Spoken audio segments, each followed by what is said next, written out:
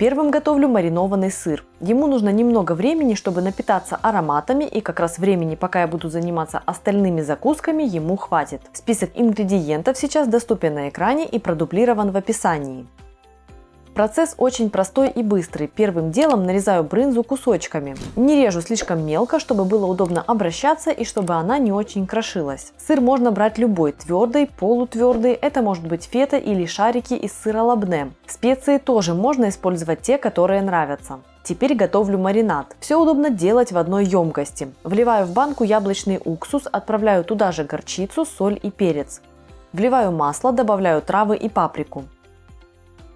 Закрываю банку крышкой и интенсивно встряхиваю, чтобы образовалась эмульсия. Я не мариную сыр чисто в масле со специями. Именно такой вариант рецепта можно встретить чаще всего. Дело в том, что для того, чтобы сыр насытился ароматами только из масла с травами, потребуется довольно много времени. Уксус же в составе маринада вместе с маслом поможет добыть и передать сыру ароматы намного быстрее. Более того, этот маринад – это по сути заправка винегрет, так что после поедания сыра можно просто заправить им любой салат. Отправляю в банку с маринадом нарезанную брынзу и отправляю ее в холодильник на час или сколько позволяет время. Так как брынза не залита маринадом полностью, пару раз за время маринования встряхиваю банку.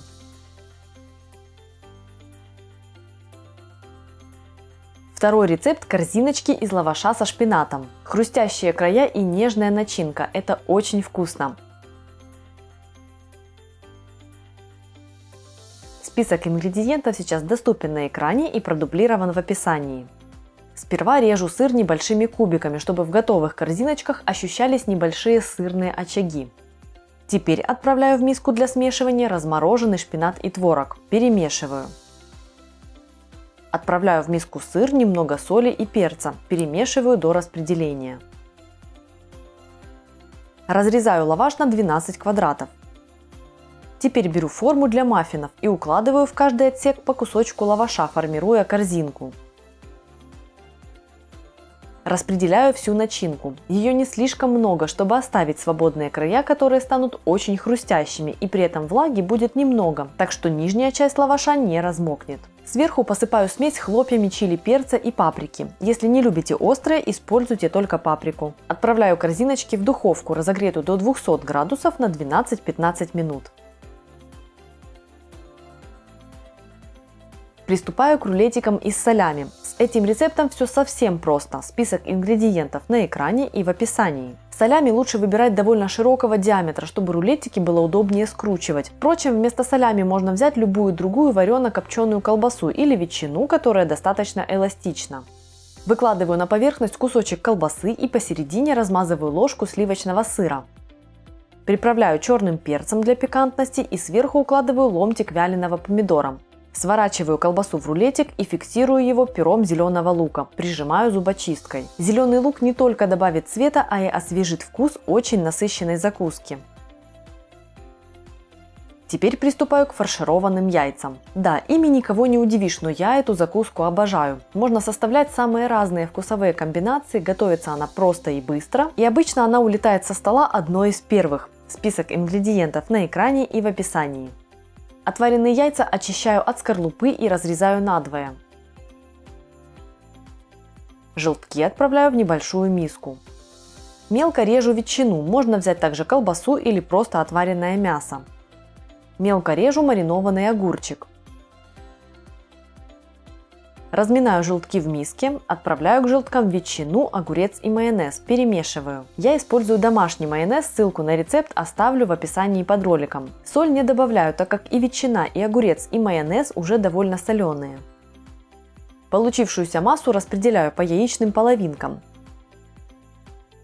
Сверху присыпаю фаршированные яйца зеленым луком. Пятый рецепт самый нарядный. Выглядит такая закуска просто шикарно, а сделать ее проще простого. Список ингредиентов для венка сейчас расположен на экране и продублирован в описании.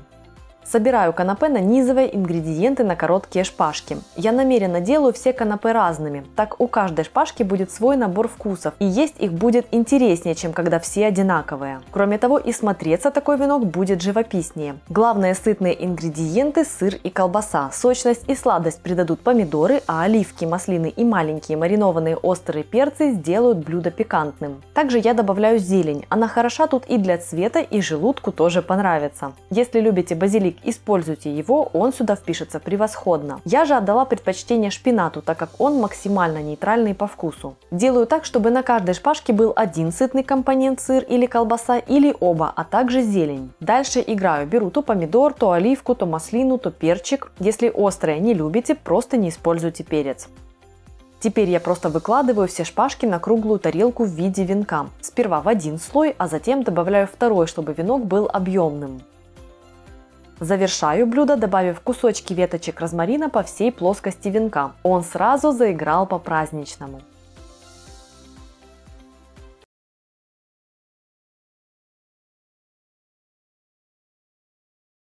Порции рассчитаны на кусок весом в 1,5 килограмма, как у меня. Традиционно для буженины берется мясо с тазобедренного отруба. Возьмите 30 граммов соли, 3 апельсина, из них будет нужно выжать сок, а с одного снять цедру. Потребуется также 1 головка чеснока, 3 вот таких вот размером с палец корешка имбиря и черный перец по вкусу. Первым делом нужно подготовить маринад и замариновать мясо. Сперва снимите цедру с 1 апельсина на мелкой терке, не задевая белую часть.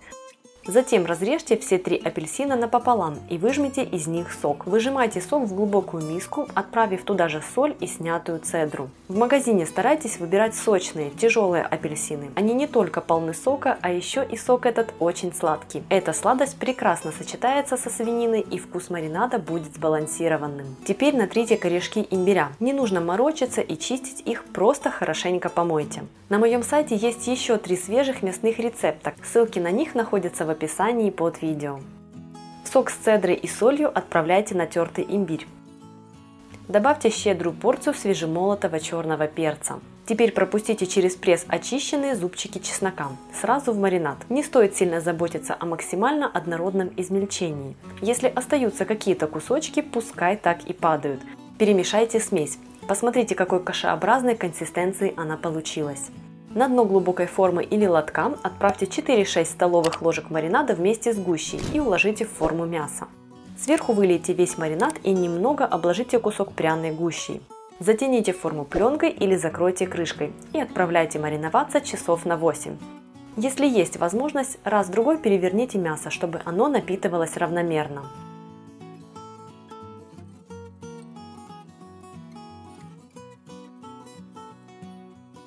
Пришло время запекать буженину, закончив подготовку особым образом. Так мясо станет райски нежным и сочным. Откройте мясо, уберите частички гущи и выложите на какую-нибудь тарелку. Процедите маринад через мелкое сито. Именно поэтому не нужно было заморачиваться с кусочками чеснока и кожицы имбиря. Теперь нужно процедить маринад еще раз, чтобы избавиться от любых частичек, которые могло пропустить сито. Дальше вы поймете, зачем это нужно. Я использую 2 слоя агроволокна для процеживания. В этом маринаде все 3 вкусовые ингредиента очень сильные, а поэтому они придадут мясу яркий аромат, и при этом ни один из них не будет перетягивать одеяло на себя. Кусок мяса оботрите бумажными полотенцами, счистив остатки мякоти из маринада. Не нужно стараться убрать все до мельчайших частичек, но основную часть убрать стоит, чтобы во время приготовления они не подгорали. Пришло время насытить мясо маринадом изнутри максимально. Возьмите шприц и, набирая в него маринад, наполните им мясо. Старайтесь вогнать маринад равномерно по всему куску. В идеале стоит ввести в мясо хотя бы половину маринада. Кстати, именно поэтому мы так тщательно процеживали его, чтобы иголочка могла набирать его и никакие остатки мелких частичек не мешали. Переложите мясо в форму для запекания и вылейте в нее остатки маринада. Еще несколько уколов маринадом и отправляйте мясо в духовку, разогретую до 180 градусов на 90 минут. Если вы хотите максимально контролировать приготовление мяса, используйте термометр. Это очень удобно, он сам сообщит, когда мясо готово. Нужно всего лишь воткнуть щуп в самую толстую часть мяса и установить нужную температуру. Для свинины это 70 градусов. После приготовления дайте мясу остыть при комнатной температуре, а затем уберите в холодильник на пару-тройку часов. Мясо получилось красивое и в меру румяное, но я решила немного пошалить и еще больше зарумянить его при помощи горелки. Я собрала жир, который вытопился за время приготовления, слегка его подплавила и смазала мясо, а затем обожгла со всех сторон. Буженина обрела более сильный аромат на корке, а также стала выглядеть очень брутально, как будто бы ее готовили на огне. Мне очень нравится такой эффект. Если же вам нет или у вас нет горелки, просто нарезайте готовую буженину на тарелку и подавайте. Только посмотрите, какая она нежная, ни одного намека на сухость. Сочно, сочно, сочно.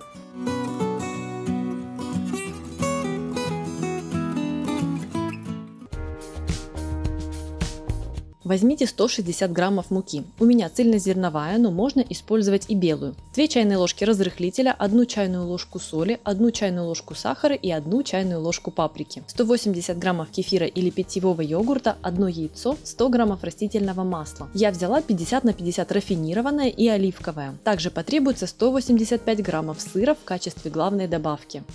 Сперва подготовьте сухие ингредиенты. В муку всыпьте разрыхлитель, соль, сахар и паприку. Перемешайте смесь, чтобы она стала однородной. Разрыхлитель так распределится и будет поднимать тесто равномерно. Если вы не любите паприку, вы можете заменить ее своей любимой специей или не использовать сильные специи вовсе, ограничившись солью и сахаром. Теперь подготовьте влажные ингредиенты. Смешайте растительное масло с кефиром и яйцом. Перемешайте. Очень удобно использовать для приготовления маффинов слегка подгулявший кефир или йогурт. Полезная утилизация, так сказать. Для влажной смеси достаточно ручного перемешивания при помощи венчика или даже вилки. Не нужно специально включать блендер, миксер, лишнюю технику в общем. Теперь подготовьте добавку. Все очень просто. Нужно только нарезать сыр кубиками размером около 1 см. В принципе, можно сыр и натереть, но в случае с кубиками вы получите большие заметные сырные очаги в готовых маффинах, когда как при натирании сыр объединится с тестом. Но если вы хотите добиться именно такого эффекта, смело используйте терку. Теперь дело за малым. К жидким ингредиентам всыпьте сухие и перемешайте тесто. Не стоит вымешивать тесто слишком долго. Достаточно перемешать его до той степени, когда нет сухих комков муки. Отправляйте в тесто сыр. Как видите, его будет много. Привет всем обожателям сыра. Перемешайте тесто, чтобы кубики распределились равномерно. Разложите тесто по форме для выпечки маффинов. Если у вас нет бумажных капсул, лучше смазать предварительно форму небольшим количеством растительного масла, чтобы маффины наверняка выскочили из формочек. Или же используйте силиконовые формы. Отправляйте форму в духовку, разогретую до 220 градусов, и выпекайте маффины с сыром в течение 22-24 минут. Корректируйте время выпечки под свою духовку. Готовые маффины должны быть равномерно румяными с аппетитно растекшимся сыром, а само тесто должно быть хорошо пропеченным. Список ингредиентов доступен сейчас на экране и в описании к видео. Возьмите 12 ломтиков тостового или любого мягкого хлеба. Для начинки потребуется 400 граммов куриного филе, 3-4 стебля зеленого лука, 150 мл молока, 2 яйца и соль, перец по вкусу. Также потребуется 200 граммов сыра для верхушки. Куриное филе необходимо измельчить. Я буду делать это при помощи своего комбайна, и чтобы облегчить ему работу, нарезаю мясо небольшими ломтиками, удаляя все лишнее по пути. Если хотите, можно измельчить мясо на мясорубке. Фарш должен быть максимально однородным, так что используйте мелкое сито во время измельчения. Вместо грудки можно также использовать мясо с ножек или индейку, а также интересный вариант получается, если сочетать грудку с куриной печенью в пропорции 1 к 1. Вариант для тех, кто любит печень. Отправляйте нарезанное мясо в комбайн. Посолите и поперчите мясо по своему вкусу. Я использую половину чайной ложки соли, а перца на глаз и по настроению. Отправляйте в чашу комбайна яйца. Измельчите мясо до максимально однородного состояния. Фарш получается довольно густым. Теперь пришло время ввести в него молоко. Вы можете влить все за раз, но лучше вводить его небольшими порциями или постепенно, как это делаю я. Фарш получится очень нежным, мягким, кремовым. Начинка в тарталетках будет сочной, тающей, ни единого намека на сухость. Мелко порубите зеленый лук. Я не добавляю его в фарш во время измельчения в комбайне, так как иногда он измельчается не очень равномерно, да и в нарезанном виде смотрится аккуратнее. Вместо зеленого лука вы можете использовать и другую зелень, а также разнообразные комбинации. Переложите куриный фарш в удобную для смешивания миску. Отправляйте к нему нарезанный лук и тщательно вмешайте добавку.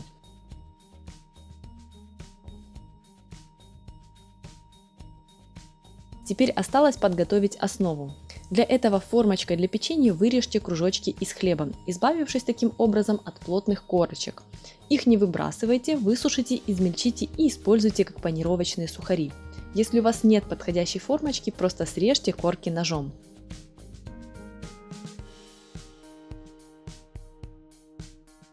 Теперь вооружитесь скалкой и пройдитесь по каждому ломтику хлеба, расплющивая его. Это нужно для того, чтобы пласт стал более податливым и его было удобнее выкладывать в формы для выпечки. Не страшно, если хлеб будет где-то ломаться. Начинка все соберет в единое целое. В зависимости от производителя тостовый хлеб имеет разный по эластичности мякиш. Какой-то крошится сильнее, а какой-то не крошится совсем. Подготовленные ломтики хлеба уложите в форму для выпечки маффинов, чтобы получились корзинки. Не нужно тщательно утрамбовывать хлеб, просто дайте ему принять форму емкости. Как я уже говорила, если кусочек где-то распадется, это не страшно.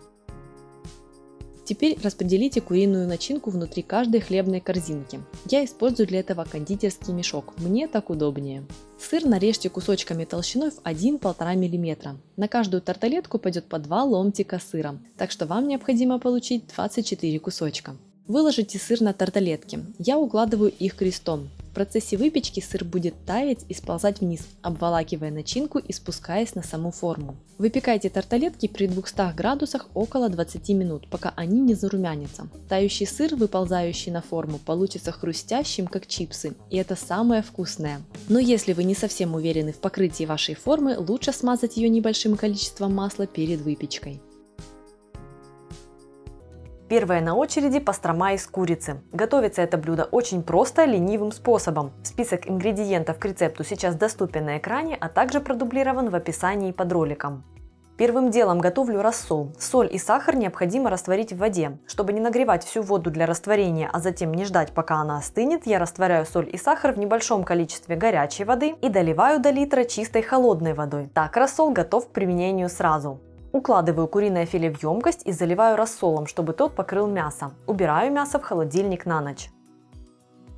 Просолившееся мясо достаю из рассола и обмакиваю бумажными полотенцами. Параллельно включаю духовку разогреваться до 250 градусов, чтобы она хорошенько раскочегарилась, пока я занимаюсь оставшимися приготовлениями. Чтобы сцепить оба филе, я распластываю мясо, слегка подрезаю, укладываю друг на друга и плотно обвязываю хлопковой ниткой. Можно использовать кулинарный шпагат, если имеется.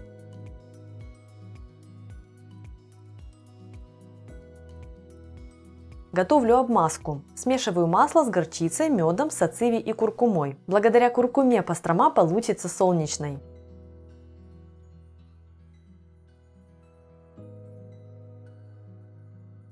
Укладываю обвязанное филе в форму и обмазываю смесью со всех сторон.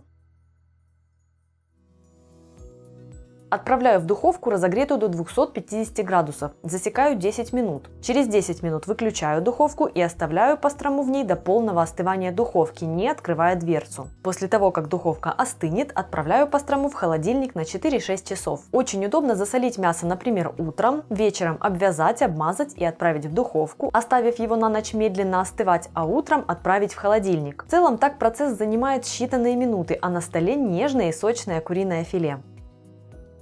Дальше готовлю свиную шею. Это пряное мясо понравится всем, кто любит мясо с жирком и насыщенным ароматом. Список ингредиентов на экране и в описании. Готовлю мясо аналогичным способом, как и предыдущее. Готовлю рассол из соли, сахара и воды и отправляю туда свинину.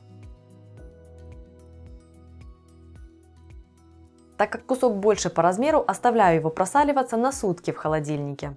После этого свинину обсушиваю кухонными полотенцами и плотно обвязываю. На моем канале есть много разных рецептов закусок, которые отлично подойдут для праздничного стола. Ссылку на плейлист со всеми этими рецептами я оставлю в прикрепленном комментарии. Готовлю обмазку, смешав паприку и луковый порошок, чеснок и кориандр, перец и горчицу.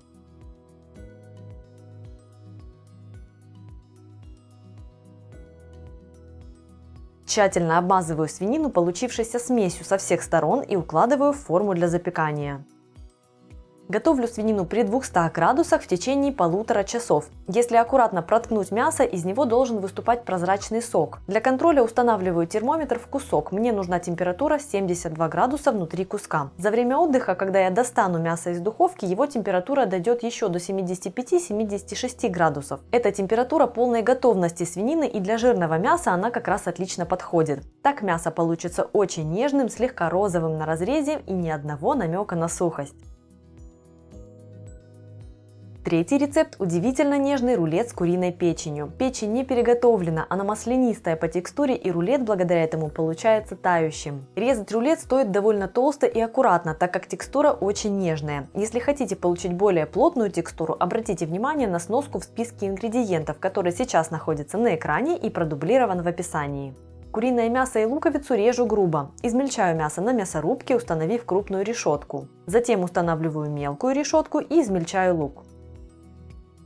Отправляю в фарш крахмал, соль, перец и яйцо. Тщательно перемешиваю.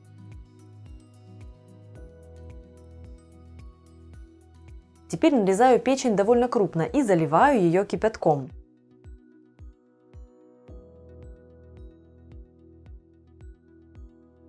Перемешиваю для равномерного прогрева и оставляю на 5 минут. Откидываю печень на сито и даю стечь в воде, а затем отправляю к фаршу. Фарш нужно вымешать довольно агрессивно. Если делаете это вручную, то как бы подавите печень слегка, чтобы она стала единым целым с мясом. Я же использую для вымешивания свой кухонный комбайн, установив насадку для замешивания теста. Смешиваю в 2 приема и получаю упругий фарш. Если не вымешать фарш вот так интенсивно, рулет будет распадаться при нарезке. Готовлю оболочку. Я использую полиамидную оболочку для вареных колбас диаметром 75 мм. В качестве оболочки также отлично подойдет хорошая пищевая пленка, рукав для запекания или зип-пакет. Оболочку замачиваю и завязываю края ниткой.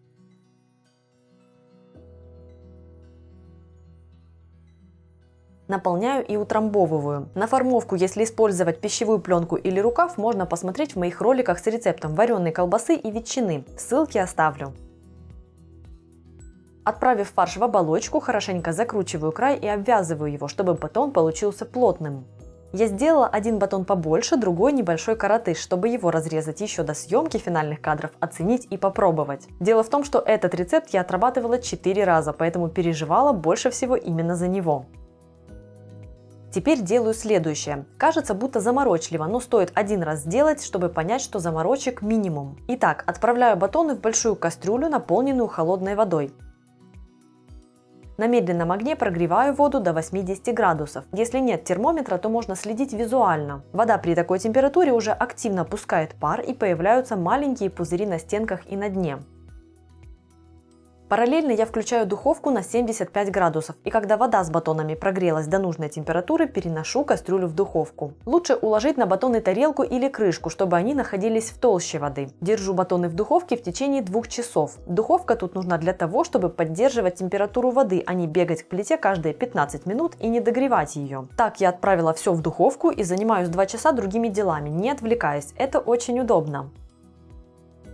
По прошествии 2 часов горячую воду сливаю и заливаю батоны холодной водой, чтобы быстро и резко их остудить, после чего отправляю их в холодильник на ночь.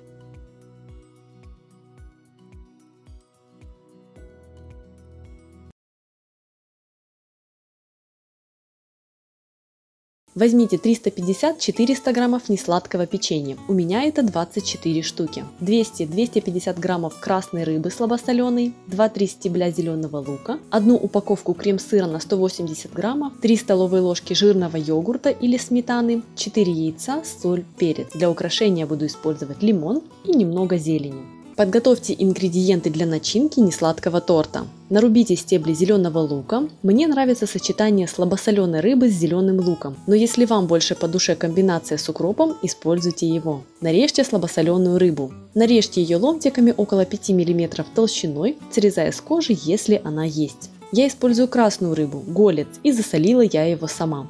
Он не такой жирный, как, например, семга, и более мясистый. Его вкус интенсивнее. В целом для этого рецепта вы можете использовать любую красную рыбу, слабосоленую скумбрию или просто селедку. Каждый ломтик рыбы нарежьте кубиками размером около 5 мм. Кстати, если вы будете готовить такой несладкий торт из печенья со скумбрией или селедкой, я бы посоветовала использовать не зеленый, а красный лук.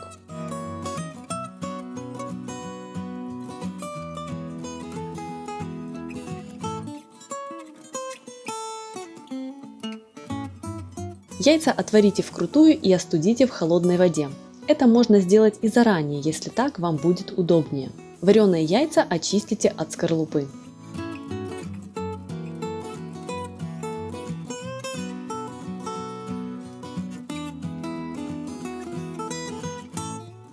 Отправляйте яйца в чашу блендера, в которой мы будем готовить крем для несладкого торта. Добавьте немного соли и перца. Помните, что в крем-сыре уже содержится соль, поэтому лучше сперва посолите немного, отрегулировать вы сможете потом. Отправляйте к яйцам крем-сыр и жирный йогурт. Если жирного йогурта у вас нет, используйте сметану жирностью 15%. А теперь тщательно пробейте соус блендером, чтобы измельчить яйца и добиться максимальной однородности. Крем получится не очень густым, так и должно быть, ведь он должен хорошо пропитать и размягчить печенье. Если у вас крем получается гуще, чем на видео, добавьте еще немного йогурта или сметаны. Соберем несладкий торт. Застелите доску пищевой пленкой и выложите на нее четверть печенья плотным слоем. Сверху печенья распределите четверть крема. После пропитки печенье слегка разбухнет и все кусочки схватятся в единое целое. Сейчас очень хорошо видна консистенция крема.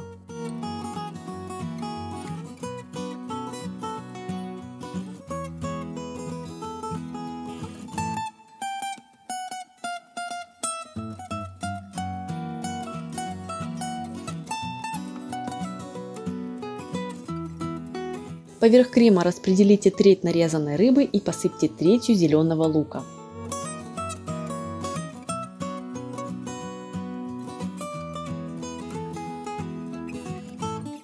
Далее следует опять слой печенья. Уложив его, слегка надавите сверху, чтобы рыба как бы вжалась в крем и внутри не осталось пустот. Так печенье лучше пропитается и торт схватится. Повторите слои начинки еще дважды.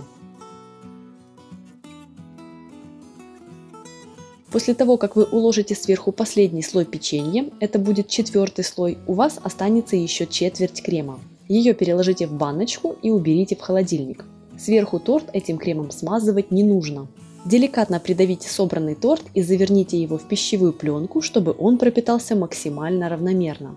Не забудьте хорошо упаковать края, чтобы они не подсыхали и крем не заветривался. Уберите торт в холодильник на ночь. После пропитки приступайте к декорированию. Лимон разрежьте напополам, нарежьте половинки тонкими кусочками. Пришло время развернуть несладкий торт, который пропитался хорошо, но при этом он держит форму, держится единым целым. Аккуратно переложите его на блюдо для подачи и извлеките пленку из-под дна. Оставшейся четвертью крема щедро смажьте бока торта, загоняя крем в полости у краев. Боковины получаются красивыми и аккуратными.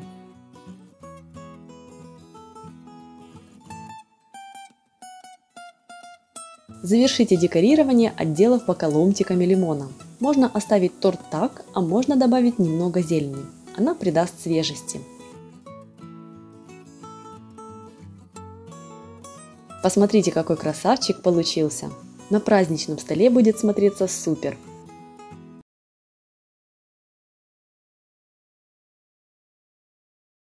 На 500 граммов свежих грибов у меня вот такие крупные. Возьмите 200 граммов воды, 120 граммов яблочного или 60-80 граммов столового 9% уксуса, 35 граммов сахара и 10 граммов соли, а также 4 горошины душистого перца.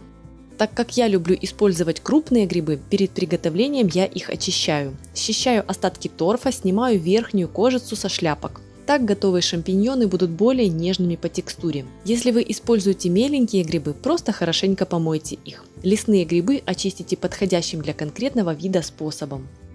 Грибы по этому рецепту получаются очень насыщенными, кисло-сладкими по вкусу. Такие хорошо подойдут для приготовления салатов, для подачи к каким-нибудь нейтральным по вкусу блюдам.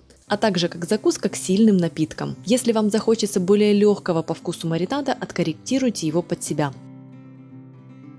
Теперь необходимо разделать грибы. Я аккуратно выламываю ножку и разрезаю каждую шляпку на две части. На этом этапе можно рассортировать ножки и шляпки отдельно и замариновать их порознь. Либо же шляпки пустить на маринование, а ножки на приготовление крем-супа. Отправьте грибы в кастрюлю и залейте щедрым количеством воды, слегка посолив их. Отправляйте кастрюлю с грибами на огонь. Доведите воду до кипения и дайте грибам провариться в течение 5 минут. Сперва они будут плавать на поверхности. В первые минуты кипения будут активно пениться, но затем пена уйдет, а грибы уменьшатся в объеме и станут тяжелее.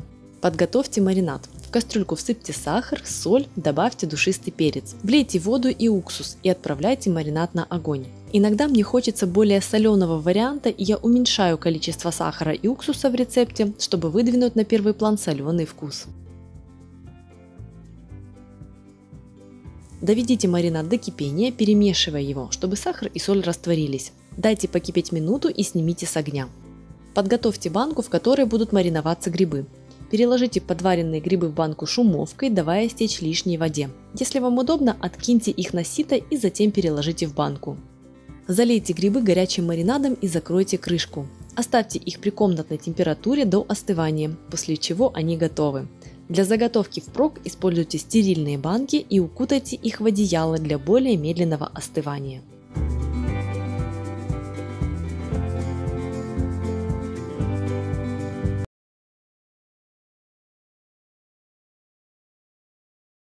Вам потребуется одно куриное филе, 150 граммов подкопченного сыра, у меня твердый, но можно взять и колбасный. Также возьмите одну луковицу и 10 граммов сливочного масла для ее обжаривания, 200 граммов сливок 33% или домашних, соль, перец по вкусу и мускатный орех. У меня целенький, но отлично подойдет и молотый. Курицу я отварила заранее, чтобы сэкономить время на приготовление. Это удобно, если вы готовите еще какие-то блюда к праздничному столу и нужна отварная курица и для других блюд. Луковицу нарежьте, не церемоньтесь, аккуратность кусочков тут не нужна, так как все равно паштет будет измельчен в блендере. Обжарьте лук на сливочном масле на небольшом огне, пока кусочки не станут румяными. Обжарить лук также можно заранее, если так вам будет удобнее. Пока жарится лук, я натираю мускатный орех на терке. С молотым дело упрощается. Теперь необходимо грубо нарезать куриное филе и сыр, просто чтобы облегчить и ускорить работу блендера. Если блендера у вас нет, можно измельчить все при помощи мясорубки. Получится чуть более грубая текстура паштета, но ничего страшного в этом я не вижу. Финальный этап. Отправляйте в чашу блендера нарезанный сыр и курицу. Добавьте обжаренный лук. Добавьте соль, мускатный орех и перец. В специях опирайтесь на свой вкус и корректируйте их количество под себя. Начните измельчение. Нужно добиться однородности. Сейчас будущий паштет должен напоминать фарш. Теперь фарш нужно связать. Влейте сливки и продолжите измельчение. Мне удобно вводить сливки постепенно, но можно добавить и все сразу.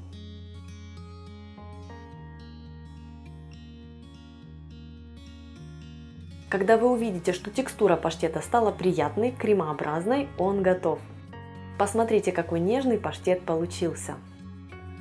Подавайте его просто в пиале вместе с крекерами, несладким печеньем, небольшими греночками, или же намажьте его и подавайте в виде готовых элегантных закусок, дополнив свежими овощами, зеленью, оливками или маслинами, вялеными томатами, маринованными огурчиками и так далее. Приятного вам аппетита! Я беру 100 грамм сливочного масла размягченного, 50 граммов красной икры, 1 чайную ложку лимонного сока, я использую концентрированный лимонный сок, 1 веточку укропа, больше не рекомендую класть, для того, чтобы все-таки вкус икры был самым главным в этом масле, и соль по вкусу. Первым делом смешаю размягченное сливочное масло и лимонный сок. Сливочное масло можно оставить при комнатной температуре, чтобы оно размягчилось до такого состояния. Я его на низкой мощности прогрела в микроволновой печи до тех пор, пока оно не стало таким, каким бы оно было при комнатной температуре. Сперва лимонный сок будет не очень хорошо входить, но мы создаем такую эмульсию, и во многих сливочных маслах используется этот прием. Он добавляет вкусу более сильного контраста. И вот уже лимонный сок практически весь вошел в масло. Масло при этом стало каким-то особенно глянцевым. Теперь я введу сюда икру. Сначала половину, потому что хочу по возможности немножко разбить зернышки, для того, чтобы вкус стал более насыщенным. Сейчас я немного помогу себе при помощи блендера, а затем добавлю оставшуюся икру. Масло сразу приобрело такой приятный пастельный лососевый цвет. Оставляя часть зернышек в масле целыми, я как будто бы намекаю на то, что же в этом масле, потому что так это просто масса приятного цвета, а по зернышкам сразу видно, что там икра. Сейчас его можно попробовать на соль. Несмотря на то, что икра довольно соленая, но само масло все-таки просит немного добавить в него соли. Посмотрите, какая красота. Сейчас осталось ввести немного укропа. Укроп я буду очень мелко рубить, для того, чтобы в масле он был наименьшими фракциями, но все-таки вот измельчать вместе с икрой его блендером не стоит, чтобы маленькие кусочки тоже добавляли такой красивый цвет в его составе. Всыпаю укроп к маслу и финальное перемешивание.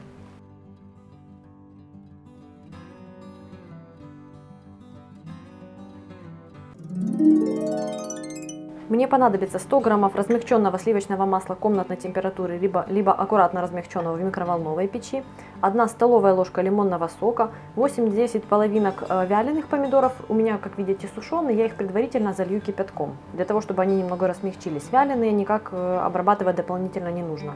Также я беру 4-6 вот таких вот темных маслин. Я предпочитаю брать не черные, а вот такие вот цвета, бурого цвета. Также мне потребуется 1 чайная ложка смеси итальянских трав и соль по вкусу. Заливаю томаты кипяточком и дам им размягчиться. Этим временем я смешаю размягченное сливочное масло с лимонным соком. В этом рецепте его немножко больше. Дело в том, что помидоры сладковатые сами по себе, и это будет дополнительно балансировать вкус. Очень часто вместо лимонного сока используют какие-нибудь благородные уксусы. Благодаря добавке таких вот уксусов можно дополнительно играть вкусовыми оттенками. Кислота прекрасно вошла в масло, оно стало таким мягким, нежным и шелковистым. Заблестело еще сильнее. Ввожу сюда прованские травы, точнее итальянские. Размягчились мои сушеные помидоры, сейчас я их буду мелко рубить.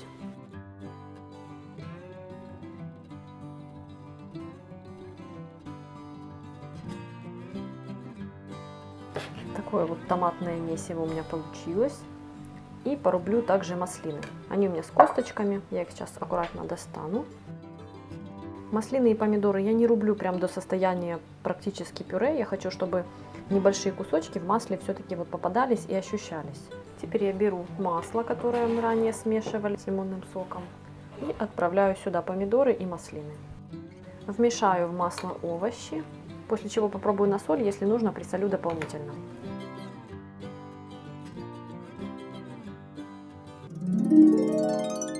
Я беру 100 граммов размягченного сливочного масла, 1 чайную ложку лимонного сока, 2 зубчика чеснока, 2 веточки петрушки, 15 граммов натертого пармезана и соль по вкусу. Первым делом смешиваю масло и лимонный сок.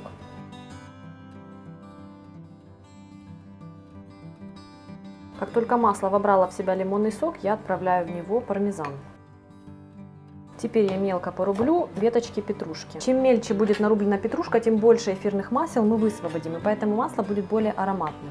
Все, петрушку я отправляю к маслу. Теперь отправляю в масло чеснок. Буду его пропускать через пресс. Так он тоже будет более ароматным, чем если его просто порубить. Перемешиваю масло с петрушкой и с чесноком. Пробую масло на соль. Пармезан добавляет, конечно, солености, но дополнительно нужно присолить.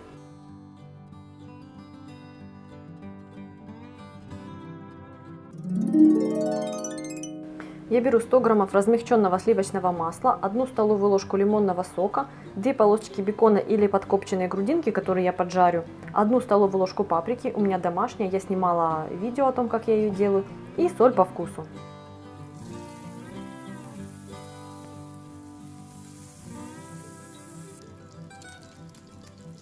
Выкладываю поджаренный бекон на бумажные полотенца, чтобы убрать лишний жир. Масло смешаю с лимонным соком. Всыпаю к маслу паприку и щепотку соли. И теперь я вернусь к бекончику. Его я буду крошить вот так вот произвольно руками. Вы можете, в принципе, порубить ножом, но мне нравится делать это вот так, чтобы кусочки попадались разного размера и создавали такую дополнительную текстуру. Бекон у меня был с кожицей, но я ее не отделяю, потому что она очень хрустящая и очень хорошо раскрашивается, значит, она и не будет мешать в масле. Если же кожица слишком плотная, то лучше ее все-таки снять. Финальное смешивание всех ингредиентов и очередное масло готово. Для этого масла мне потребуется 100 граммов размягченного сливочного масла, 2 маринованных огурчика, 1 головка чеснока, которую я предварительно запеку. Сделать это можно либо в духовке, я буду делать это в микроволновке, чтобы сэкономить время. А также буду добавлять соль по вкусу. Чтобы запечь чеснок, нужно срезать верхнюю вот эту вот штучку, верхнюю часть, чтобы обнажить дольки. Вот. Если вы будете запекать чеснок в духовке, вы просто оберните его фольгой и запеките. Я добавлю в небольшую глубокую мисочку немного воды и запеку его в микроволновой печи. Вот примерно так это будет выглядеть, немного воды на дне. Зачем я это делаю? Потому что микроволновка во время приготовления довольно сильно сушит продукты. Я хочу сохранить нежную мягкую текстуру чеснока. Чеснок запекался 6 минут в микроволновке, вот так он выглядит, немножко начал карамелизироваться. Сейчас я дам ему немного остыть и затем извлеку зубчики. Пока жду остывания чеснока, мелко порублю огурчики. В это масло кислоту я не добавляю, потому что в маринованных огурцах ее довольно много. Если вам покажется, что ее недостаточно, то вы можете дополнительно ввести лимонный сок или какой-нибудь уксус.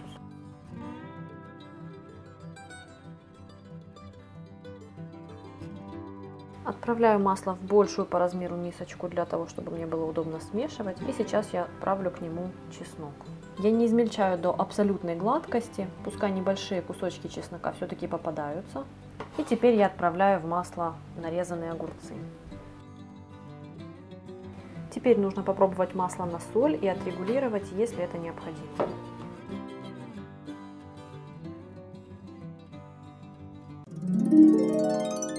Я беру 100 граммов размягченного сливочного масла, 2 чайные ложки хрена. У меня просто белый хрен. Если у вас такого нет, вы можете использовать тот, который продается со свеклой, с свекольным соком. 1 чайная ложка французской горчицы и соль по вкусу.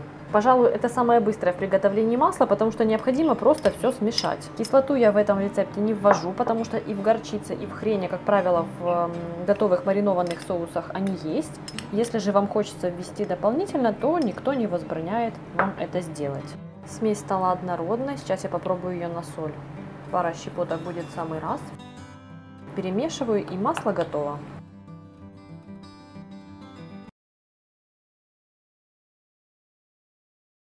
Вам потребуется 3 сыра с сильными вкусами, 200 граммов феты, 50 граммов чеддера или пармезана и 70 граммов острого сыра с синей плесенью. Для связки возьмите 100 граммов сметаны, а для более сильного вкуса 20 граммов французской горчицы, соль и перец. Натрите твердый сыр на мелкой терке. Выдержанный чеддер и пармезан очень плотные и могут раскалываться во время натирания. Так что мне больше всего нравится натирать их на терке с поверхностью, как у терок Microplane. В глубокую миску отправляйте фету и разомните ее вилкой. В сочетании со сметаной она образует прекрасную гладкую основу для паштета. Добавьте в фету горчицу и сыр с синей плесенью, разделяя его руками на небольшие кусочки. Теперь перемешайте массу. Добавьте в сырную массу сметану и вымешайте ее до однородности. Во время перемешивания фета еще больше распадется, а небольшие кусочки плесневого сыра подавятся и лучше объединятся с общей массой. Введите в паштет натертый чеддер или пармезан, а также соль и перец. Так как паштет будет подаваться с медом и при этом в дополнении к нейтральным хлебцам, гренкам или овощам, его стоит намеренно пересолить, совсем немного, просто для баланса вкусов. Вымешайте паштет до однородности, и он готов. Подавать его можно в небольших формочках или пиалах, уже намазанным на какие-то греночки или на плоской посуде, придав ему форму горочки или вот такую, как у меня. Мед и рубленые орехи для вкуса и текстуры, а также для красивого вида. Приятного аппетита! Итак, время моего фаворитного рецепта. Вкусненькое приберегла наконец. Печеночный паштет с желе. Я намеренно сделала желе не слишком плотным, чтобы создать баланс с самим паштетом. Мне хотелось, чтобы и паштет, и желе с ним мягко намазывались на хлеб. Возьмите 500 граммов куриной печени, 1 луковицу, 4 зубчика чеснока, 50 граммов сливочного масла, щепотку сушеного розмарина, соль, черный перец, а также 150 граммов жирных сливок. Для желе потребуется 200 граммов клубники, 150 граммов сухого вина, у меня розовое, 2 столовые ложки бальзамического уксуса, сахар по вкусу, а также соль и перец и 5 граммов желатина. Сразу отправьте желатин в вино и перемешайте, пускай набухают себе в сторонке. Очистите от шелухи лук и чеснок. Луковицу разрежьте надвое и нарежьте грубыми полукольцами. Дольки чеснока можно оставить целыми или разрезать на 2-3 части. Мне нравится разрезать, так они лучше поженятся с остальными ингредиентами. У меня тут молодой чеснок, но это момент не принципиальный. Если о каких-то заменах ингредиентов я не упомянула, спрашивайте в комментариях, помогу.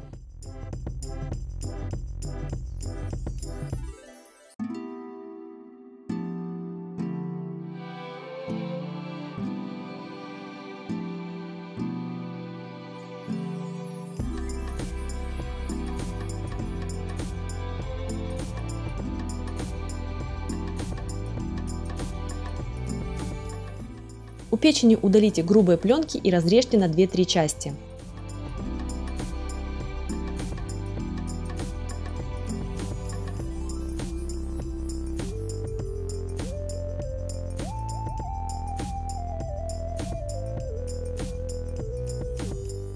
Отправьте в жаропрочную форму печень, лук, чеснок. Приправьте розмарином, солью и перцем. Перемешайте.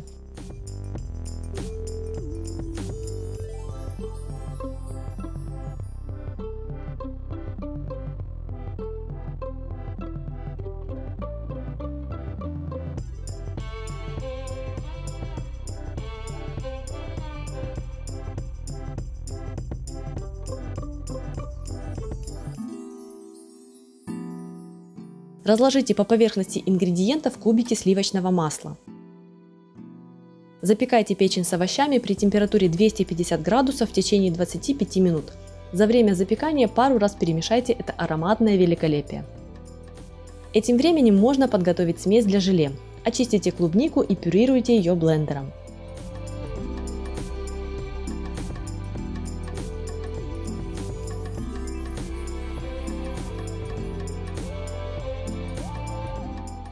Протрите пюре через сито. В этом рецепте я прямо настоятельно рекомендую все-таки пюре протереть, даже если лень. Добавьте в пюре соль, сахар, перец и бальзамический уксус. Сахара и соли может быть разное количество. В данном случае сахара у меня вошло 4 чайные ложки.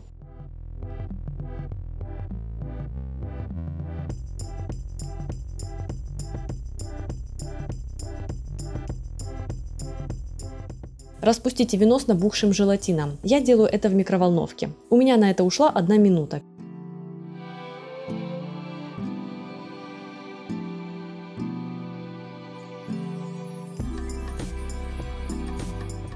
В какую-то удобную емкость влейте клубничное пюре и добавьте к нему зажелатиненное вино. Перемешайте.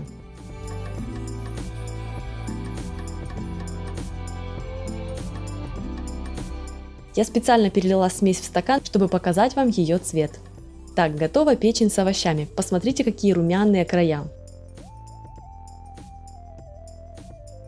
Дайте печени подостыть и отправляйте ее в чашу кухонного комбайна. Можно без проблем измельчить и погружным блендером.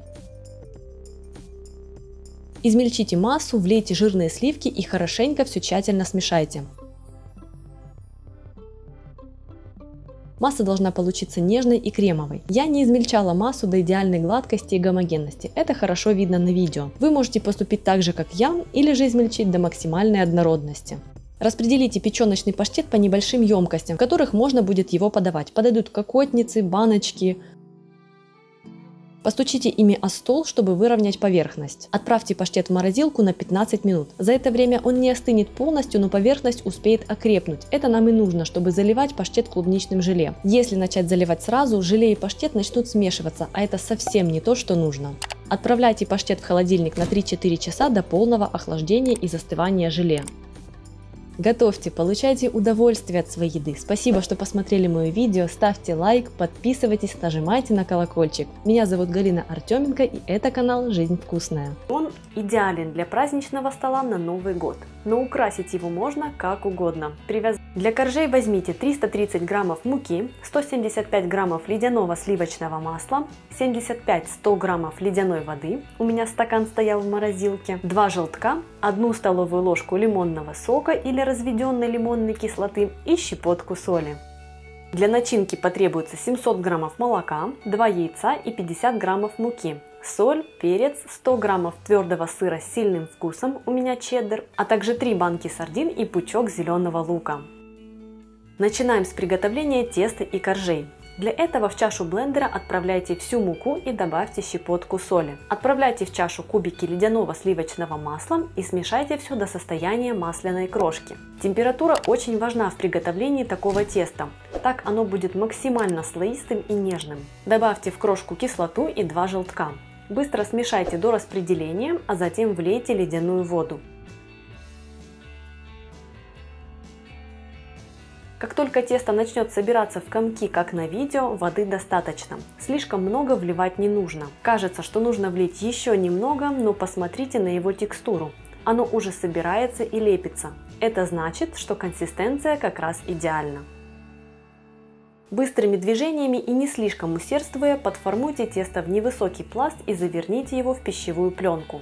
Не стоит месить это тесто руками до максимальной однородности. Так масло начнет плавиться от тепла рук и коржи не получатся такими хрустящими и слоистыми. Отправляйте тесто в холодильник на час-другой. Если вам будет удобно, приготовьте его заранее. В холодильнике оно может ждать вас 2-3 дня. Охлажденное тесто разделите на 10 частей. 9 коржей пойдут на торт, 1 и обрезки на отделку. Текстура теста неоднородная, так и должно быть. Каждую часть подкатайте в шарик и уберите в холодильник все части, доставая и работая с одним кусочком теста за раз, чтобы остальные не нагревались. Припылите рабочую поверхность мукой и слегка помните кусочек теста, чтобы во время раскатывания его края не рвались. В процессе всей работы с таким тестом важно чувствовать, что оно холодное. Раскатайте тесто в тонкий пласт. Диаметр коржей для вырезания 20-22 см. Обрезки тоже убирайте в холодильник, потом они пойдут на выпечку для отделки. Уложите корж на противень, застеленный пергаментом, и накалите его вилкой, чтобы тесто не образовало неоднородных крупных пузырей во время выпечки. Выпекайте коржи при температуре 220 градусов до румяного цвета. В моей духовке это занимает 8 минут. Если есть режим конвекции, пеките по 2 коржа одновременно. 10-й корж выпекайте без обрезки вместе с остатками от предыдущих коржей. Отделочный корж и обрезки сложите в какой-то пакет и измельчите до состояния крошки. Это тесто очень нежное, поэтому крошится легко и просто. Можно сделать это как руками, так и помогая себе скалкой. Займемся начинкой. Натрите на терке сыр. Лучше всего брать что-то сильное – чеддер, пармезан или что-то подобное. В глубокой миске смешайте муку с солью. В зависимости от солености сыра возьмите от половины до чайной ложки соли. Добавьте перец. Вбейте 2 яйца и перемешайте массу. Влейте немного холодного молока, чтобы разбавить смесь. Тщательно перемешайте до исчезновения комочков. По желанию можно воспользоваться блендером. Остальное молоко отправляйте на огонь, и как только оно закипит, быстро влейте яично-мучную смесь и начните непрерывно мешать крем.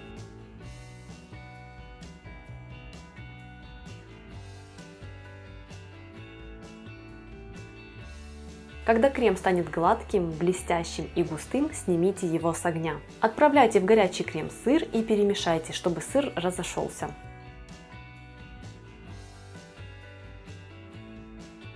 Посмотрите, какая потрясающая текстура у этого крема.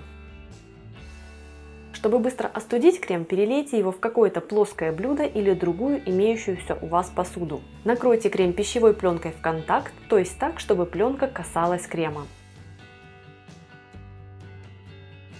Сардины разомните вилкой, не сливая с них жидкость. Эта влажность поможет коржам сильнее пропитаться, и торт получится невероятно нежным по текстуре. Зеленый лук порубите.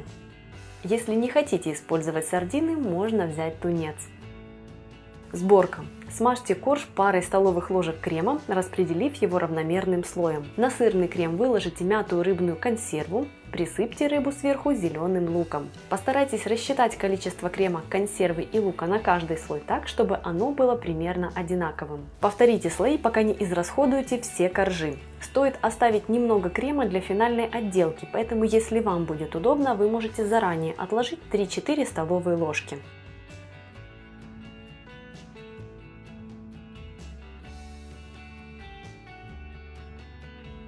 После сборки торт получится высоким. Оберните торт пищевой пленкой и уберите в холодильник на ночь. После пропитки торт осядет и на отделку пойдет меньше крема, чем если бы вы обмазывали бока сразу после сборки. Обмажьте бока и верх торта оставшимся сырным кремом. Дальше вы можете включить свою фантазию и отделать торт так, как вам захочется. Я присыпала бока торта крошкой из коржей и обрезков, а чтобы создать новогоднее настроение, уложила веточки укропа сверху по периметру, чтобы получилось подобие венка. Ягоды клюквы добавят цвета и завершат образ рождественского веночка. Получилось очень красиво, лаконично и празднично. При этом торт похож на традиционный сладкий Наполеон, но верх интригует. Что же там внутри?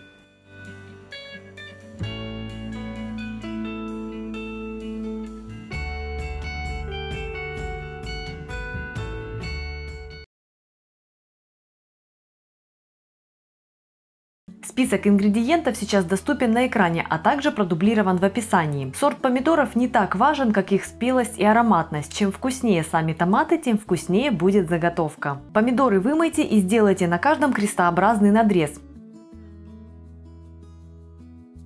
Уложите помидоры в емкость и залейте кипятком на 20-30 секунд.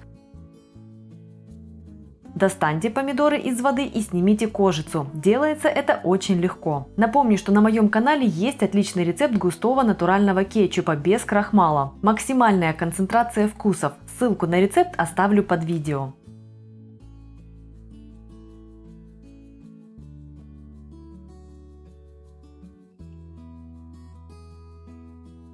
Очистив помидоры, разрежьте каждый на 4 части и удалите место крепления черешка.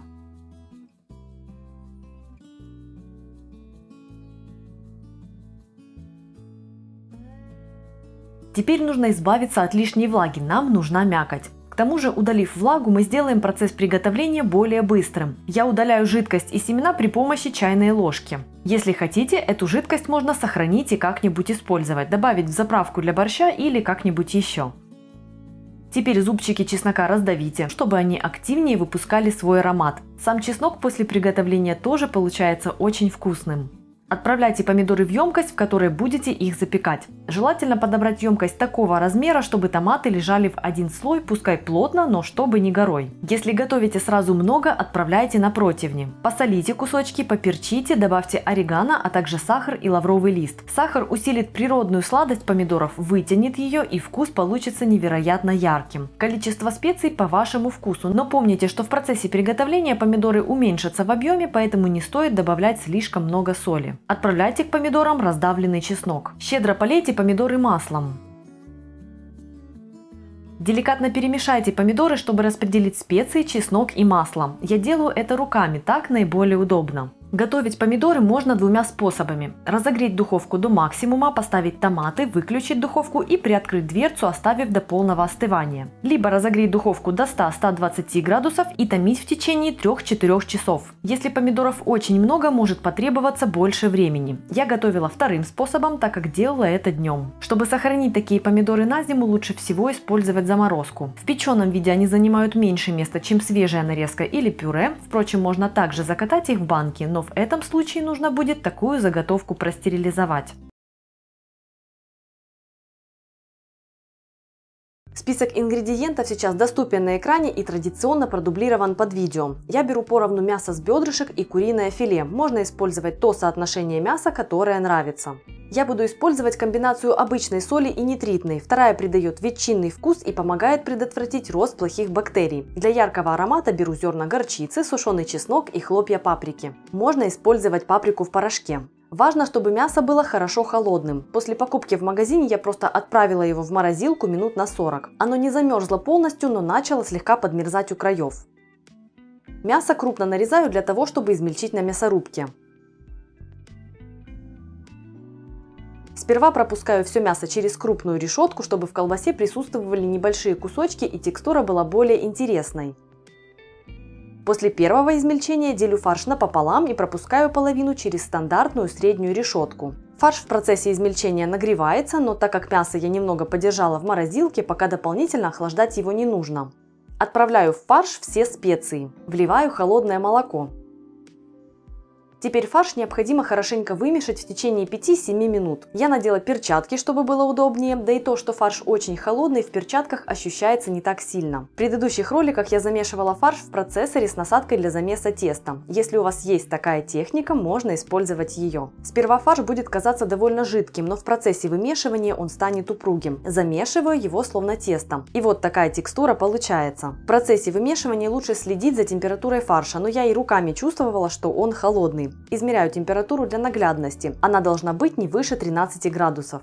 Теперь нужно дать фаршу просолиться и созреть. Для этого перекладываю его в пищевой контейнер и отправляю в холодильник. Так как фарш для этой колбасы не очень крупный, долго выдерживать его не нужно. Пары часов будет достаточно, но если удобно окончить приготовление позже, можно оставить его в холодильнике на ночь. Я именно так и поступила. Это также помогло разбухнуть зернам горчицы и размягчиться паприке.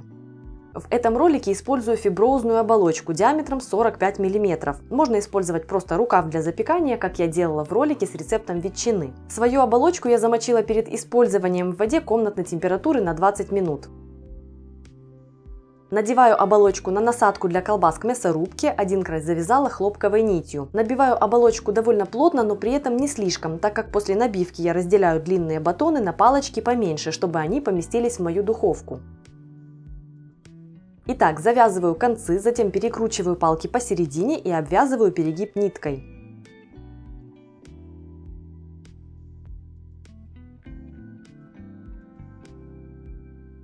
Теперь батоны получились достаточно плотными. Накалываю батоны иголкой, чтобы в процессе приготовления оболочка не лопнула. Кроме того, у меня внутри образовалось несколько пузырьков воздуха, и прокалыванием я от них избавилась. Приступаю к термической обработке. В один из батонов вставляю термометр, чтобы контролировать температуру готовности. Обожаю термометр со щупом. Стоит на Алиэкспрессе совсем недорого, и с ним мясо всегда идеально приготовлено. Итак, теперь я укладываю колбасу на решетку духовки. Если батоны колбасы отдельные, можно их на решетку подвесить. Отправляю колбасу в еще не разогретую духовку и включаю разогрев до 80 градусов. На термометре выставляю температуру 72. Это температура готовности колбасы. Когда колбаса будет готова, термометр меня позовет. Фактически колбаса готовилась в течение 1 часа 40 минут. Напомню, что диаметр моей 45 мм. Сразу после приготовления набираю полную раковину холодной воды и отправляю туда колбасу, чтобы быстро охладить ее. Так мы останавливаем процесс приготовления и не даем развиваться ненужным бактериям. После охлаждения выдерживаю колбасу в холодильнике в течение 4-6 часов. Или можно отправить на ночь, после чего наслаждаться этой потрясающей домашней натуральной колбасой.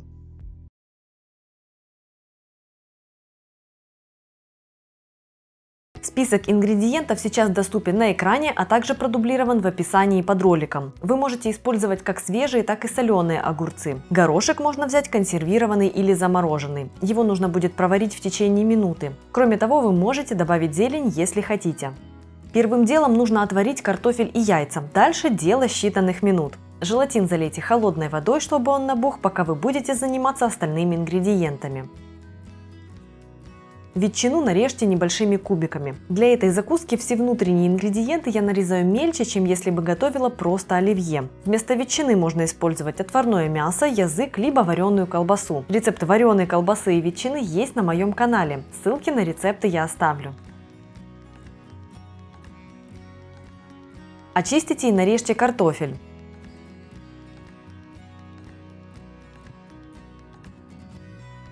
Нарежьте огурцы. Очистите и нарежьте яйца. Нарезанные ингредиенты отправляйте в глубокую миску. Туда же отправляйте горошек. Теперь приготовим смесь из творога, которая свяжет все нарезанные ингредиенты. В чашу блендера отправляйте творог, добавьте соль и луковый порошок. В этом рецепте мне нравится использовать его, так как вкус его мягче, чем у свежего, деликатнее. Добавьте майонез, чтобы придать характерный оливье вкус. Я использую домашний и вам рекомендую. Набухший желатин распустите в микроволновке или на водяной бане и влейте к творожной смеси. Тщательно смешайте массу. Можно использовать стационарный блендер, кухонный комбайн или погружной блендер. Подойдет все. Смесь должна получиться однородной. Влейте получившуюся творожную массу к нарезанным ингредиентам и перемешайте.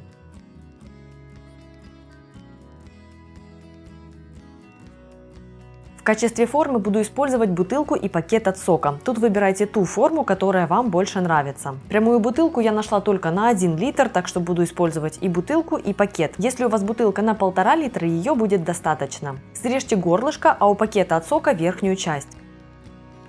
Отправляйте творожную массу в бутылку, распределяя ее, чтобы внутри не было пустот. Закройте верх пищевой пленкой, чтобы масса не заветривалась, и отправляйте форму в холодильник до полного застывания, часов на 6. Когда смесь застынет, надрежьте бутылку и извлеките оливье закуску. Нарежьте ее на порционные кусочки и можно пробовать. Если ролик вам понравился, ставьте лайк, подписывайтесь и жмите на колокольчик, чтобы не пропустить следующее видео. В нем приготовим самый простой вариант фруктового пирога из возможных. Это канал «Жизнь вкусная» и меня зовут Галина Артеменко.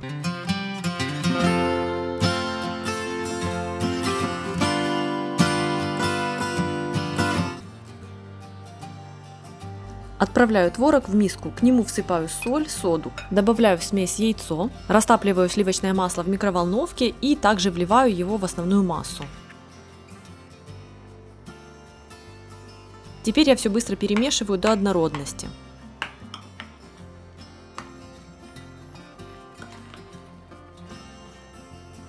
Вооружаюсь погружным блендером и пробиваю массу до максимальной однородности, до пастообразности. Так творог будет плавиться быстрее и мы быстрее приготовим плавленый сыр.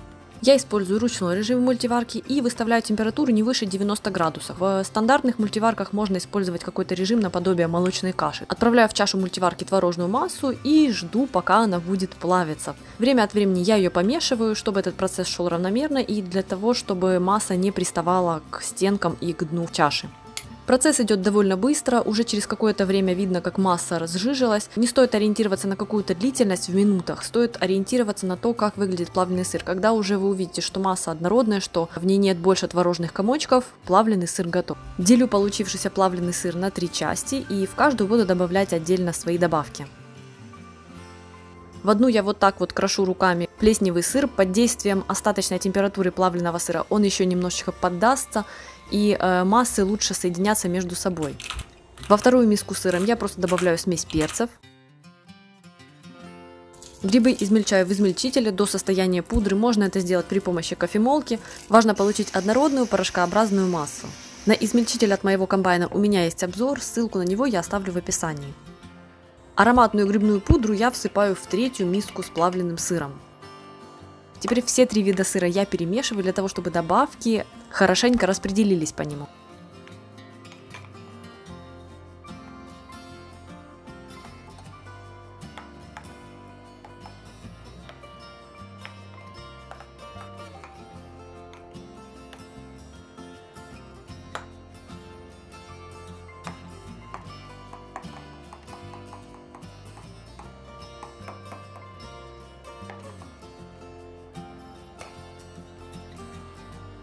Переливаю сыр вот в такие вот керамические мисочки, в которых я и буду его хранить и подавать.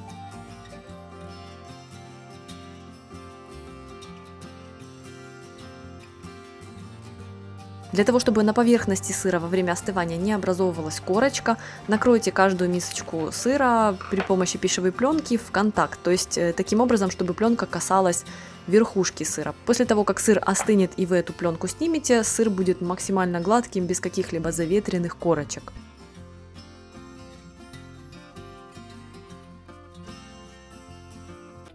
Начинаю с неизменной спутницы всех праздничных столов – селедки. Замариную ее особым способом. Список ингредиентов к рецепту сейчас доступен на экране и продублирован в описании. Сельдь, как и скумбрию из следующей части ролика, использую свежемороженую. Перед приготовлением я отправила рыбу в холодильник для медленного оттаивания. Не стоит размораживать рыбу в теплой воде, чтобы ускорить процесс. Так испортится ее текстура и вместо красивых кусочков получится каша.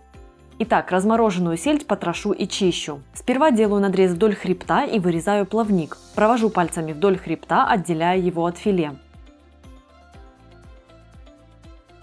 Затем отрезаю голову и разворачиваю рыбу дальше. Если нужно где-то помочь себе ножом или удалить кости пинцетом, делаю это по ходу.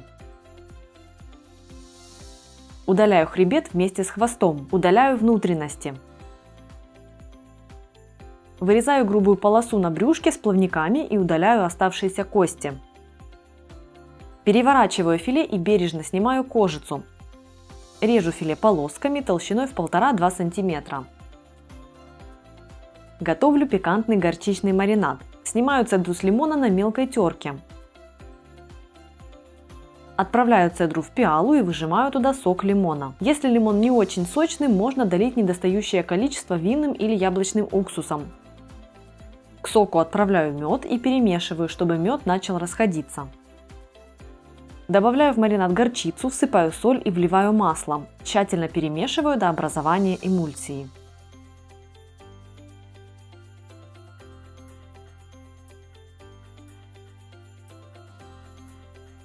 Укладываю кусочки селедки в банку слоями. Замариную также и молоки, которые обнаружились во время разделки. Каждый слой рыбу заливаю слоем маринада.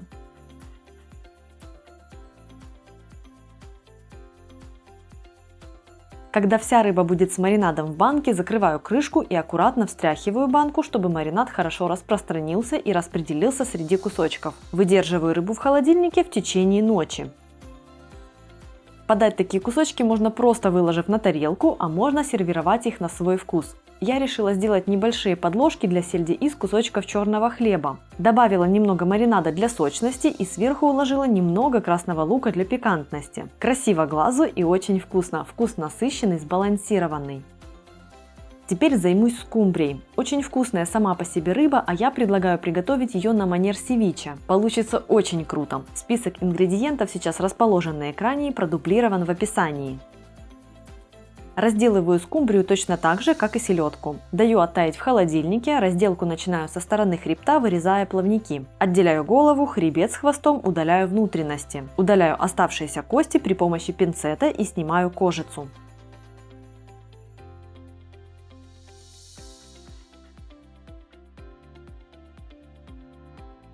Теперь нарезаю филе небольшими кубиками размером до сантиметра. Отправляю рыбу в глубокую миску. А теперь мариную рыбу в очень насыщенном маринаде, который круто сочетается с природным насыщенным вкусом самой скумбрии. Итак, отправляю к скумбрии кетчуп, использую свой домашний. Всыпаю соль и сахар. Вливаю острый соус, у меня тоже домашний. Подойдет любой насыщенный острый соус или просто сушеный порошок чили. Количество по вкусу. Рецепт кетчупа и острого соуса тоже есть на канале, ссылку оставлю в описании. Теперь добавляю хрен. У меня просто белый, но и розовый со свекольным соком, который тоже подойдет прекрасно. Вливаю винный уксус, можно использовать лимонный сок или уксус яблочный. Добавляю немного вустерского соуса. Тут дело вкуса и желания, мне он тут очень нравится. Через пресс пропускаю зубчик чеснока к рыбе и тщательно вымешиваю смесь. Отправляю в холодильник на ночь.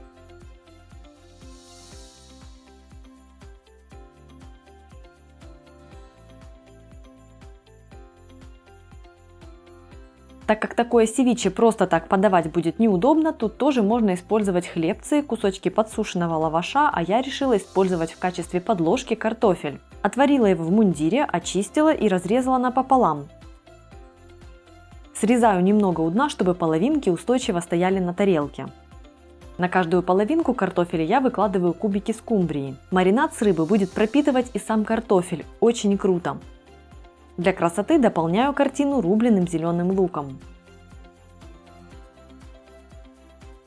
Третий рецепт самый шикарный, потому что буду использовать для него лосось. Праздник все-таки. Приготовлю знаменитый лосось гравлакс, и список ингредиентов сейчас доступен на экране. Первым делом растираю ягоды можжевельника. У них сильный хвойный аромат, который в этом рецепте прекрасно дополняет всю картину. За неимением можно их не использовать. Теперь натираю на мелкой терке небольшую свеклу. К свекле всыпаю сахар, соль и растертые ягоды можжевельника. Перемешиваю смесь.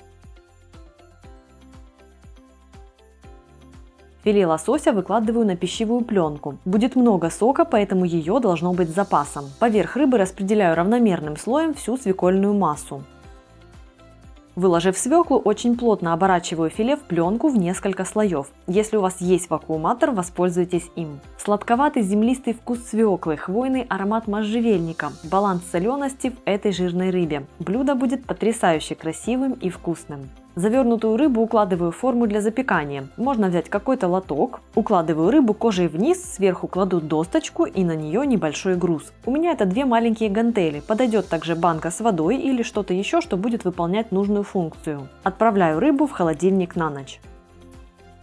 Несмотря на кучу слоев пленки, у меня все равно вышло немного сока наружу, но его немного, так что это не критично. Остальной весь внутри и сделал свою работу. Разрезаю пленку, снимаю свекольный слой, быстро промываю филе под проточной водой и обсушиваю рыбу бумажными полотенцами. Нарезаю тонкими кусочками.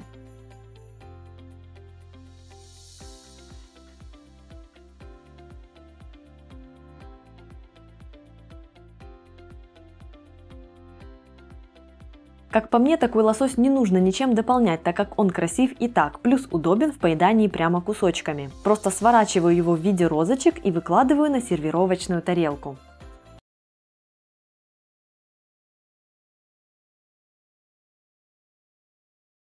Список ингредиентов сейчас доступен на экране и продублирован в описании. Специи для рецепта подобраны так, чтобы сбалансировать и подчеркнуть сильный вкус свиной рульки. Лавровый лист я купила уже измельченный, но его можно измельчить и самостоятельно.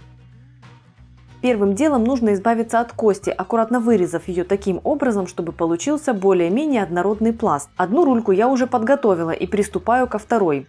Удобнее использовать небольшой нож, которым проще обходить кость. Из оставшихся костей я затем сварю вкуснейший бульон.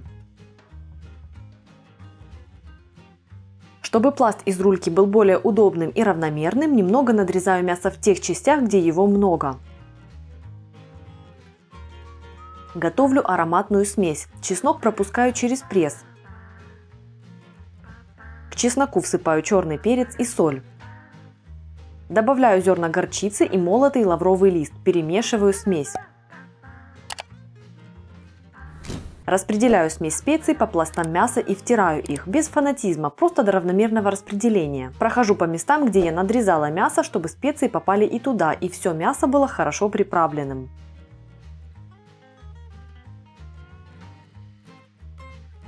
Теперь укладываю пласт один на другой, чтобы кожа была с внешней стороны и образовала своеобразную оболочку рулета. Не торопясь, плотно обвязываю рулет кулинарным шпагатом. Если в процессе завязывания кожа стягивается, аккуратно ее расправляю.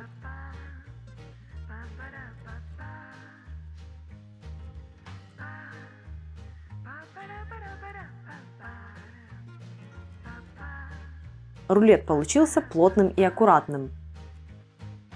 Теперь я заворачиваю рулет в несколько слоев фольги, чтобы по максимуму сохранить сок внутри и избежать его вытекания наружу. Можно также использовать рукав для запекания. Укладываю рулет на противень. Так как в рульке мясо довольно жилистое и довольно жесткое, его нужно готовить долго. И тогда оно будет нежным, все жилки хорошо размягчатся и мясо будет хорошо жеваться. Отправляю рулет в духовку, разогретую до 200 градусов на 1 час, а затем убавляю температуру до 110-120 градусов и томлю еще 3 часа.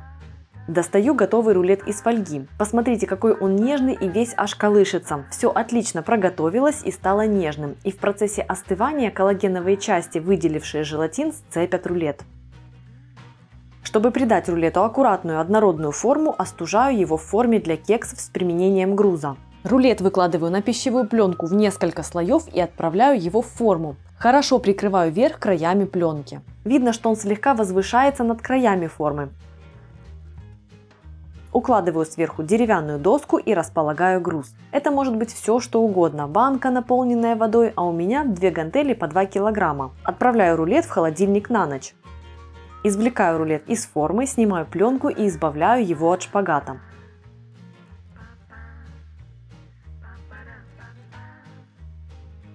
Готово! Нарезать его можно толсто или тонко, по желанию, но какой красивый разрез получился! Достойно любого праздничного стола. Беру для мини-маффинов 85 грамм обычной белой пшеничной муки, 1 чайную ложку разрыхлителя, у меня домашний, дам ссылку на него в описании. Возьму пол чайной ложки соли, щепотку перца, также у меня здесь 100 граммов йогурта, можно взять кефир, 40 граммов растительного обычного рафинированного масла, 1 яйцо. В качестве добавок я буду использовать 40 грамм сыра, у меня пармезан уже натертый, так как я обычно покупаю его кусочком, натираю сразу, чтобы потом было удобно его использовать. 50 граммов какой-нибудь варено-копченой колбасы, она придаст такой вот пикантный аромат. А также я буду использовать зеленый лук, у меня 1 стебель. Сначала я натру на терке колбасу, насколько это у меня получится. Мне нужны небольшие кусочки, потому что у меня мини-маффины. Если вы печете большие маффины, стандартного размера, то можно просто нарезать колбасу небольшими кубиками и все. То же самое с сыром. Я использую мелко натертый сыр, потому что мне надо, чтобы в тесте он распределился максимально равномерно.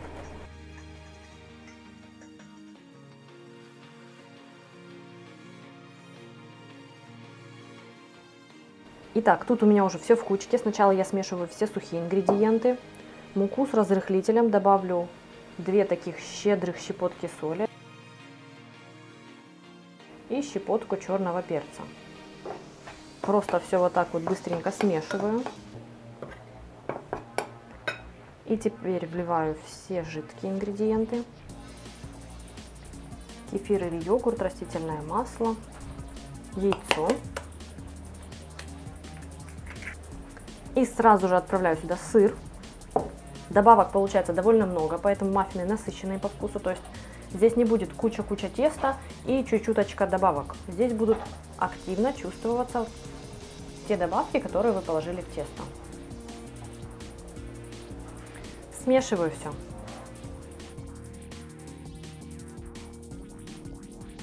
Тесто готово. Беру свои любимые кондитерские мешочки и отправляю сюда тесто. Вот тесто в мешочке. Мне будет так удобно распределять его по небольшим формочкам. У меня есть вот такая вот милейшая силиконовая форма, емкость вот этих вот ячеечек 15 мл всего, поэтому маффин действительно получится очень маленькими. Можете печь в любых формах, которые у вас есть.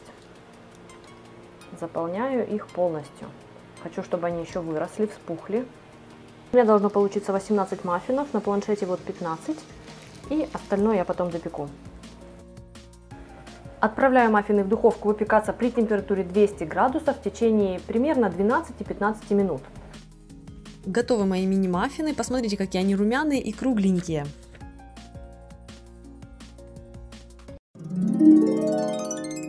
Тут у меня 160 граммов цельнозерновой муки. Можете брать обычную белую пшеничную муку, 2 чайные ложки разрыхлителя. Возьму 1 чайную ложку соли и немного черного перца.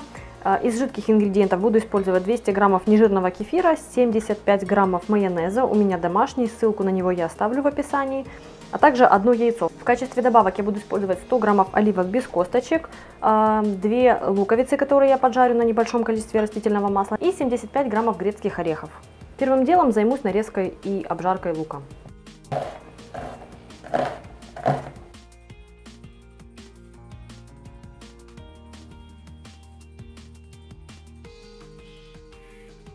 Разогреваю сковороду, вливаю в нее пару столовых ложек растительного масла и буду обжаривать лук.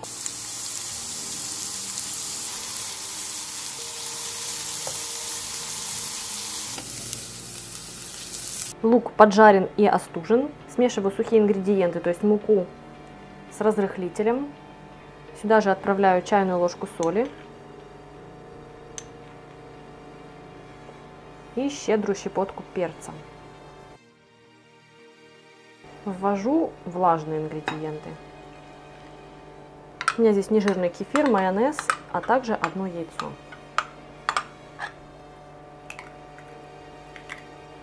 Тесто основа простое в приготовлении, как-то особенно его замешивать не нужно ни миксером, ничем. Главное, чтобы вся мука хорошо вошла и смешалась со влажными ингредиентами, чтобы не было непромешанных кусочков. Теперь добавляю в тесто лук. Орехи я рубить не буду, вот у меня здесь половинки, но я их разделю на четвертинки и вот так вот крупно и отправлю в тесто. Я хочу, чтобы в тесте они были заметные.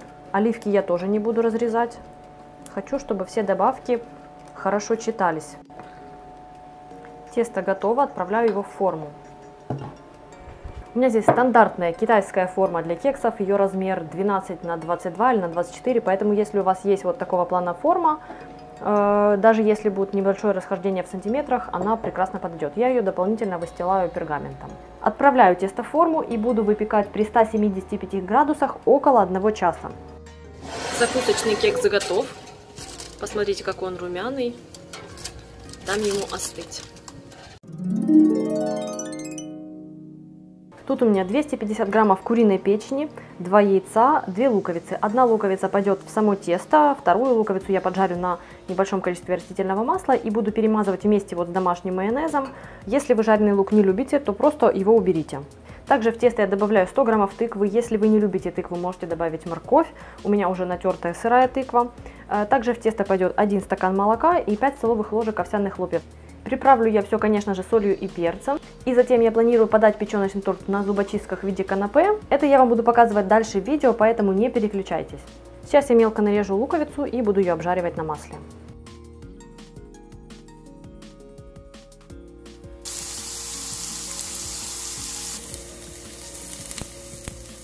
Все ингредиенты я буду смешивать при помощи своего кухонного комбайна. Вы можете использовать просто погружной блендер. Отправляю сюда все, кроме молока. Печень, вот так вот очищенный и разрезанный лук, для того, чтобы он быстрее измельчился, тыкву, овсяные хлопья, щедро солю все и добавлю перчик. Взбиваю яйца. Теперь буду измельчать.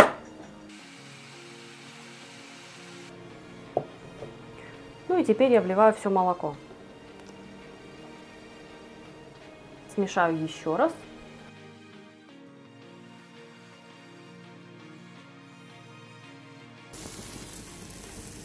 Я пеку коржи под крышкой для того, чтобы их не переворачивать. Я вижу, что корж уже схватился сверху. Если вот так вот он будет трескаться, ничего страшного. Вот, посмотрите, какой он румяный. Вкладываю коржи на такой вот лист пергамента, мне так будет удобнее потом торт собирать. У меня получилось 3 пухленьких коржа. Если вы любите, конечно, более тонкие, то вы можете испечь 5-6 коржей. Для перемазывания беру свой домашний майонез, 3 столовые ложечки. У меня, в принципе, осталось вот такие вот с горкой. Ладно, уже возьму все, что осталось, 4 получится. И добавляю сюда ранее поджаренный лук.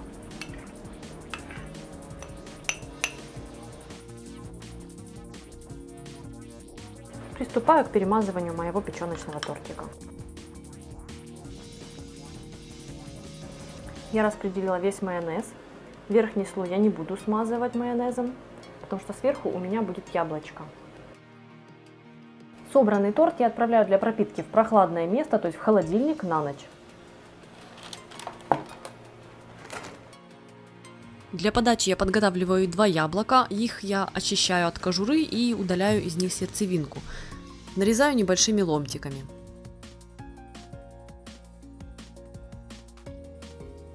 Теперь на сковороду я отправляю 1 столовую ложку с такой приличной горочкой меда. Жду, пока он немного растопится, и вливаю к нему бальзамический уксус. Уксус с медом закипел, я добавляю щепотку соли. У меня получается такой своеобразный сироп, куда я отправляю кусочки яблока. Время от времени помешивая, готовлю на небольшом огне, пока моя карамель не загустеет. Теперь печеночный торт я нарезаю на небольшие кусочки.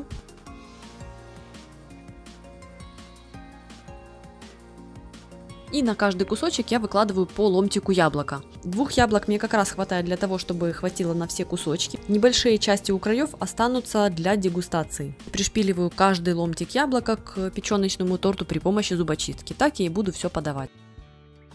По такому же принципу, используя этот же рецепт, вы можете смело мариновать и другие овощи. Морковь, капусту, свеклу, тыкву, цветную капусту, сладкий перец. Также можно использовать молодые овощи, но огурцы – это основа.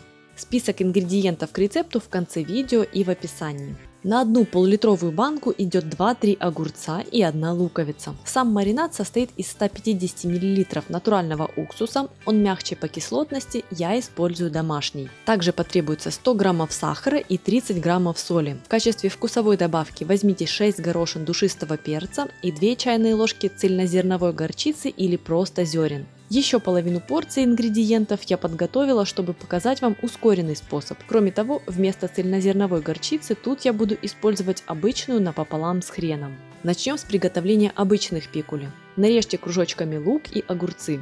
Толщина 1,5-2 мм. Огурцы выбирайте плотные, не слишком водянистые. Пикули из них получатся приятно хрустящими.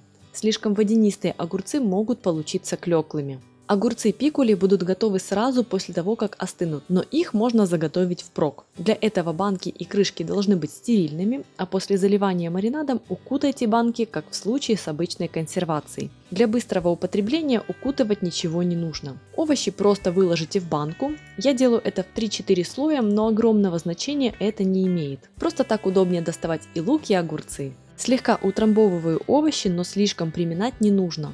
Кстати, так как я готовлю натуральные уксусы самостоятельно, у меня есть на сайте рецепт.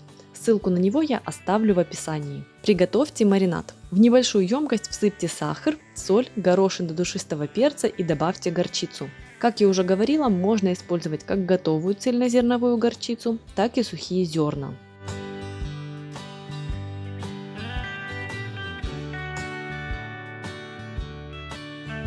Влейте уксус, слегка перемешайте маринад и отправляйте на небольшой огонь. Дождитесь, пока маринад закипит, а соль и сахар растворятся.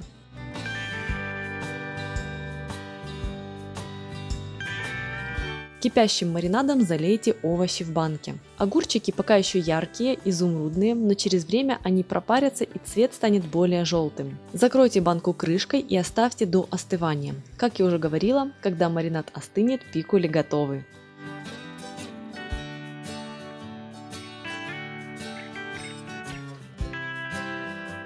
Список ингредиентов сейчас вы видите на экране, а также он есть в описании к видео.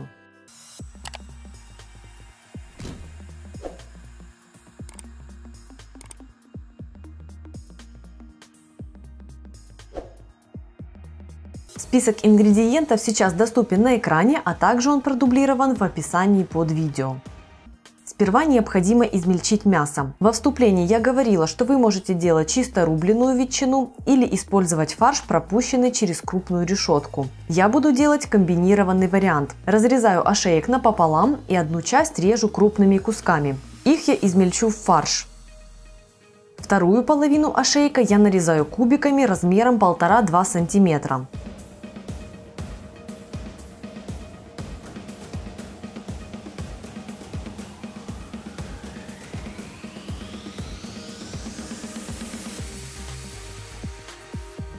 Примерно такого же размера кубиками я режу куриное филе.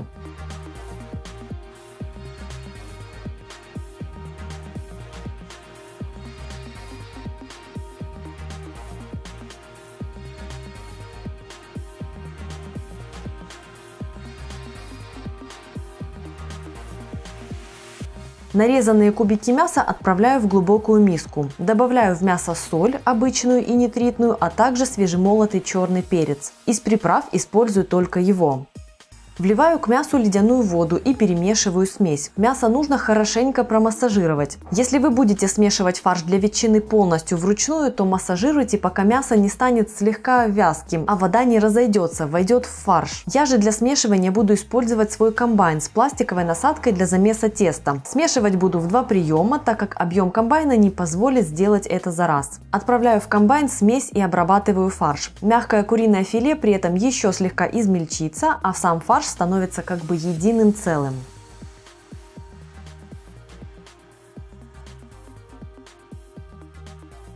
Теперь я измельчаю на мясорубке самые первые крупные куски ошейка. Я установила крупную решетку.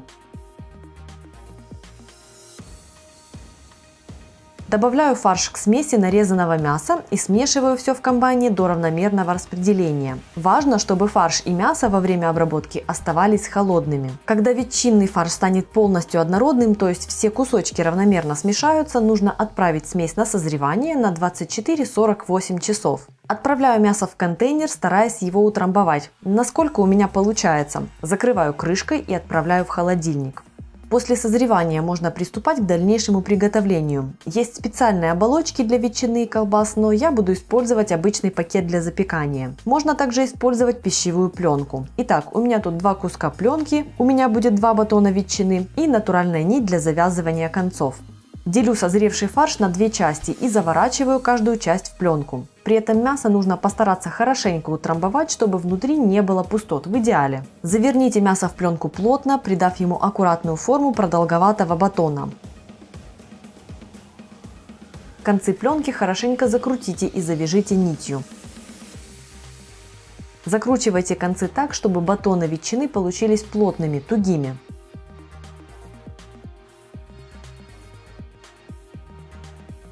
Теперь в большой кастрюле нагрейте воду до 80 градусов. Духовку включите разогреваться до температуры 75. Нам фактически нужна такая температура, так что если ваша духовка фактически дает ниже, откорректируйте установки под свою технику. Отправляйте батоны ветчины в кастрюлю с водой. Накройте кастрюлю крышкой и готовьте ветчину при 75 градусах в течение 2 часов, либо до температуры внутри батона 72 градуса. Проверить можно самым простым кухонным термометром, как у меня на видео. Я готовила батоны 2 часа. За это время пару раз открывая духовку и проверяя температуру воды, чтобы она держалась на нужном уровне. Если батоны ветчины в начале приготовления слишком сильно опустят температуру воды, аккуратно догрейте ее. Когда ветчина будет готова, ее нужно быстро охладить. Для этого наберите в раковину или в большую удобную емкость большое количество холодной воды и отправляйте в нее ветчину. После того, как ветчина охладится, она готова. Съесть ее стоит в течение недели. Если упаковать вакууматором, хранить можно 2 недели. Итак, разделав курицу, окорочка и обрезки отправляю в 3-литровую кастрюлю, заливаю водой и варю в течение 30-35 минут с момента закипания, снимая пену и присолив бульон.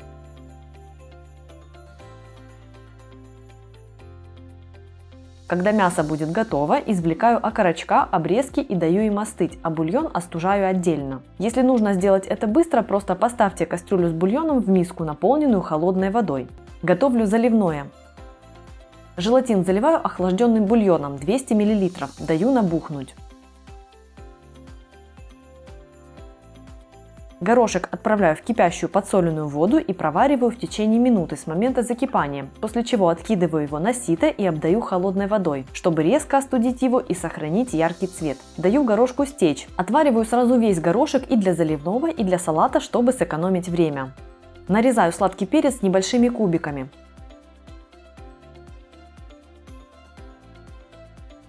Примерно такого же размера кусочками нарезаю отваренную морковь и соленые огурцы.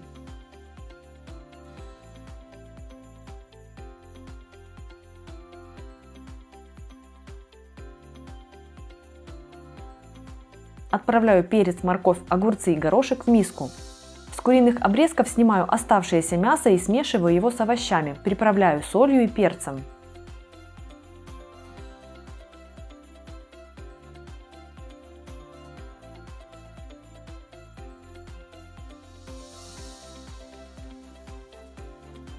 Для подачи буду использовать стаканчики. Можно использовать какие-то формочки, которые затем можно перевернуть на тарелку, но со стаканчиками не придется возиться с переворачиванием, и при этом в них прекрасно видна яркость блюда. Считаю, что в условиях праздников и больших приготовлений очень важно экономить свои силы. Если считаете так же, напишите об этом в комментариях. Распределяю смесь по стаканчикам, заполняя их полностью. Распускаю набухший желатин в микроволновке или на водяной бане и смешиваю его с оставшимся количеством бульона 400 мл. Заливаю получившейся смесью стаканчики и убираю их в холодильник. Мариную свеклу. Обожаю эту закуску. Она такая простая и при этом очень вкусная. Свеклу натираю на крупной терке. Использую свой кухонный комбайн. Также можно использовать терку для моркови по-корейски. Мелко рублю чеснок, отправляю его к свекле и перемешиваю.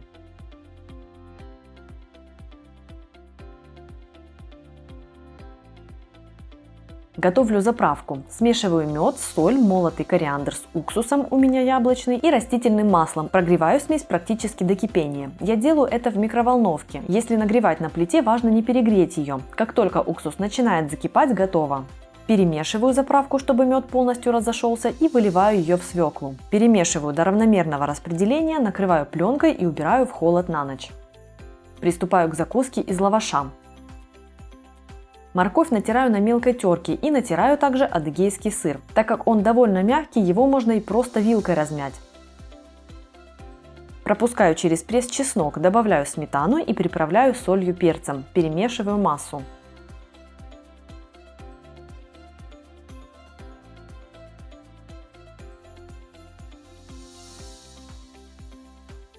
Теперь снимаю кожу с отваренных окорочков, удаляю кости, а мясо делю на небольшие кусочки. Отправляю половину мяса к моркови и вмешиваю его. Вторая половина мяса пойдет в салат. У меня два продолговатых лаваша. Разрезаю каждый на 6 квадратов. В зависимости от формы и размера лаваша можно сделать порции разного размера. На каждую порцию лаваша выкладываю начинку и сворачиваю все как шаурму.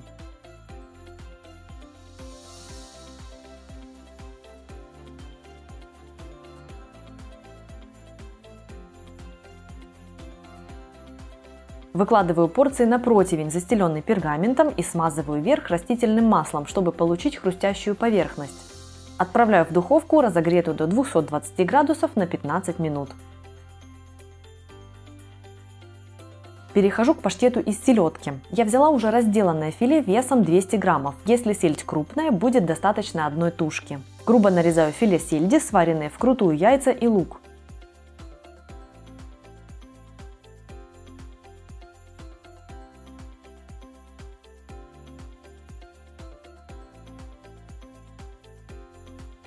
Удаляю сердцевину у кислого яблока и очищаю его от кожуры. Грубо нарезаю.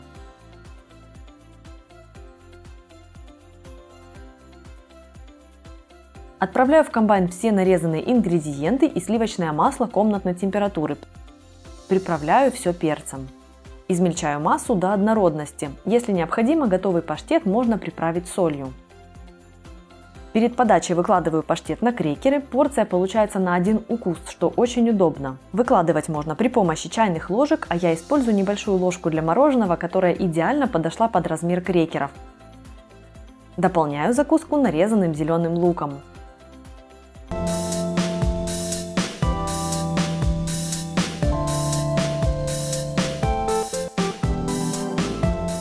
В удобную глубокую миску я отправляю творог, туда же я отправляю соль и сахар.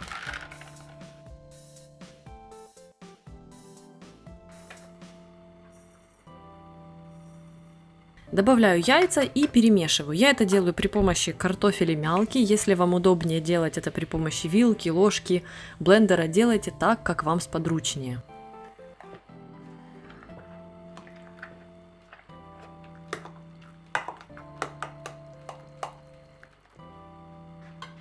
Теперь я всыпаю в массу муку, у меня цельнозерновая мука, можно использовать и обычную белую пшеничную муку, но с цельнозерновой мне нравится больше. И я добавляю сюда разрыхлитель. Вымешиваю массу до однородности.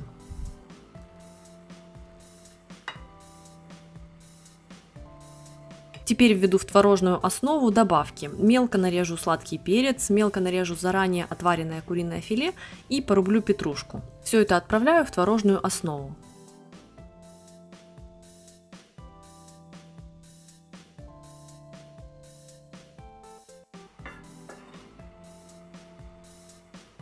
Добавляю сушеный чеснок для пикантного вкуса и перемешиваю последний раз до однородного состояния.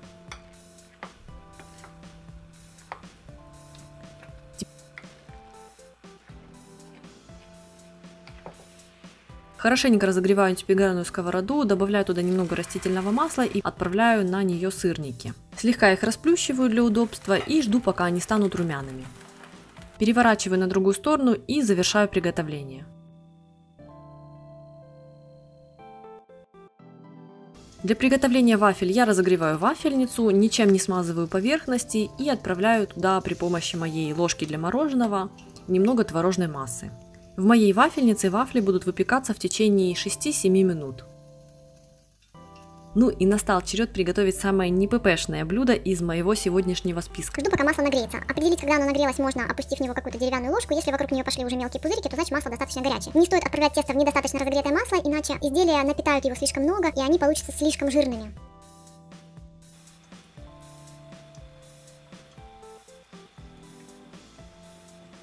Пончики готовы, я их вынимаю и выкладываю на бумажные полотенца, чтобы убрать лишний жир.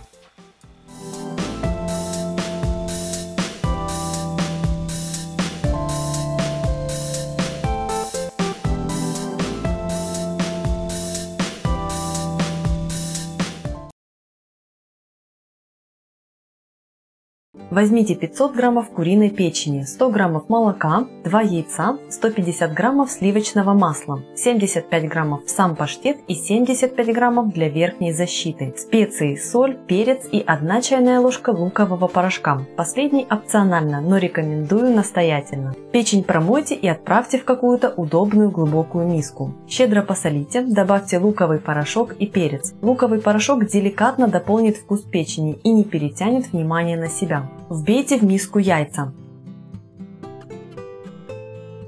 Влейте 75 граммов растопленного сливочного масла. Влейте молоко. Теперь тщательно измельчите основу для паштета при помощи погружного блендера. Пробейте смесь до максимальной однородности.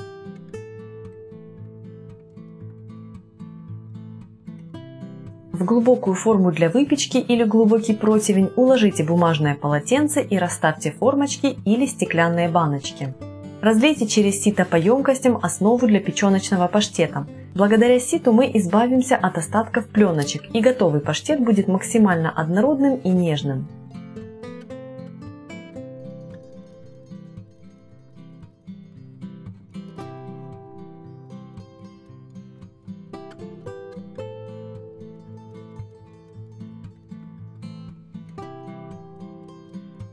Влейте в форму или противень кипяток, чтобы создать паштету водяную баню. Отправляйте всю эту конструкцию в духовку и готовьте при 160 градусах в течение 25 минут. После этого достаньте противень из духовки, дайте постоять паштету в воде еще 5 минут, извлеките формочки и дайте им остыть при комнатной температуре. Разлейте по поверхности паштета растопленное масло, оставшееся 75 граммов, и уберите его в холодильник. Масло защитит паштет от заветривания.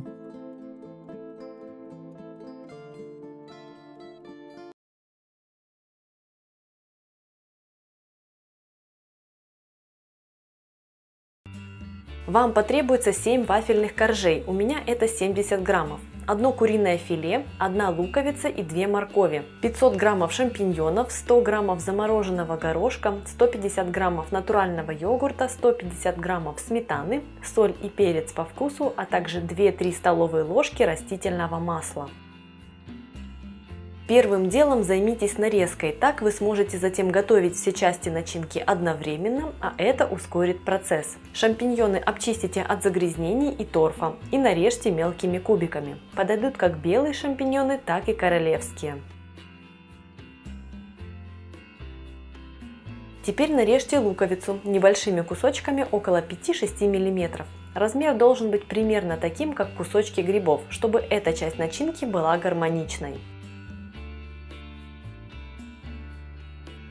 Нарежьте куриное филе. Я режу сперва на пластины около сантиметра толщиной, а затем на полоски и после режу кубиками. В таком виде кусочки курицы будут заметными в готовом торте, будут выделяться своей текстурой, и в каждом кусочке у вас будет ощутимым каждый ингредиент. Если вы больше любите однородные текстуры, можно измельчить филе на мясорубке или при помощи блендера в фарш. Приступаем к обжариванию. Разогрейте на сильном огне 2 сковороды и влейте в них понемногу растительного масла.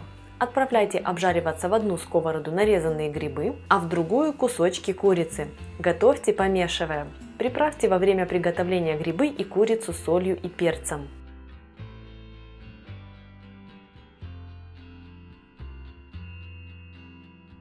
Когда грибы потеряют в объеме и станут приобретать румяность, добавьте к ним лук. Убавьте огонь и готовьте до мягкости лука, помешивая.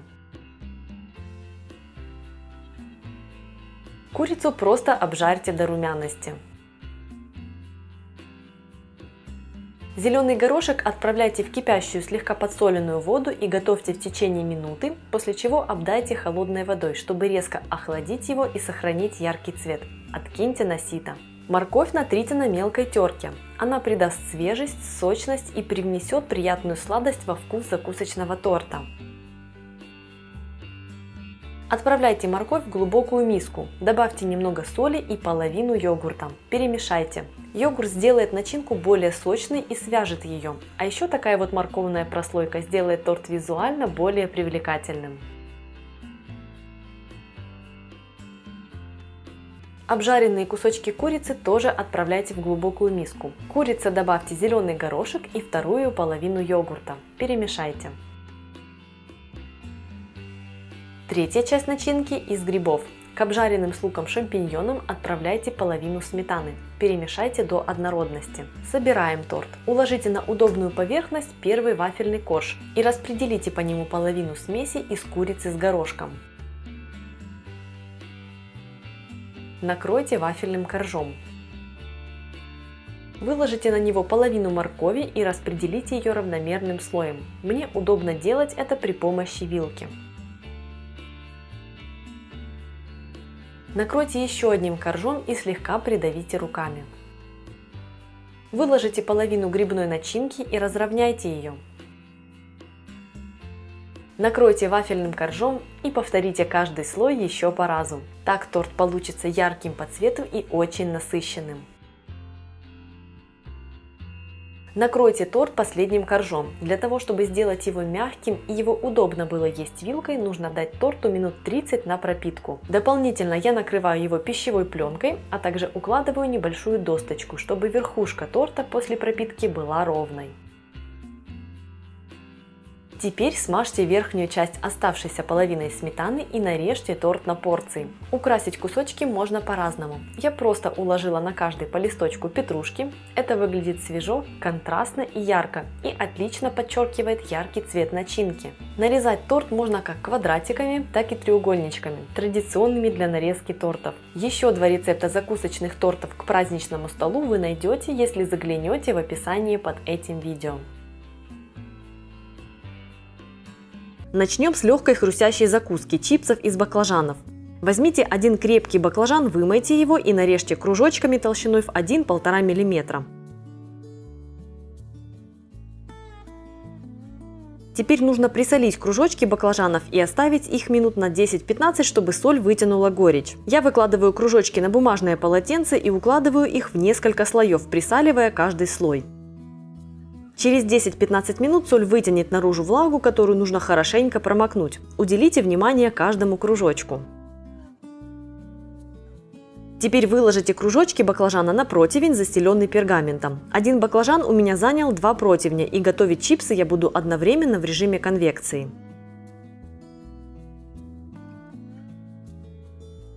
Теперь смажьте каждый кружочек растительным маслом при помощи кулинарной кисточки. Посыпьте кружочки специями по своему вкусу, у меня это сушеный лук. Теперь натрите на мелкой терке твердый сыр типа пармезана, грана падано, джугас и тому подобное. На 2 противня чипсов мне понадобилось всего 30 граммов. Специи и сыр для таких чипсов штука факультативная, но очень желательная. Готовьте чипсы при температуре 150 градусов в течение 30-40 минут. Кружочки могут быть готовы не одновременно, поэтому ближе к концу процесса заглядывайте в духовку и, если нужно, убирайте те, что уже зарумянились. Далее на очереди знаменитая восточная закуска баба гануш. Очень нежно и при этом ярко по вкусу.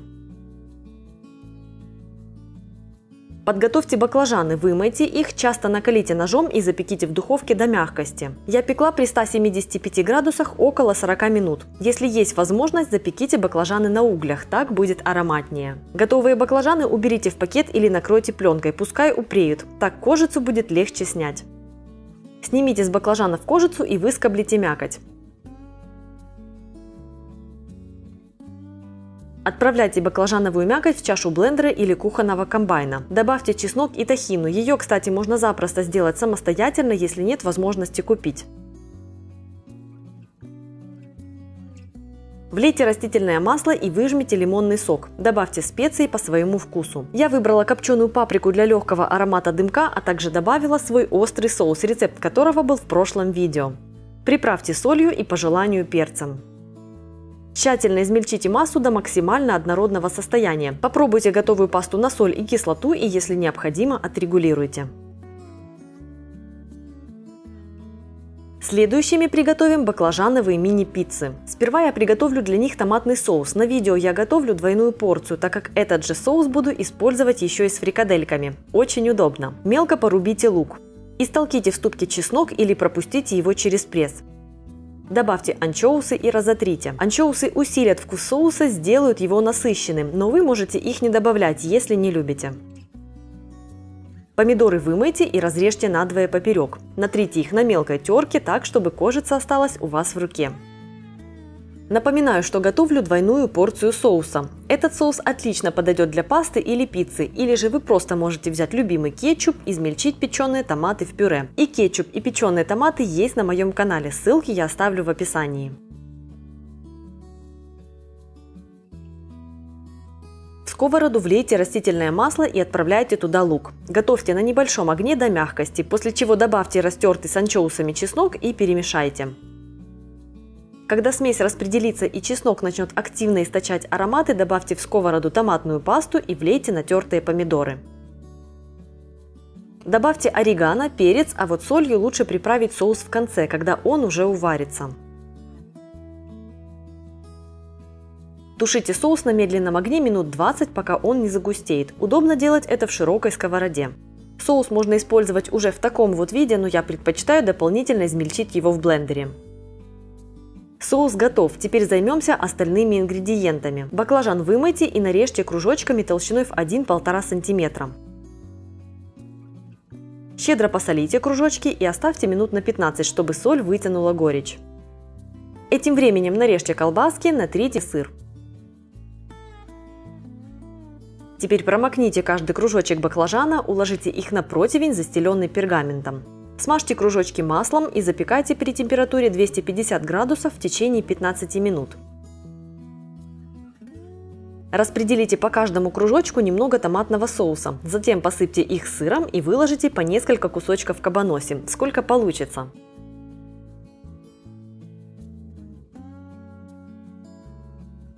Отправляйте баклажановые мини-пиццы в духовку и готовьте при той же температуре еще минут 10 или пока сыр не расплавится и не начнет румяниться. Готовые мини-пиццы посыпьте рубленой зеленью.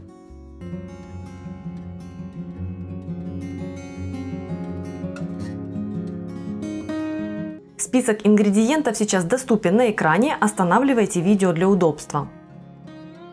Сперва я снимаю кожу с грудки. Делается все просто и быстро. Где нужно, аккуратно подрезаю, а в целом кожа легко снимается единым пластом и просто руками. Кожа сделает рулет более сочным благодаря жиру. Впрочем, если не хотите, вы можете кожу и вовсе не использовать. Форму рулет будет держать благодаря приготовлению в фольге. Также снимаю кожу с бедрышек. Если грудки небольшие, эти кусочки кожи могут и не понадобиться, но у меня филе довольно большие, так что думаю, что пригодится и эта кожа.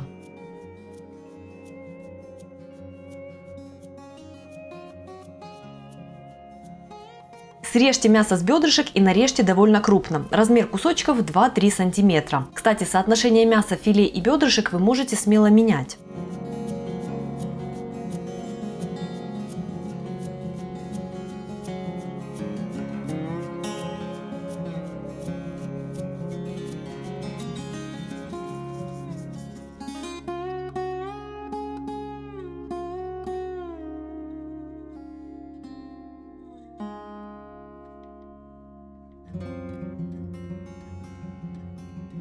Теперь срежьте филе с грудки. Кости пригодятся для бульона или можно приготовить насыщенный демиглас.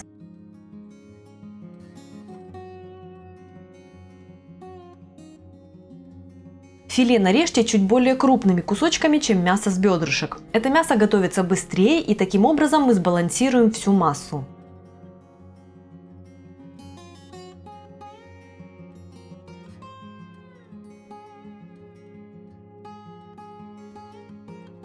Теперь нужно взвесить получившееся мясо, чтобы понять, сколько соли необходимо добавить. Переложите мясо в удобную миску, в которой вы затем будете смешивать его со специями. Я использую 1% от веса мяса. У меня получилось почти 2 кг мяса, поэтому добавляю 20 граммов соли.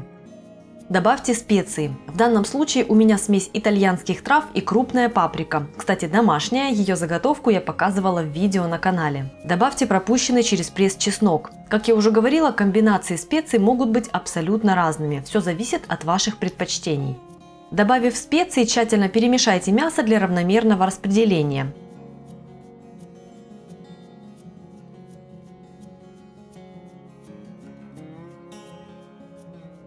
Теперь влейте к мясу холодную воду и перемешайте смесь еще раз. Нужно деликатно промассировать мясо, чтобы вода как бы вошла в него. Сразу после добавления воды масса заметно водянистая, но после аккуратного массажа вода уже не выделяется.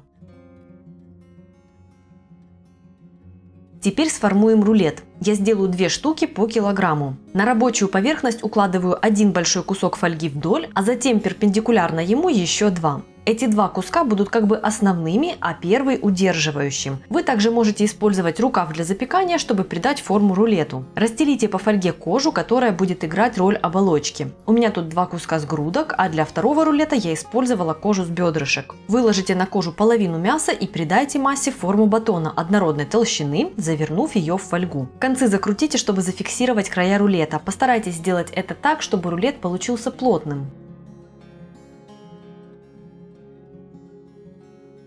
Духовку разогрейте до 200 градусов и отправляйте туда куриный рулет на 60-70 минут. Если у вас есть выносной термометр, контролируйте процесс приготовления с его помощью. Температура внутри рулета должна достигнуть 72-75 градусов.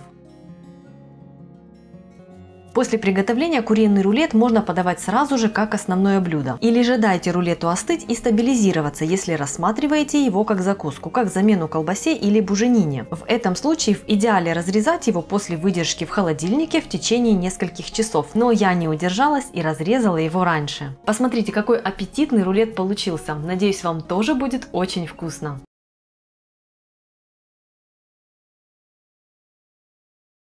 Приступаю к приготовлению теста. Список всех ингредиентов я оставила в описании под роликом. Муку можно брать как белую, так и цельнозерновую. Смешиваю муку с разрыхлителем для равномерного распределения. В ковш отправляю масло, воду и соль. Довожу смесь до кипения на плите. Вливаю кипящую смесь к сухим ингредиентам, перемешивая будущее тесто ложкой.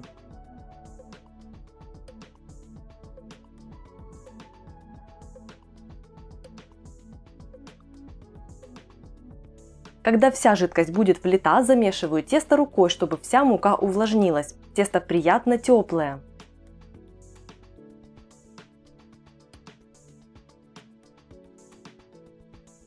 Убираю тесто в пакет и оставляю отлежаться на 15-20 минут. Этим временем я как раз приготовлю начинку. Список ингредиентов для начинки в описании под видео. Первым делом делаю всю нарезку и подготовку, чтобы затем весь процесс шел быстрее. Сперва нарезаю соломкой сладкий перец. У меня перцы были небольшие, так что я взяла 1,5 штучки.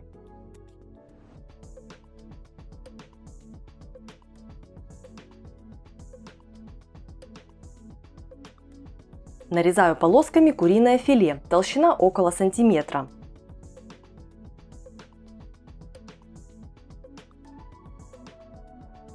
Теперь готовлю соус. Для него смешиваю мед с томатной пастой.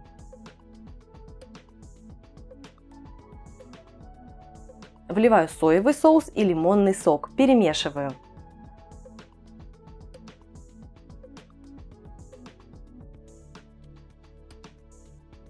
Хорошо разогреваю сковородку на сильном огне и вливаю растительное масло. Обжариваю куриное филе, помешивая до приятной золотистости. У меня на это ушло 4-5 минут.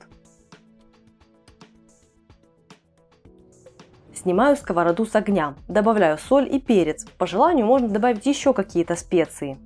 Вливаю к начинке соус и добавляю перец. Перемешиваю.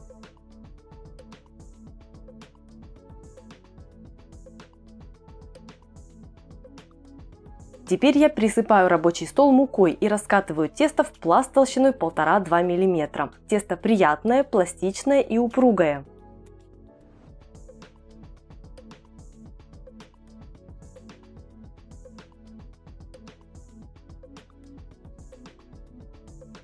Переношу тесто на противень, застеленный пергаментом. Выкладываю по центру начинку и распределяю ее равномерным слоем, оставляя свободные края около 3-4 см на подгибку.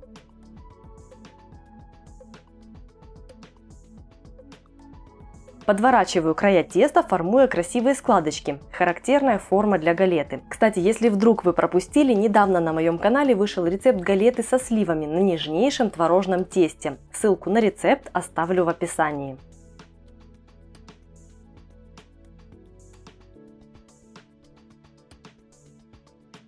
Поливаю начинку галеты оставшимся соусом. Отправляю пирог с курицей и перцем в духовку, разогретую до 220 градусов на 20 минут или до румяности теста. Начинка получается в меру влажной, но не слишком, а тесто невероятно хрустящим. Можно экспериментировать с начинками. Это тесто для галет мое самое любимое и подойдет абсолютно для любых начинок. Кроме того, такие галеты можно сделать и порционными.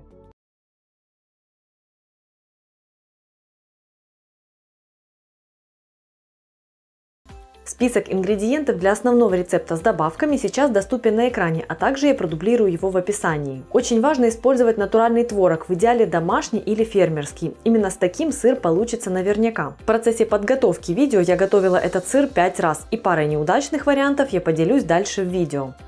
В кастрюлю отправляю творог и вливаю к нему молоко. Из моего списка ингредиентов я получила целых 1,5 килограмма готового твердого сыра. В зависимости от того, сколько хотите получить вы, берите ингредиентов больше или меньше.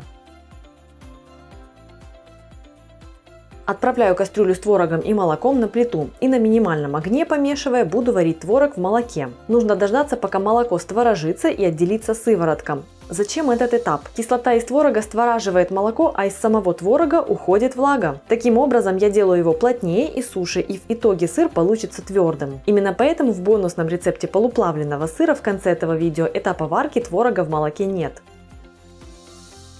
В процессе нагревания творога в молоке его крупинки размягчаются, становятся слегка резиновыми и даже немного тянутся. После того, как отделилась сыворотка, я перекладываю творог в дуршлаг, застеленный тканью, и даю ему стечь. Сперва перемешиваю смесь, чтобы отток сыворотки шел более активно. Сыворотку можно затем использовать для выпечки хлеба, блинов, кексов и так далее. Вот таким сухим получился творог после варки. Из 2 килограммов изначального веса у меня получилось 1300 граммов, то есть я избавилась от 70 граммов жидкости. В зависимости от выбранного вами творога эти цифры могут колебаться. Растапливаю сливочное масло и добавляю его в творог. Всыпаю соль, перемешиваю. Добавляю соду и перемешиваю. Не стоит уменьшать ее количество, так как в этом случае сыр может недоплавиться, будет крупинчатым. Если творог крупнозернистый, чтобы плавился он затем равномерно, можно также после смешивания его с маслом, солью и содой измельчить его в комбайне или блендере. Но в моем случае фракции достаточно небольшие, так что я ограничиваюсь тщательным перемешиванием. Теперь, так как я готовлю 6 разных головок, я делю всю массу на 6 частей. Готовлю формы для сыра. В качестве форм для такого сыра можно использовать что угодно. Дуршлаг, сито, пищевые пластиковые контейнеры. У меня есть сырные формы, так что я использую их. Форму ничем не смазываю, а только оборачиваю их пищевой пленкой с внешней стороны для подстраховки. Сыр не будет вытекать, слегка просочиться через отверстие может, но схватывается он довольно быстро. Плавлю такой творог я не на водяной бане и не на плите, а в микроволновке. Это самый быстрый способ. Вместо 10-15 минут постоянного помешивания на бане или на плите я получаю готовую массу всего за 2,5 минуты. 2,5 минуты против 15, согласитесь, разница ощутимая. Итак, отправляю творог в микроволновку и прогреваю его в течение 2 минут промежутками по 1 минуте. Перемешиваю в промежутке, чтобы плавилась масса равномерно.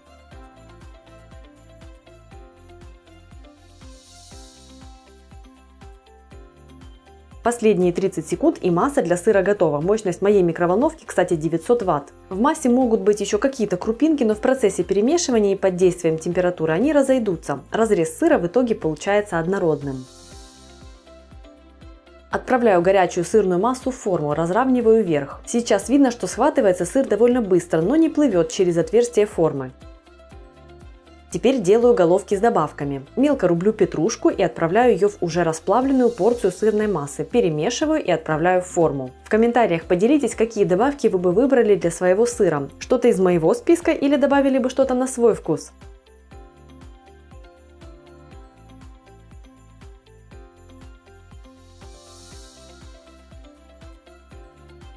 Отправляю в расплавленную сырную массу паприку, вмешиваю и отправляю в форму.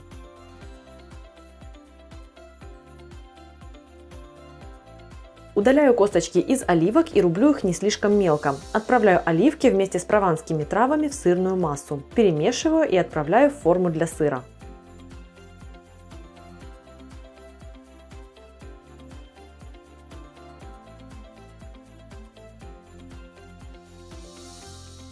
Для грибной пудры я измельчила белые сухие грибы на кофемолке. Грибную пудру я добавляю в сырную массу до того, как ее плавить, чтобы она разошлась максимально равномерно. А температура в процессе нагревания лучше раскрыла ароматы. Перемешиваю массу и отправляю в форму.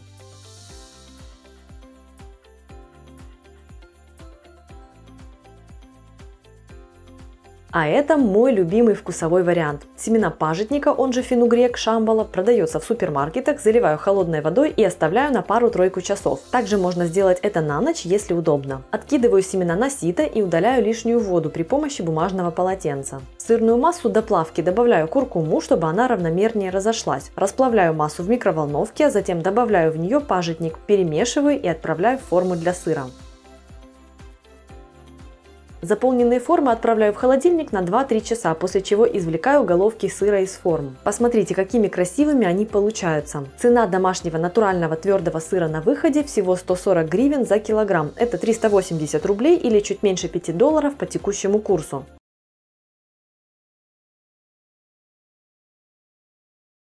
Список ингредиентов сейчас доступен на экране, а также он продублирован под видео. По ГОСТу используется лопатка, но я беру кострец. Кроме того, вы можете экспериментировать с сочетанием мяса, получая разную по вкусу колбасу. Можно сделать куриную, чисто свиную, свинина-говядина поровну и так далее. Приступаем. На самом деле процесс очень простой и нетрудозатратный. Мясо нарежьте крупными кусками, чтобы его было удобно измельчать на мясорубке. Не советую покупать готовый фарш, обычно в нем больше жира, да и идут на фарш в основном обрезки и остатки. Покупая мясо и измельчая его самостоятельно, вы получаете максимально высокое качество.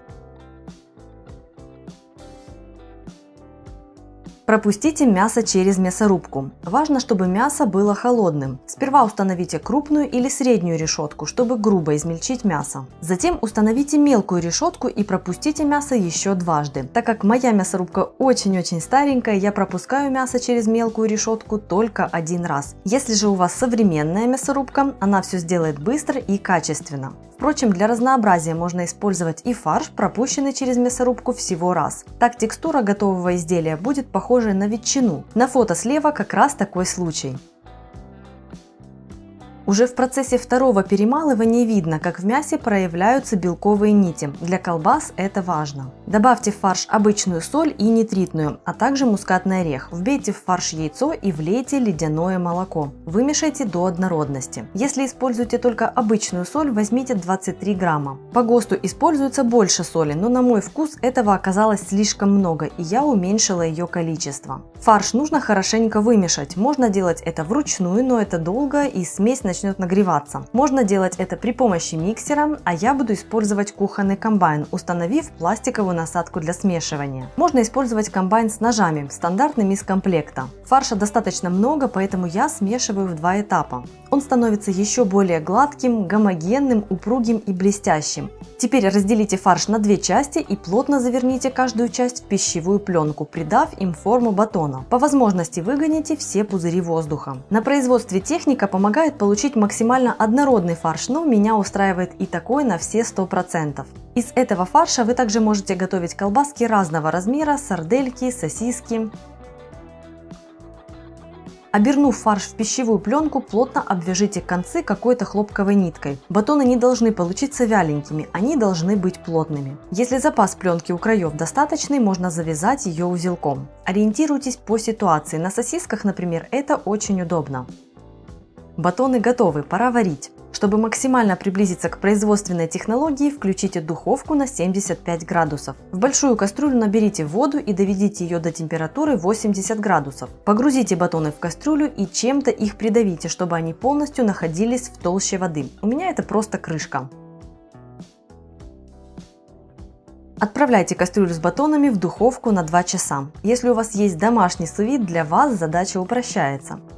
Через 2 часа вареная колбаса готова, но сейчас ее важно резко остудить. Для этого наберите полную раковину или в какой-то таз холодную воду и погрузите туда колбасу. Это по сути процесс пастеризации. Выдерживаем при высокой температуре, а затем резко охлаждаем. Дайте батонам полностью остыть. Обычно у меня это занимает минут 25-30. Я готовила также сосиски и сардельки. Сосиски в течение 40 минут в горячей воде, сардельки в течение часа. После быстро охладить. Извлеките готовую колбасу из пленки. Первый кусочек этой божественной вареной докторской колбасы, конечно же, за вами. Если я готовлю какое-то количество колбасы с запасом, упаковываю ее в вакуум. Морозить варенку не рекомендуется, а начатый батон лучше употребить дней за 5.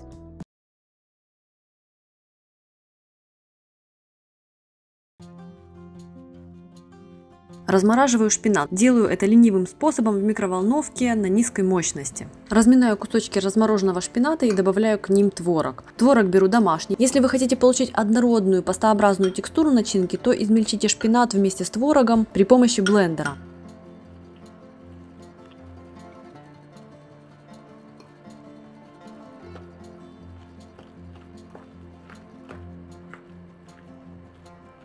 Тофу разминаю вручную. Мне нравится, когда попадаются кусочки и маленькие, и чуть более крупные. Опять-таки, можете использовать блендер, если так вам будет удобнее.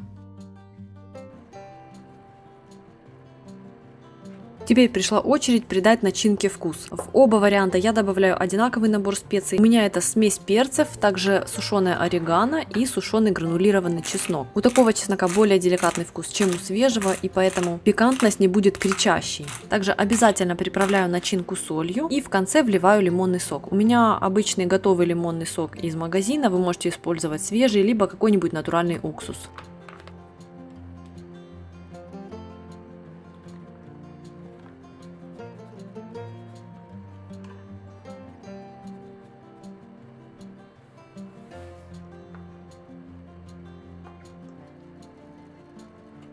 Перемешиваю обе начинки до однородности и равномерного распределения специй.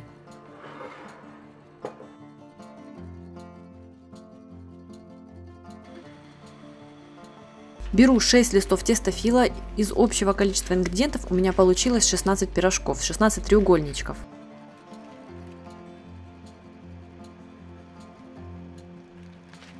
Все тесто я разрезаю на 3 полоски, из них я и буду формировать треугольнички.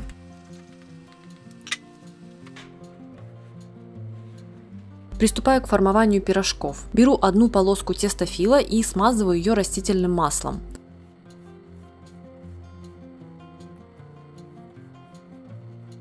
На край полоски я укладываю щедрую порцию начинки с сыром тофу. И теперь я формую треугольнички таким вот складыванием. Так у меня закрываются все открытые части, и пирожок получается аккуратный и очень миловидный.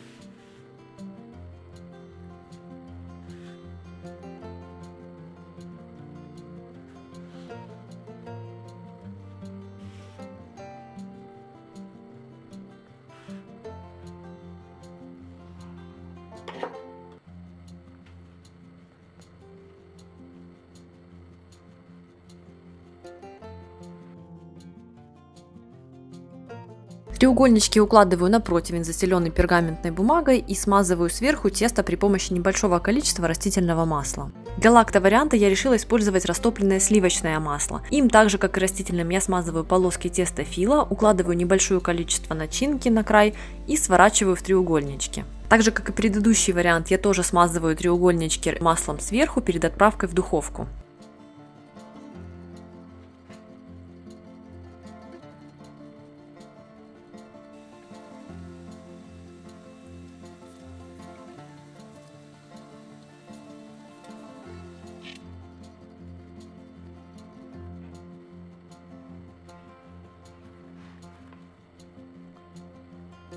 Пирожки выпекаю в духовке при температуре 225 градусов в течение 10 минут до румяного цвета.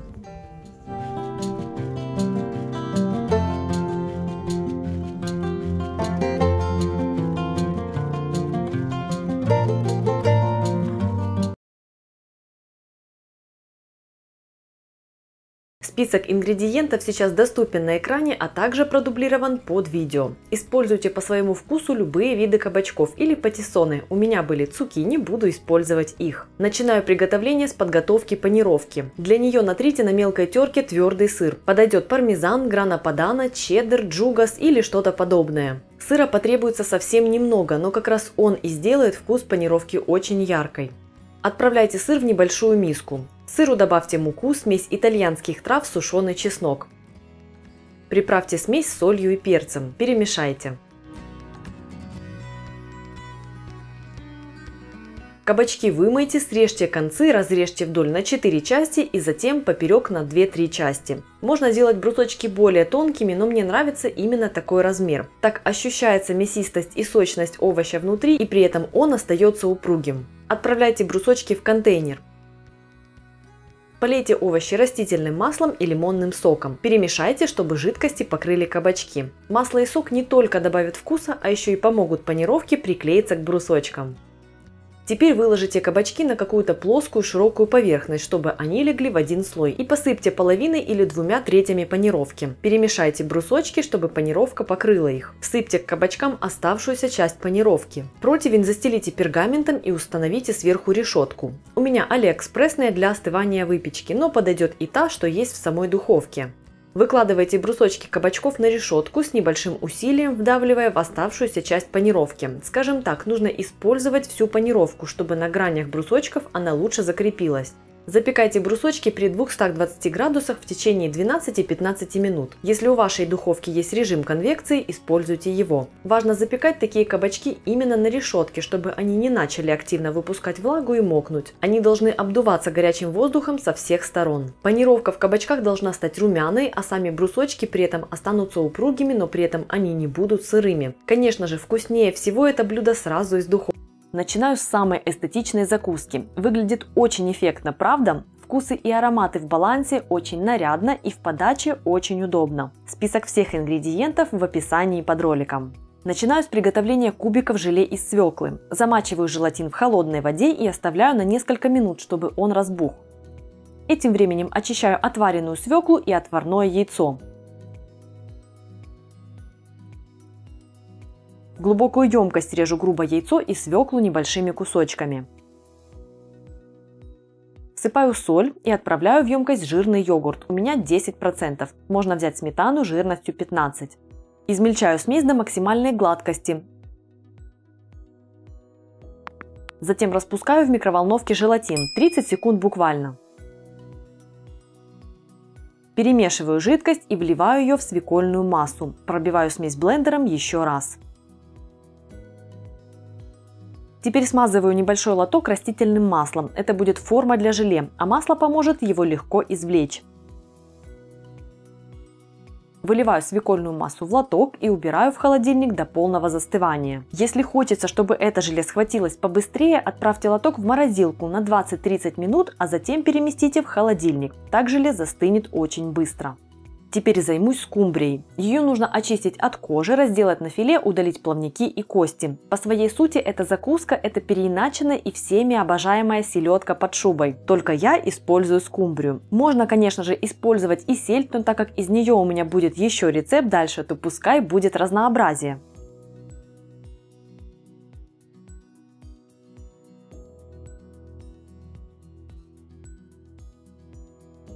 Разделанное филе скумбрии я режу кусочками шириной в 1-1,5 см. Режу кружочками луковицу. Теперь приготовлю основание для закуски – хрустящие мини-дранички. Очищенный картофель я натираю на мелкой терке. Я не буду промывать ломтики, пускай крахмал останется и поможет скрепить основание. Тут это важно.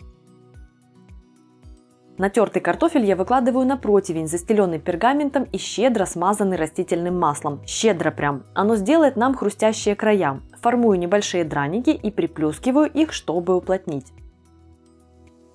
Немного присаливаю картофель сверху. Совсем чуть-чуть, ведь будет еще соленая рыба сверху. И немного перца.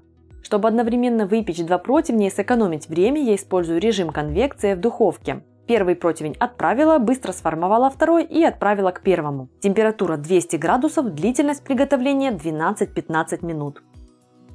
Желе застыло, извлекаю его из лоточка и режу кубиками размером около 1,5 см.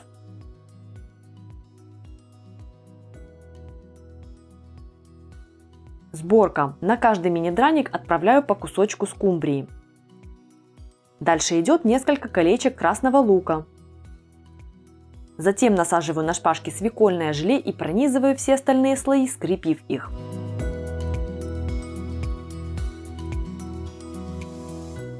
Второй рецепт – вкуснейшие, насыщеннейшие рулетики из лаваша. Невероятно просто готовить, а один ингредиент придаст супер оттенок вкусу. Список ингредиентов в описании под роликом. Для этого рецепта нужна рыба горячего копчения. Вид вы можете выбрать любой под свои вкусы и возможности, у меня тут горбуша. Важно, рыба именно горячего копчения. Она будет именно той структуры, как нужно для этого рецепта. Я отделяю кожу и разминаю рыбное филе. Попутно, если попадаются, удаляю кости. Получится нечто наподобие рыбной стружки.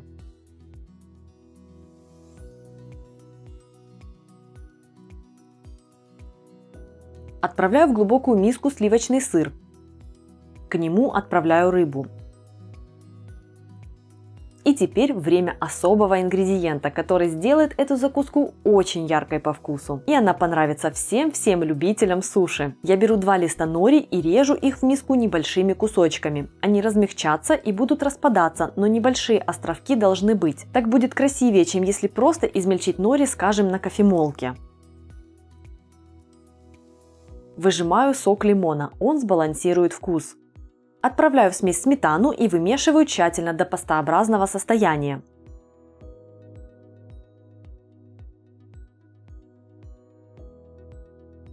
Раскладываю лаваш. Разделяю рыбную начинку надвое, по половине на каждый лаваш. Распределяю пасту равномерным слоем по всей площади лаваша.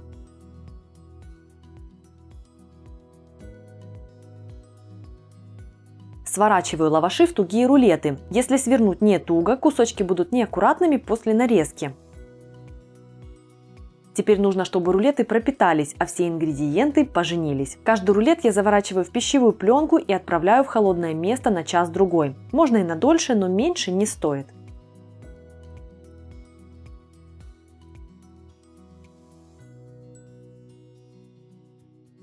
После пропитки лаваш удобно нарезать. Режу на порции шириной 3-4 см.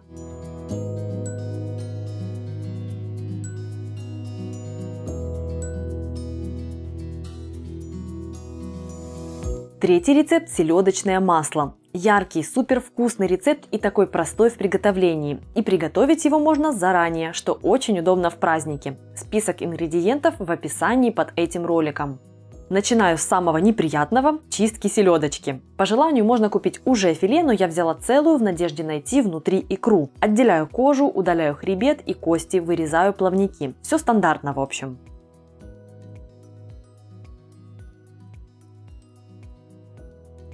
Икры, к сожалению, внутри не было, но ничего. Грубо режу селедку. Очищаю луковицу и отварные яйца.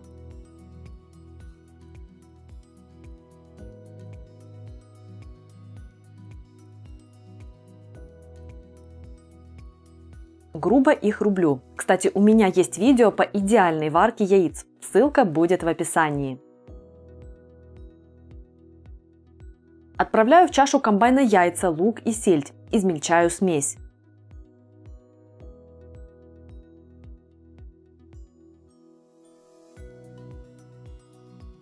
Теперь я отправляю в чашу размягченное сливочное масло. У меня вот прям такое мягенькое, что аж подплавилось. С ним работать удобнее. Смешиваю все вместе до кремового состояния.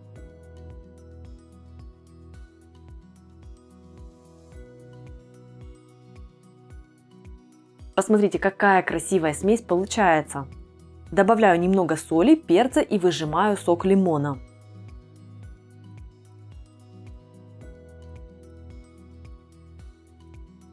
Смешиваю все до однородности и перекладываю массу в миску.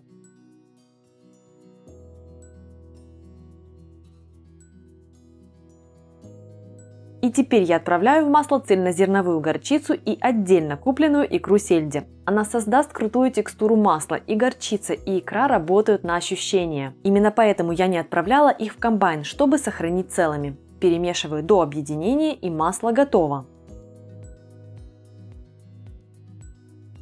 Подавать его можно как душе угодно. Можно разложить по формочкам, заморозить, извлечь и подать на блюде с гренками. Каждый будет сам намазывать себе маслом.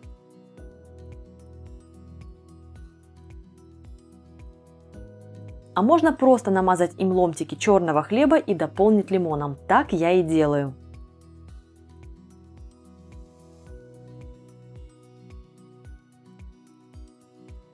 Еще по маленькой веточке укропа, и закуска готова. Очень вкусно!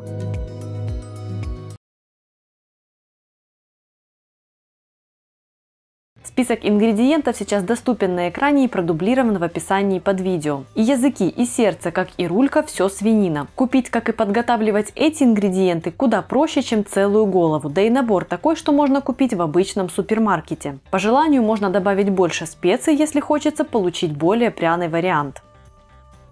Готовлю ингредиенты к варке. Чтобы процесс был равномерным, рульку разделяю на 3-4 куска. Языки и сердце я просто вымыла. По сути, весь процесс приготовления – это всего лишь длительная варка, которая позволяет получить очень нежную текстуру этого сальтисона.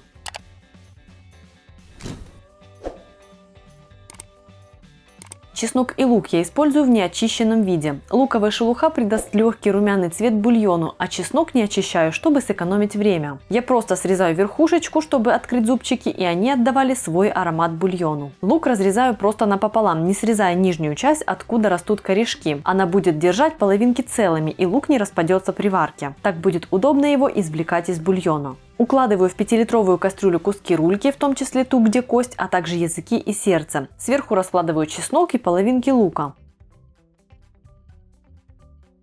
Отправляю в кастрюлю соль, черный и душистый перец, а также лавровый лист. Вливаю 2 литра воды и отправляю кастрюлю на огонь. По мере того, как будет образовываться пена, снимаю ее шумовкой, а затем, когда бульон закипит, накрываю кастрюлю крышкой и убавляю огонь до минимума. Варю все в течение 5 часов, пока мясо не станет мягчайшим. В процессе варки бульон будет выпариваться и становиться концентрированным, и через 5 часов у меня все выглядит вот так. Извлекаю мясо, сердце и языки и даю им слегка остыть. Языки при этом обдаю холодной водой, чтобы было легче снять кожицу. Бульон процеживаю и пробую на соль. Подостывшее мясо нарезаю. Язык и сердце режу довольно крупно, чтобы они были видны на разрезе и текстура сальтисона была интереснее.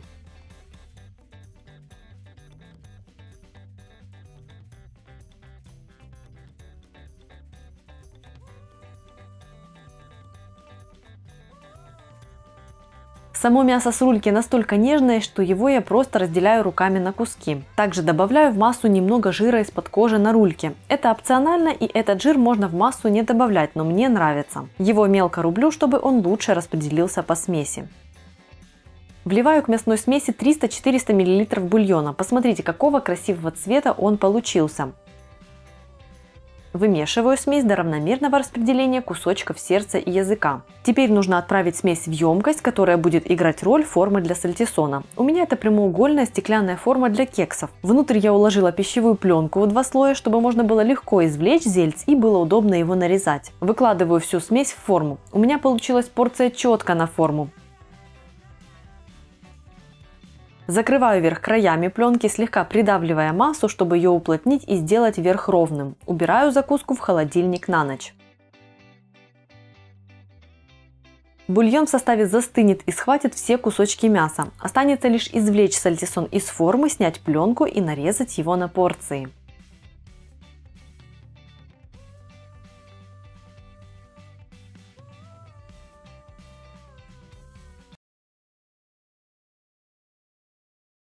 Приступим. Для бисквита возьмите 200 граммов шпината, 100 граммов кефира, 2 яйца, 1,5 чайной ложки разрыхлителя, половину чайной ложки соли и 200 граммов муки. Можно использовать цельнозерновую, если у вас есть, а у меня обычная белая. Для начинки возьмите по 2 столовые ложки майонеза и сметаны. Ссылку на простые рецепты майонеза я оставлю для вас в описании. 2 плавленых сырка, 3 зубчика чеснока, 2 отварных яйца, соль и перец по вкусу, а также 2-3 красных сладких перца. У меня перец подготовлен заранее, это заготовка с лета.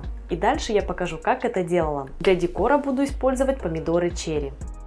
Итак, перец. Его необходимо вымыть, разрезать и удалить семенную коробочку. В сезон я заготавливала много перца, так что вы видите у меня на противне целую гору. В уже разделанном виде перец заготавливать проще, чем чистить от семян, затем уже печеный перец. Семена прилипают к рукам, неудобно в общем. Разрезанный перец запеките в духовке до мягкости. Время зависит от объема работ, так что если печете 2-3 штуки, то они будут готовы минут за 15-20. Температура 200 градусов. С готовых частей перца легким движением снимите кожицу. Приступаем к бисквиту. Смешайте муку с разрыхлителем и солью. На самом деле это не столько бисквит, а больше оладьевое тесто. Оно готовится быстрее любого бисквита, и вы можете использовать этот рецепт для приготовления оладий, панкейков и вафель. В чашу комбайна или блендера отправляйте шпинат. У меня был замороженный, и я дала ему оттаять. Влейте к шпинату кефир, вбейте яйца и смешайте все вместе. Именно коржи – изюминка этого рецепта, потому что на праздничном столе мы в первую очередь поедаем все глазами.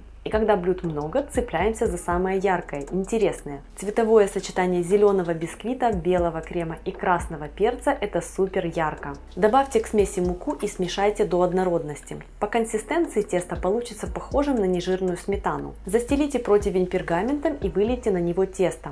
Распределите тесто по всей поверхности противня равномерным слоем. Так как тесто не очень густое, сделать это будет достаточно просто. Отправляйте корж выпекаться при температуре 175 градусов в течение 8-10 минут. Корж не должен стать румяным, но при этом должен быть упругим и пропеченным. Потрогайте его пальцем, чтобы проверить это. Готовый корж снимите с противня, аккуратно переверните и снимите пергамент. И оставьте для остывания, пока вы будете заняты начинкой. Крем для начинки – это по сути популярный салат из плавленных сырков с чесноком, которые многие так любят и регулярно готовят на Новый год и на праздники. Он отлично сочетается со вкусом сладкого перца и сделает торт ярким не только по цвету, а и по вкусу. Смешайте очищенные яйца с чесноком. Его, кстати, можно брать и больше, если вы любите чесночную остроту. Добавьте плавленые сырки. Я беру нейтральные, без вкусовых добавок. Добавьте перец, пару щепоток соли. Крем должен быть насыщенно соленым с учетом того, что в корже соли немного, а перец и вовсе не соленый. Отправляйте в крем сметану и майонез. У меня домашний, как я уже говорила. Тщательно пробейте крем блендером для получения нежной однородной консистенции. Напомню, что на моем канале есть и другие видео с закусками на праздничный стол и на Новый год.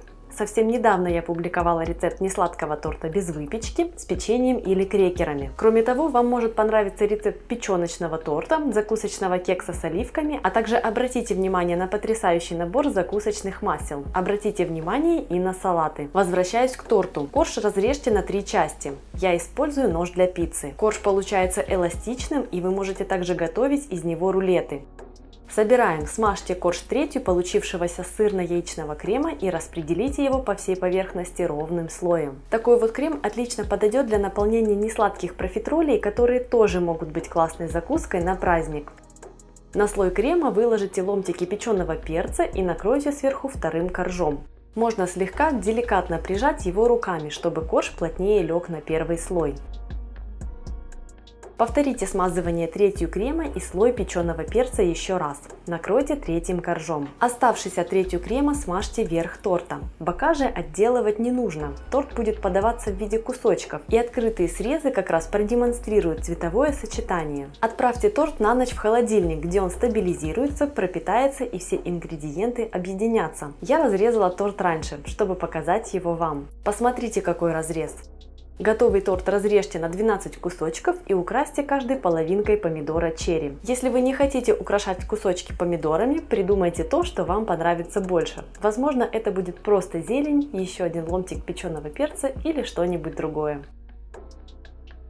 Первыми приготовлю очень простые рулетики из грудинки или бекона с сыром, инжиром и черносливом. Список всех ингредиентов в описании под этим роликом. Первым делом подготавливаю сухофрукты. Чтобы они стали мягкими, я заливаю их горячей водой и оставляю минут на 10-15. Инжир или чернослив – выбор за вами. Что вы любите больше? Для ролика я сняла оба варианта. Готовлю начинку. Для того, чтобы эти маленькие рулетики были бомбочками вкусов, добавляю в начинку еще и оливки. Представьте это сочетание вкусов. Копченое, сладкое, кисленькое и соленое. Шикарно! Итак, раздавливаю оливки дном банки и извлекаю косточки. Если возьмете оливки уже без косточек, вы молодец. Мелко рублю оливки. В небольшую миску отправляю козий сыр. Если не любите или нет доступа, используйте сливочный сыр, но с козьим это будет особый восторг. Добавляю к сыру немного перца и разминаю его. Добавляю к сыру оливки и перемешиваю смесь. Она получается довольно пластичная и удобная. Теперь тонко режу варено-копченую грудинку, нужно 24 полоски. Отлично подойдет также бекон, а если вы хотите приготовить холодный вариант такой закуски, берите прошутто или хамон.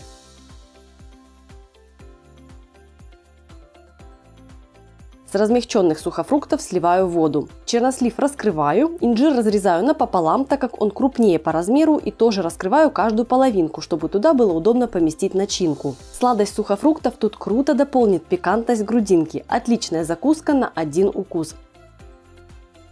Теперь наполняю каждый сухофрукт начинкой. Получается примерно по половине чайной ложки сырной смеси на порцию.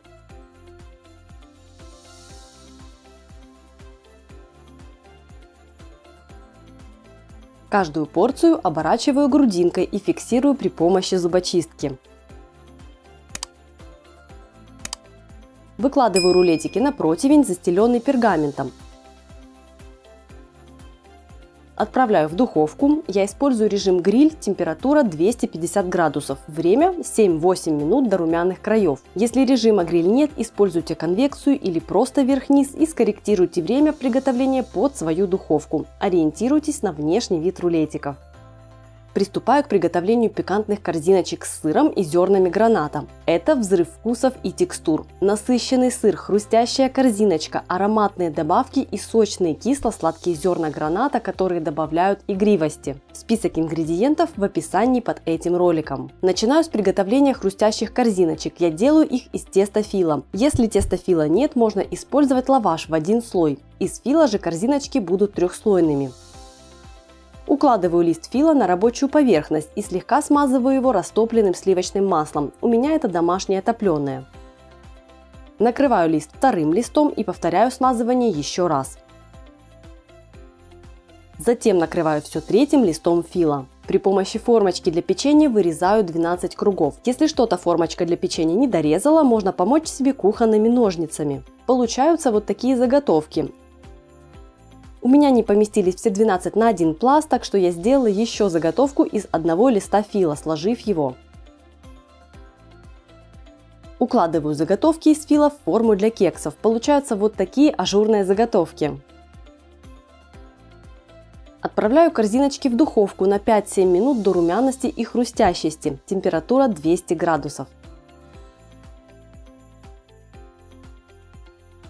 Готовлю сырную начинку. Натираю на мелкой терке сыр. У меня это чеддер с насыщенным вкусом. Кстати, такую вот начинку можно подать в виде сырного шара. Также на моем сайте есть еще 3 рецепта вкусных сырных шаров. Ссылку оставлю в описании под роликом, переходите.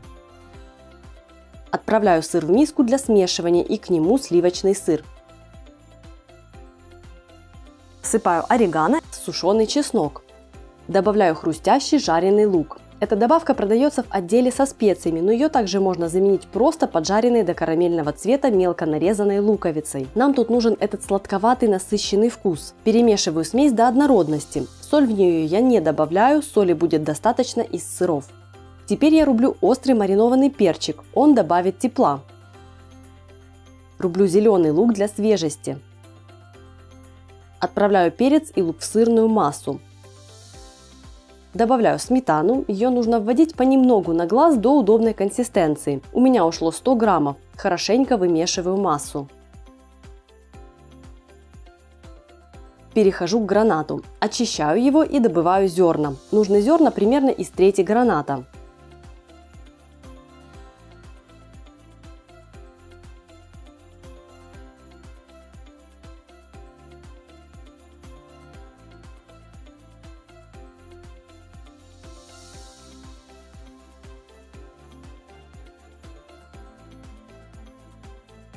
Собираю закуску. В каждую корзиночку укладываю щедрую порцию сырной массы. Слегка придавливаю ее и разравниваю. Сейчас хорошо видно, какая консистенция сырной массы. Она и не слишком плотная, но и не текучая, не излишне влажная. Благодаря этому сохранится хрусткость корзиночек. Завершаю закуску добавлением зерен граната. Как сразу закуска заиграла красками. Перехожу к третьей закуске с сыром. Это мой фаворит. Эти кростини с грушей и синим сыром практически как десерт. Это так вкусно, что остановиться очень сложно. И при этом готовятся они проще простого. Список ингредиентов в описании под видео. Режу багет ломтиками толщиной 1 см. Мне нужно 12 кусочков. Багет можно выбрать любой на свой вкус. У меня с добавлением гречневой муки и семенами льна. Можно взять классический, можно взять чабату. По ситуации. Выкладываю хлеб на противень, застеленный пергаментом. Смазываю каждый кусочек небольшим количеством оливкового масла, чтобы хлеб хорошо подрумянился и стал хрустящим. Использую рафинированное масло, так как сильно нагревать масло первого отжима нельзя. Отправляю хлеб в духовку на 5-7 минут под гриль. Температура 220 градусов или в другом режиме, который есть в вашей духовке. Главное получить румяный хлеб. Этим временем режу грушу. Разрезаю напополам, удаляю семенную коробочку и режу тонкими пластинами. Хлеб подрумянился. Беру сыр с синей плесенью, крошу его в руках и раскладываю по хлебу. Его нужно совсем немного, но он привнесет шикарный вкус. Поверх сыра раскладываю кусочки груш внахлёст. Каждую порцию поливаю небольшим количеством меда. Посыпаю небольшим количеством орешков каждый ломтик. У меня это кедровые орешки. Сюда они подойдут идеально. Но если нет кедровых, отлично впишется грецкий орех. А вот арахис, хоть он и не орех, но им часто заменяют орехи, тут использовать не стоит.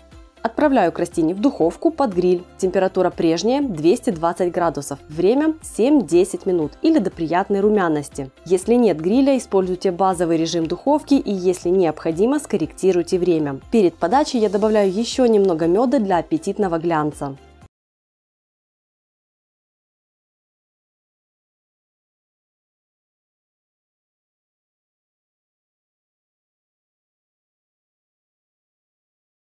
Список ингредиентов сейчас доступен на экране и продублирован в описании под этим роликом. Использую 50 на 50 свиную лопатку и филе индейки. Такая комбинация мне очень нравится по степени жирности и по нежности готовых колбасок. Фарш из свинины у меня уже был готов. Для съемок ролика с рецептом свиных сосисок я купила мясо с запасом, пропустила лопатку через мясорубку и оставшийся фарш заморозила на будущее. Перед съемкой этого ролика я просто переложила пакет с фаршем на ночь из морозилки в холодильник для медленного оттаивания. При этом фарш не размерзся полностью, это нормально. То, что он будет очень холодным, ему на пользу. В этом ролике использую натуральную оболочку, свиную череву. Ее я купила в супермаркете в мясном отделе в соленом виде. Перед приготовлением ее необходимо промыть от соли и ненадолго замочить в воде, чтобы она стала податливой и работать с ней было легко. В упаковке есть разные по длине отрезки, так что буду ориентироваться по наполнению. Оставшуюся после набивки размоченную череву выбрасывать не нужно. Нужно повторно щедро посолить ее и оставить минут на 15. Слить жидкость, а затем засыпать сухой солью еще раз и можно спокойно хранить в холодильнике до следующего приготовления колбасок. Приступаю к приготовлению фарша. Свинина у меня уже измельчена, а для того, чтобы текстура колбасок была интереснее, я нарезаю индейку кусочками размером в 1–1,5 см.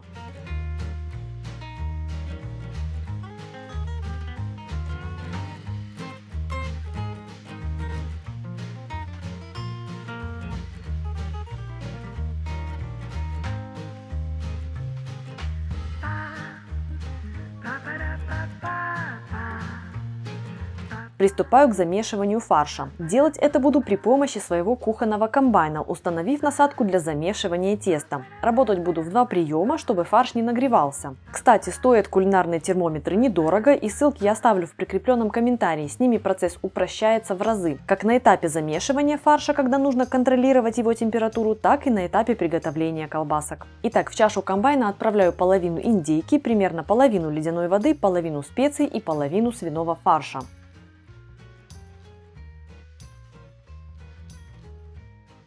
Смешиваю до образования вязкого и упругого фарша. При смешивании вручную тоже стоит ориентироваться на то, чтобы фарш получился вязким.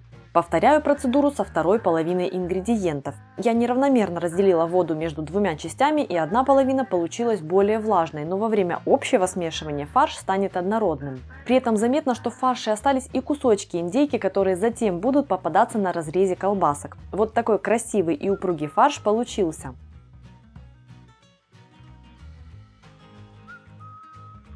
Теперь устанавливаю насадку на свой шприц и надеваю размоченную оболочку. Если нет шприца, используйте мясорубку. Также я встречала рекомендацию набивать колбаски при помощи пластиковой бутылки, но сама не пробовала и не знаю, насколько это удобно. Если вы пробовали, поделитесь опытом в комментариях. Подгоняю фарш к краю насадки и стягиваю оболочку. Завязываю край и набиваю колбаски. Если есть рядом помощник, не стесняйтесь попросить помочь с набивкой. Так будет быстрее и проще, но я справляюсь в одиночку.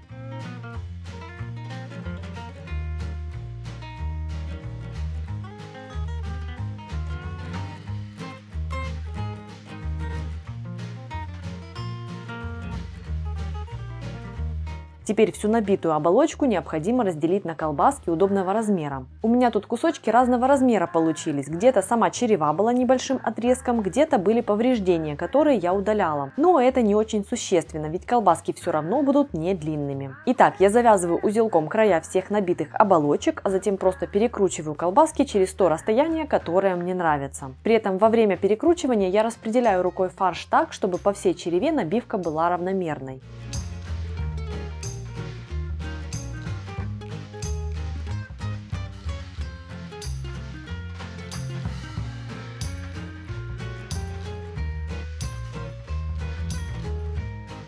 Если внутри образовались какие-то пустоты, просто удаляю их, проколов оболочку иголкой. Приступаю к приготовлению. Можно сделать это 2 способами, в зависимости от того, есть ли у вас термометр или нет. Если термометр есть, то просто уложите колбаски в кастрюлю с кипятком, накройте ее крышкой и поддерживайте температуру 80 градусов в течение 15 минут. Если термометра у вас нет, готовить следует в 2 приема, по половине порции из этого рецепта. В кастрюле на 5 литров доведите до кипения 3-3,5 литра воды. Опустите туда половину колбасок, накройте крышкой и оставьте на 5 минут. Затем включите под кастрюлей самый маленький огонь, который у вас возможен, и прогревайте кастрюлю с колбасками в течение 5 минут. После этого выключите огонь и подержите колбаски в кастрюле еще 5 минут. Итого получаем 5 минут после того, как отправили в кипяток, еще 5 минут прогреваем, еще 5 минут в воде и вынимаем. Не торопитесь и не закидывайте в кастрюлю все колбаски за раз, только если у вас кастрюля объемом вдвое больше. В противном случае колбаски опустят температуру в кастрюле слишком сильно и процесс приготовления нарушится. После такого приготовления колбаски останется лишь быстро подрумянить на сковороде или на углях, и можно наслаждаться.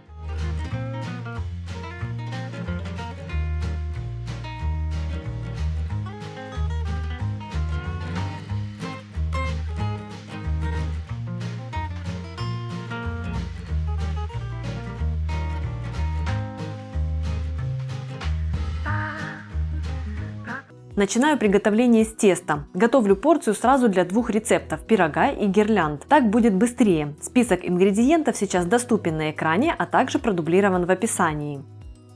Так как я использую прессованные дрожжи, их нужно растворить. В воду отправляю сахар, дрожжи и перемешиваю, чтобы сахар и дрожжи разошлись. Если используете сухие дрожжи, их отправляйте сразу в муку. Я отправляю в муку соль и слегка перемешиваю. Вливаю дрожжевую воду и растительное масло. Слегка перемешиваю тесто ложкой, а затем переваливаю на рабочий стол и начинаю замешивать. Тесто получается довольно влажным и липким, но не стоит подсыпать в него муку. Так оно получится излишне плотным, а я же хочу получить тесто нежное и очень воздушное. Замешиваю тесто отбиваниями, и уже через некоторое время оно становится гладким и перестает нещадно липнуть к поверхности. Если у вас есть хлебопечка или кухонный комбайн, можно замесить тесто при помощи этой техники. Время замеса в таком случае минут 10, но лучше ориентироваться на внешнее состояние теста. Оно должно стать более гладким и перестанет быть таким липким, будет хорошо собираться в шар. Собираю тесто в шар и отправляю на брожение, накрыв миску с тестом пищевой пленкой. Тесто должно увеличиться в объеме в 2-3 раза. На это уйдет час-полтора. Этим временем я подготовлю начинки для обоих рецептов. Сперва займусь елочкой. Тут все очень просто и быстро. Список ингредиентов на экране и в описании. Грубо рублю петрушку и чеснок. Сыр я уже нарезала, когда отвешивала продукты. Отправляю сыр, петрушку и чеснок в кухонный комбайн. Измельчаю смесь до однородности.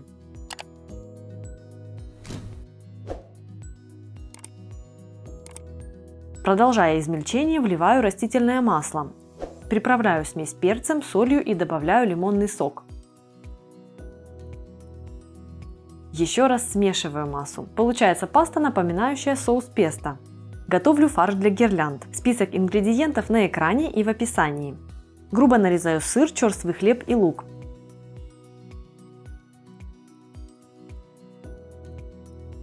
Измельчаю смесь в кухонном комбайне. Добавляю яйца, соль и перец, а также итальянские травы по вкусу. У меня просто орегано. Смешиваю.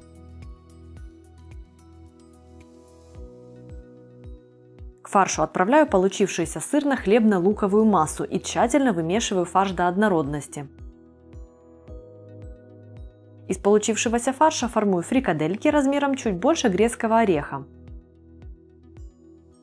Обкатываю фрикадельки влажными руками, чтобы они были гладкими.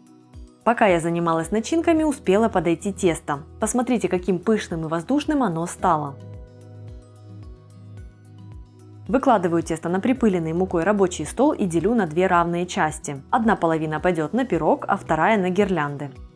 Для пирога раскатываю одну половину теста в прямоугольный пласт размером примерно 25 на 30 см.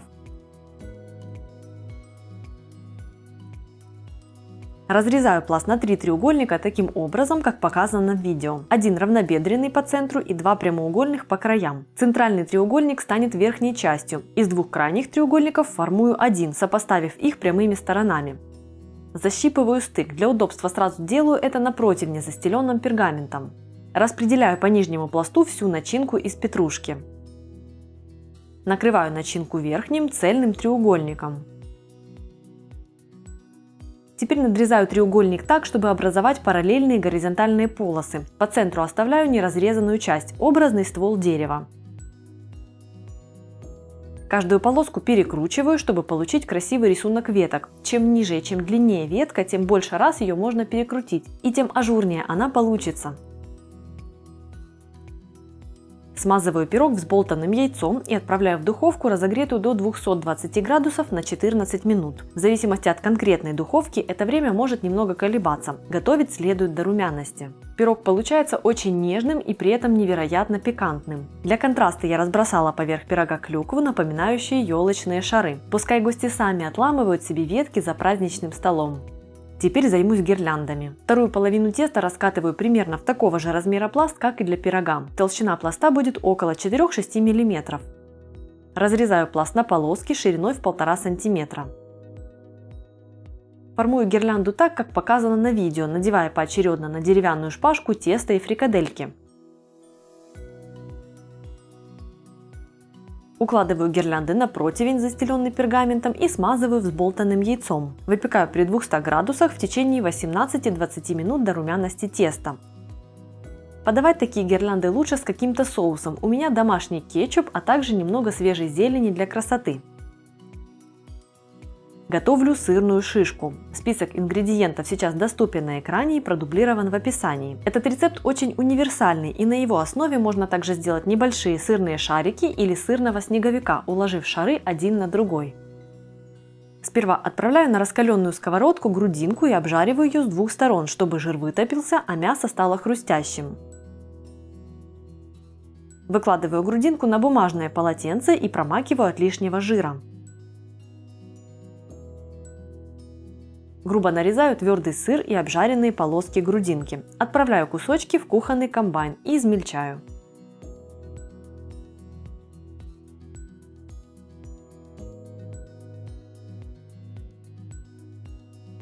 Нарезаю зеленый лук.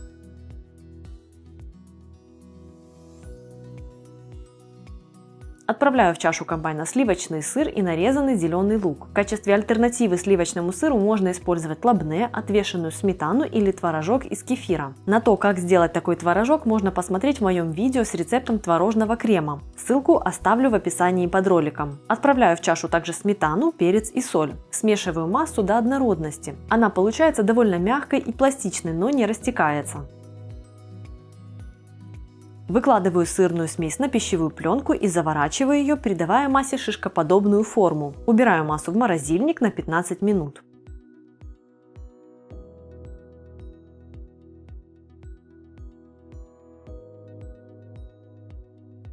Перекладываю сырный шар на тарелку и при помощи миндаля придаю ему вид шишки.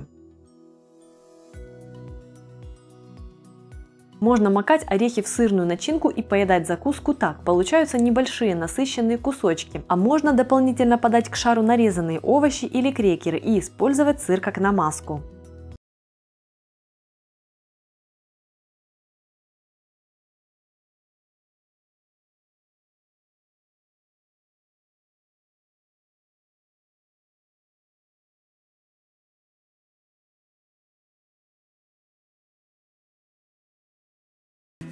Вот такую толщину имеют натертые ломтики.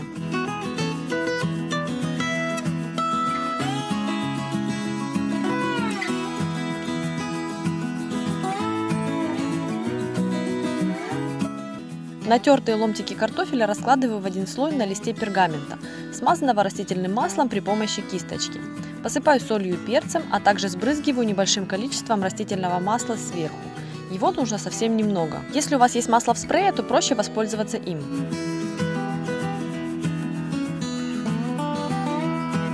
В моей микроволновке мощностью 900 Вт чипсы готовятся в течение 7 минут.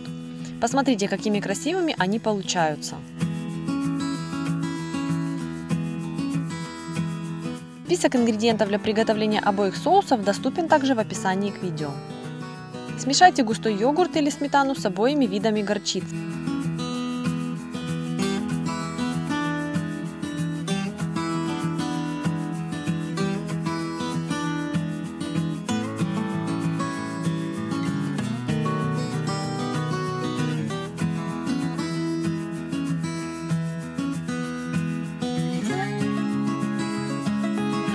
Добавьте измельченный шпинат, я использую замороженный, предварительно дав ему оттаять. Приправьте солью и перцем.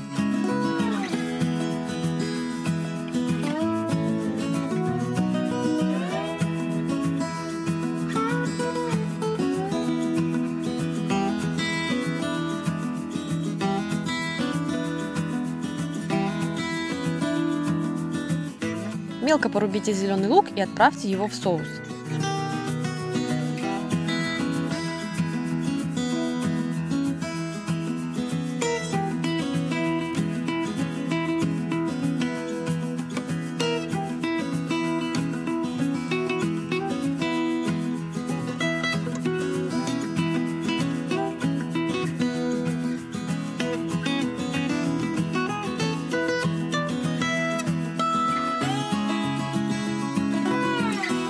Натрите на мелкой терке пармезан, смешайте с остальными ингредиентами и попробуйте, чтобы проверить, достаточно ли соли в соусе.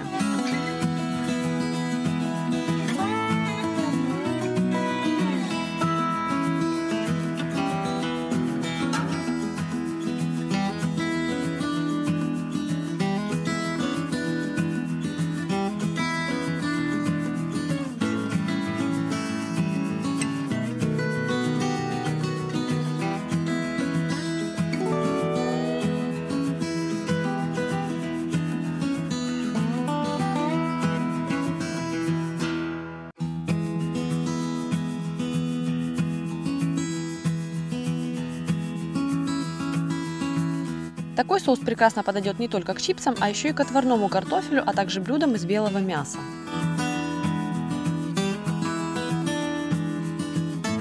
Для приготовления соуса смешайте йогурт или сметану с хреном, добавьте соль и перец.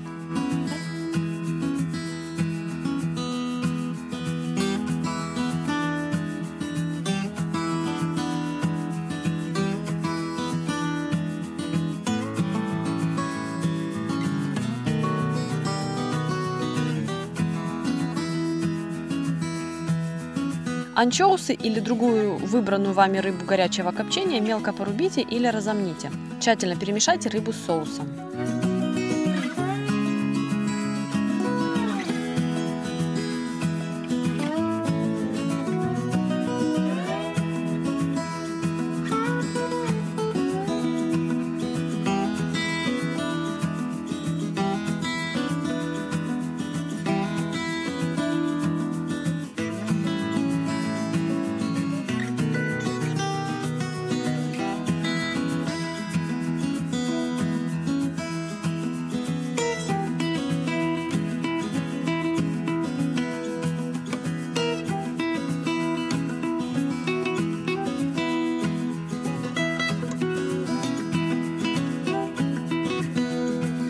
В идеале после приготовления оба соуса отправьте на час-другой в холодильник, чтобы они настоялись и вкусы стали еще более яркими. Этот соус получается очень пикантным и острым.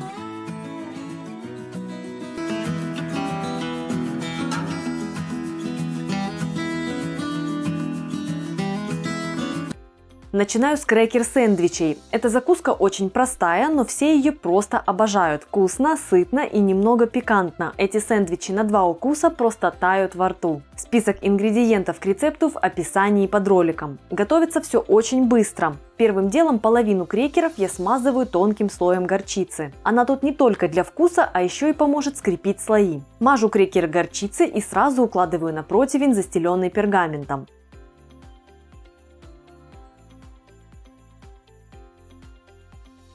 Теперь я тонко нарезаю варено-копченую ветчину. Я специально взяла шейку, чтобы в ней были жировые прожилки для сочности. По желанию можно взять менее жирную часть. Важно нарезать мясо тонко, чтобы кусочки были эластичные.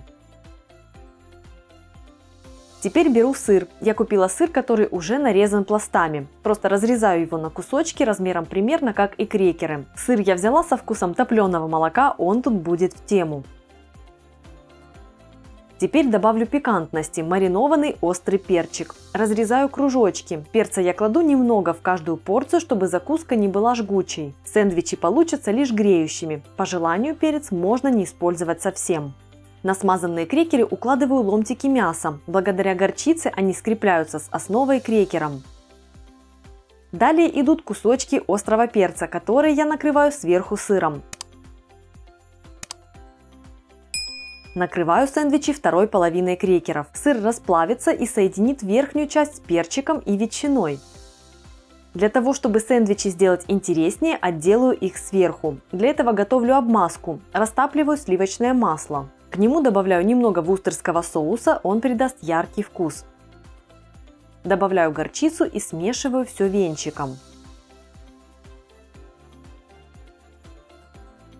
Сэндвичи смазываю масляной обмазкой. Посыпаю верх семенами кунжута, мака и хлопьями соли.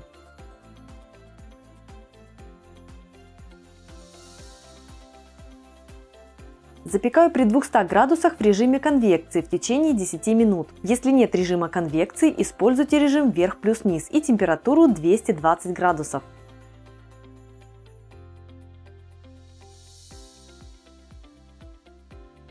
Такие канапе смотрятся на праздничном столе очень нарядно. Сытные фрикадельки, нежный сыр и пикантный маринованный лук с огурчиком, а соленый кренделек добавит хруста. Очень вкусно. Список ингредиентов к рецепту в описании под роликом. Начинаю с мариновки лука. Готовлю маринад. Это простая заправка винегрет. К растительному маслу, у меня оливковое, вливаю яблочный уксус. Добавляю цельнозерновую горчицу, немного соли и перца. Смешиваю до состояния эмульсии. Кружочками режу красную луковицу.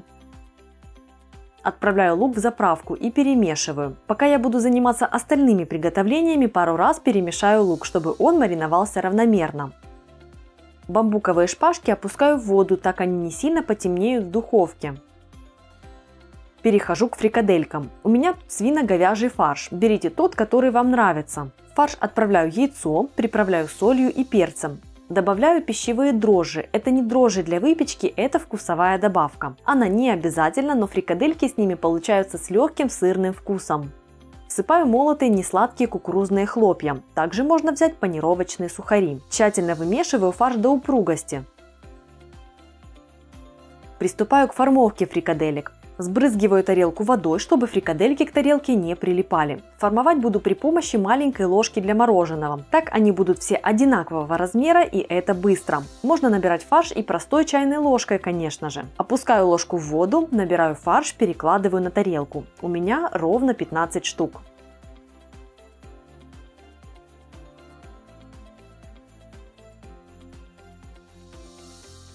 Теперь катаю фрикадельки влажными руками, чтобы они были ровными и гладкими.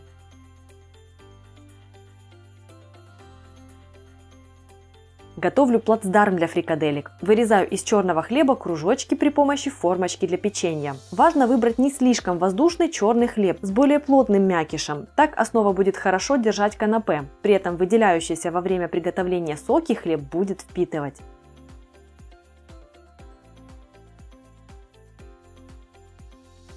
Режу тонкими кусочками сыр. У меня он подкопченный для дополнительного аромата. Начинаю собирать канапе. На противень, застеленный пергаментом, выкладываю кружочки хлеба. Сверху выкладываю фрикадельки и аккуратно пронизываю все шпажками.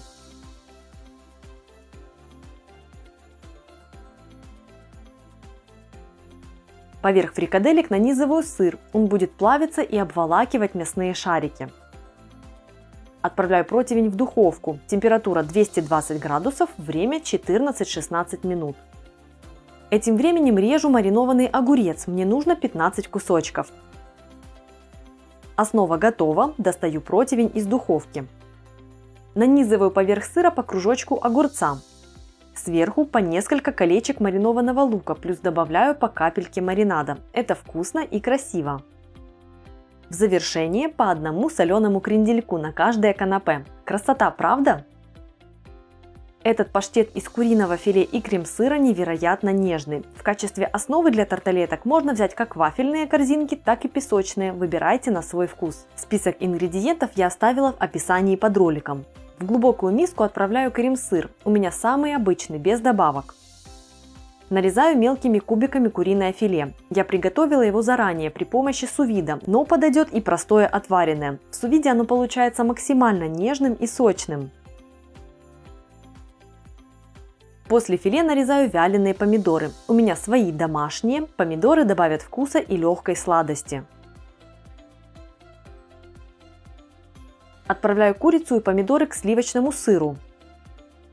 Теперь я рублю маринованные артишоки. Они добавят кислинки. За неимением можно заменить артишоки маринованными шампиньонами. Грибов стоит взять в 1,5-2 раза меньше, потому что артишоки нежнее по вкусу. Артишоки отправляю к остальным ингредиентам. Всыпаю сушеный чеснок. Его вкус нежнее, чем у свежего. За праздничным столом это более уместно, потому что понравится и тем, кто не любит насыщенный чесночный вкус. Добавляю соль и тщательно перемешиваю паштет до однородности.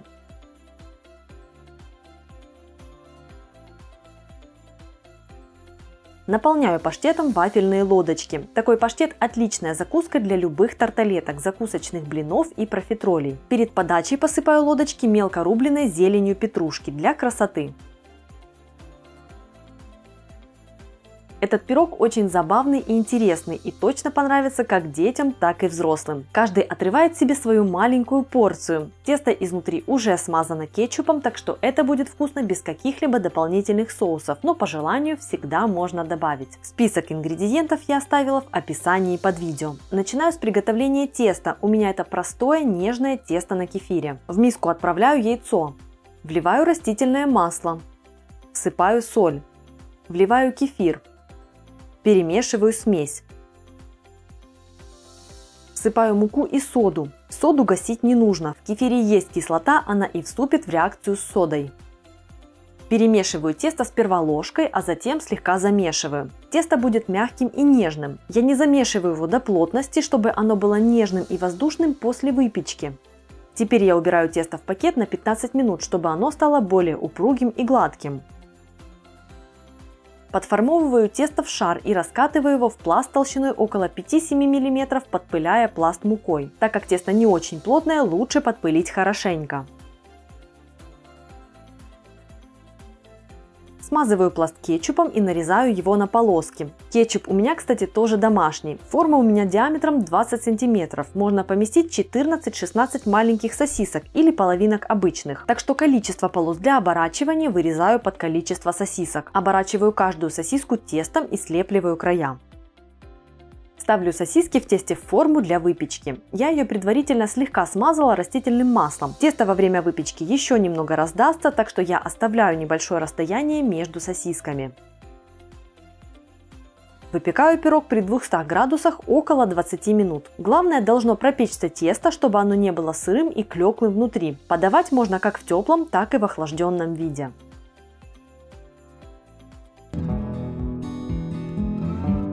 Мой третий рецепт я специально приберегла для конца этого видео, потому что курочка по этому рецепту разожжет в вашем рту настоящий пожар. Получается удивительно классное сочетание прохладных и хрустящих овощей с острой имбирно-чесночной курицей. Если вы к остроте относитесь, так себе, то лучше уменьшить количество чили перца в 2-3 раза. Нарезаю куриное филе небольшими полосками толщиной около сантиметра.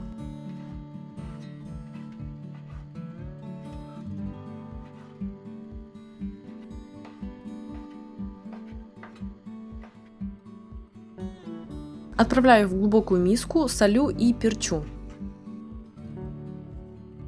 Добавляю к ним кукурузный крахмал. Сок, который будет выделяться из мяса в процессе обжаривания, крахмал будет стягивать и курочка останется очень нежной. Перемешиваю мясо, чтобы крахмал равномерно распределился. Теперь я очищаю и натираю на мелкой терке корень имбиря размером где-то с указательный палец или даже с большой палец. К имбирю добавляю пропущенный через пресс чеснок. Всыпаю хлопья острого перца чили, а также сахар. Я использую кокосовый сахар, вы можете использовать обычный белый, коричневый. Вливаю лимонный сок и перемешиваю. Вливаю соевый соус. Заправка готова. На хорошо разогретую сковороду я вливаю 1 столовую ложку растительного масла и отправляю обжариваться мясо. Готовлю его, помешивая, для того, чтобы кусочки становились румяными со всех сторон и процесс шел равномерно. Когда мясо станет румяным, я вливаю в него заправку, сразу же выключаю огонь, немножечко перемешиваю, чтобы заправка распределилась, и мясо уже будет готово. Перекладываю его в небольшую емкость, пускай оно немножечко подостынет к тому времени, как мы будем собирать спрингроллы.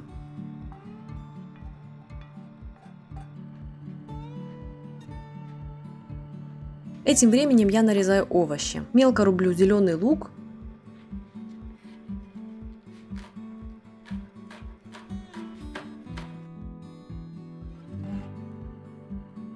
огурцы и морковь режу сначала такими вот продольными кольцами, затем режу соломкой.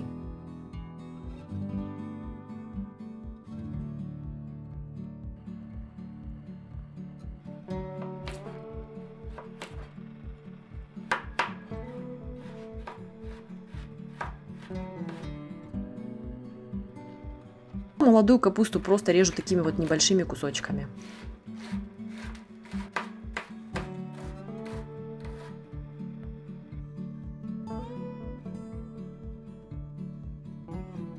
Пришел черед заняться сборкой. В большую плоскую тарелку я наливаю немного воды и буду размачивать в ней рисовую бумагу. Отправляю в тарелку рисовую бумагу и пальцами прощупываю ее, промакиваю со всех сторон для того, чтобы она размягчалась равномерно. Как только я почувствовала, что бумага начала размягчаться, она поддалась, но еще не стала прям очень сильно мягкой, я приступаю к сборке. Укладываю лист на какую-нибудь удобную доску и на него отправляю немного огурца, немного нарезанной моркови, зеленый лук, несколько кусочков обжаренной курицы. Обязательно добавьте немного вот этого вот острого соуса, который придаст сочность спрингроллу, и вам не захочется даже дополнительно какого-нибудь соуса к нему. Сверху добавляю немного свежей хрустящей молодой капусты и сворачиваю ролл. Нужно немного приловчиться работать с рисовой бумагой, если вы это делаете впервые, но довольно быстро пальцы привыкают к ее особой текстуре и работать становится очень просто. Выглядят такие роллы очень нарядно, согласитесь.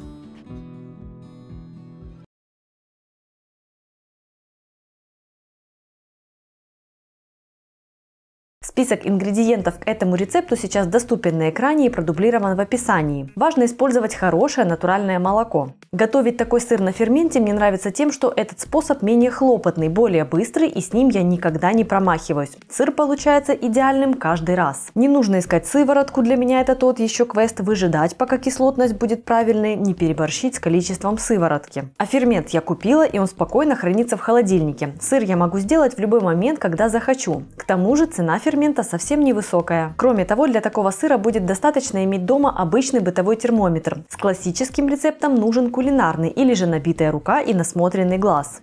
Где взять фермент? Я покупаю в интернет-магазинах для сыроваров и отдаю предпочтение растительному и микробиальному. Популярен фермент Мейта, но мне больше нравится вот такой, его проще дозировать. Оба пакетика рассчитаны на 100 литров молока, но во втором фермент дополнительно разделен на порции для 10 литров молока. А их можно разделить без проблем хоть и на глаз на 2-3 литра молока или как вам удобно. Для того, чтобы разделить на небольшие порции Мейта, потребуются ювелирные весы.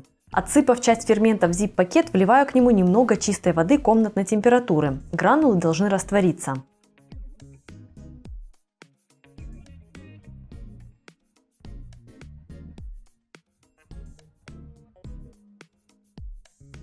Молоко выливаю в кастрюлю и на небольшом огне прогреваю до температуры 32-34 градуса. Тут можно воспользоваться бытовым термометром, его диапазон позволяет. У меня молоко отличного качества и предварительно я его никак не обрабатываю. Если есть сомнения в качестве молока, его лучше предварительно пастеризовать. Довести до температуры 72 градуса и резко охладить. Кипятить не нужно. В этом случае есть смысл затем ввести в молоко хлорид кальция, чтобы восполнить его потери при пастеризации. Это поможет образованию молочного сгустка.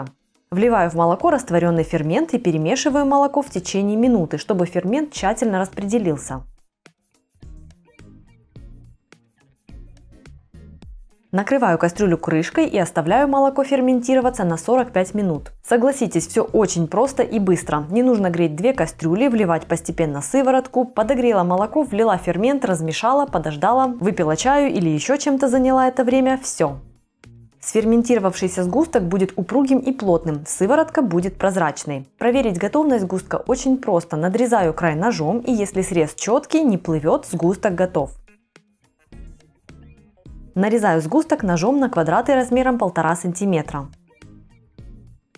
Отправляю кастрюлю на минимальный огонь и, помешивая массу, прогреваю до 38 градусов. Тут опять выручит бытовой термометр за неимением кулинарного. Перемешивая, дроблю сгусток на зерно, и зерно немного сжимается, становится более упругим. Можно перемешивать массу ложкой, шумовкой, но очень удобно делать это просто рукой. Попался еще не разбитый сгусток, запросто разбиваю его и получаю равномерную массу. Слишком сильно дробить не нужно, фракции должны быть такими, как у меня. Для придания формы сыру можно использовать дуршлаг или сито, а я беру те формы для сыра, которые у меня есть. Они великоваты, но это не страшно. Специально для адыгейского продаются и специальные формы, которые придают сыру округлую форму. Перекладываю сырное зерно в форму. Такой сыр относится к самопрессующимся, поэтому устанавливать груз не нужно.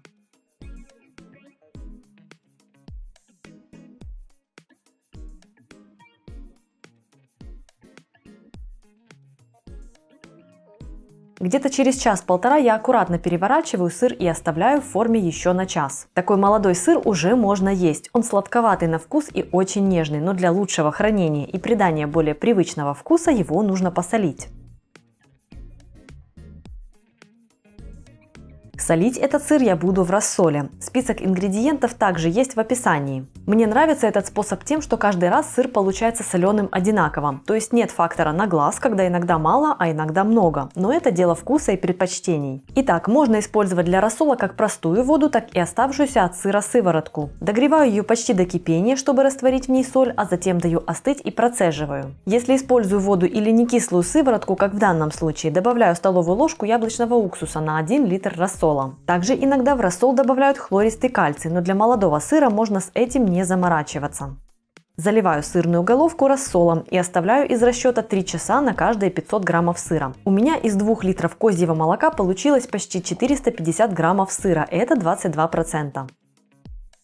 Теперь покажу классический рецепт приготовления. Список ингредиентов сейчас доступен на экране и продублирован в описании. При всем уважении к традиционной рецептуре, для меня лично у этого способа только одно преимущество. Используются обычные продукты, то есть молоко и сыворотка, и не нужно специально покупать фермент. Но, как я уже говорила в начале видео, преимуществ готовить сыр на ферменте для меня гораздо больше. А вопрос покупки – это раз купил и хватит для домашнего использования надолго.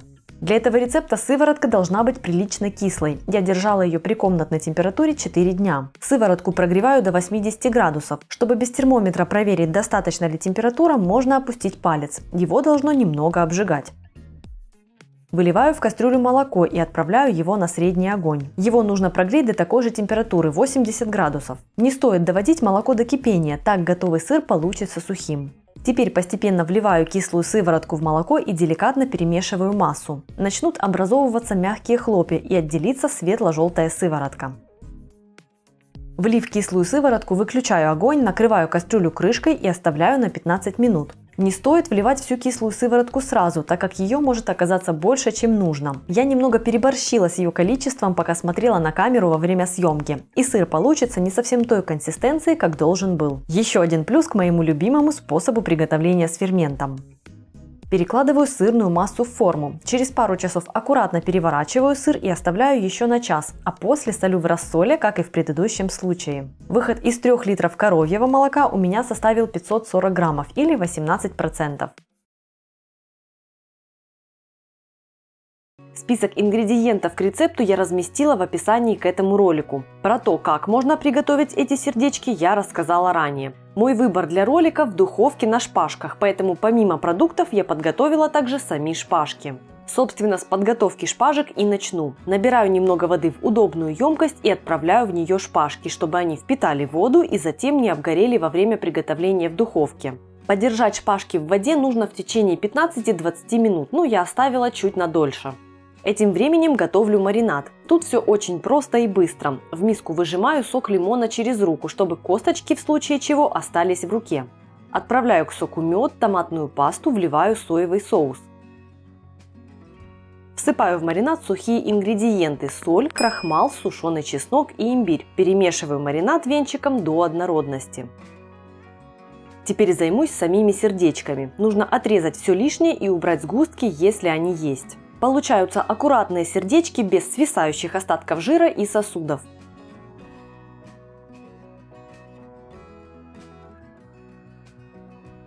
Сердечки отправляю в маринад и перемешиваю, чтобы маринад распределился. Накрываю миску пищевой пленкой и оставляю мариноваться. Если есть запас времени, убираю сердечки в холодильник на ночь. Если хочу готовить вот прямо сейчас, оставляю их при комнатной температуре на полчаса-час, пару раз за это время перемешав их в маринаде. Нанизываю сердечки на шпажки. Для приготовления на сковороде следует маринад аккуратно слить в отдельную посуду, но не выливать. Для приготовления на гриле нанизать на шампура или же тоже на шпажки. На шпажках затем будет удобно готовить такие сердечки, выложив их на сетку для гриля, и переворачивать все вместе. Выкладываю сердечки на противень, застеленный пергаментом. Оставляю расстояние между шпажками, чтобы горячий воздух циркулировал и сердечки обдавались жаром. Добавляю немного маринада сверху и отправляю сердечки в духовку. Готовлю в режиме конвекции при 220 градусах в течение 12 минут. За это время можно еще разок-другой полить их маринадом, чтобы крахмал загустил маринад и сформировал вкусный слой. Приготовление на гриле занимает еще меньше времени, буквально минут 6-8, а в случае приготовления на сковороде я обжариваю сердечки на сильном огне до румяности, помешивая, и в самом конце вливаю маринад, перемешиваю, даю ему загустеть и готово. Очень простое, бюджетное и вкусное блюдо, которое круто разнообразит сезон пикников и простую ежедневную еду.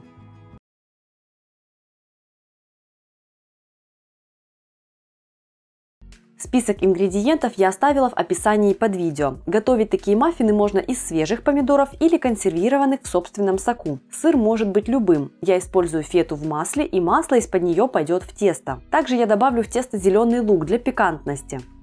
Процесс очень простой. Смешиваю муку с разрыхлителем и перемешиваю для распределения. Грубо нарезаю помидоры, измельчаю их блендером и пропускаю пюре через сито, чтобы избавиться от всего лишнего.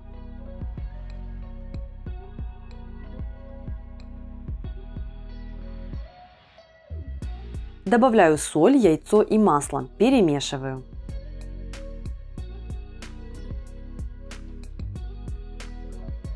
Всыпаю смесь муки с разрыхлителем, перемешиваю тесто.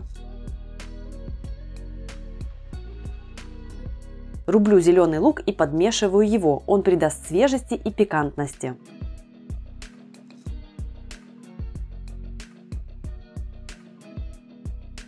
Форму для кексов слегка смазываю маслом и распределяю тесто. Получается как раз 12 порций. Раскладываю по формочкам кусочки сыра. У меня получилось по 3 кусочка на один маффин. Выпекаю маффины в духовке, разогретой до 220 градусов или 200, если в режиме конвекции, в течение 20-24 минут до готовности и пробы на сухую палочку. Они вкусны в теплом виде, в остывшем или же разогрейте их в микроволновке.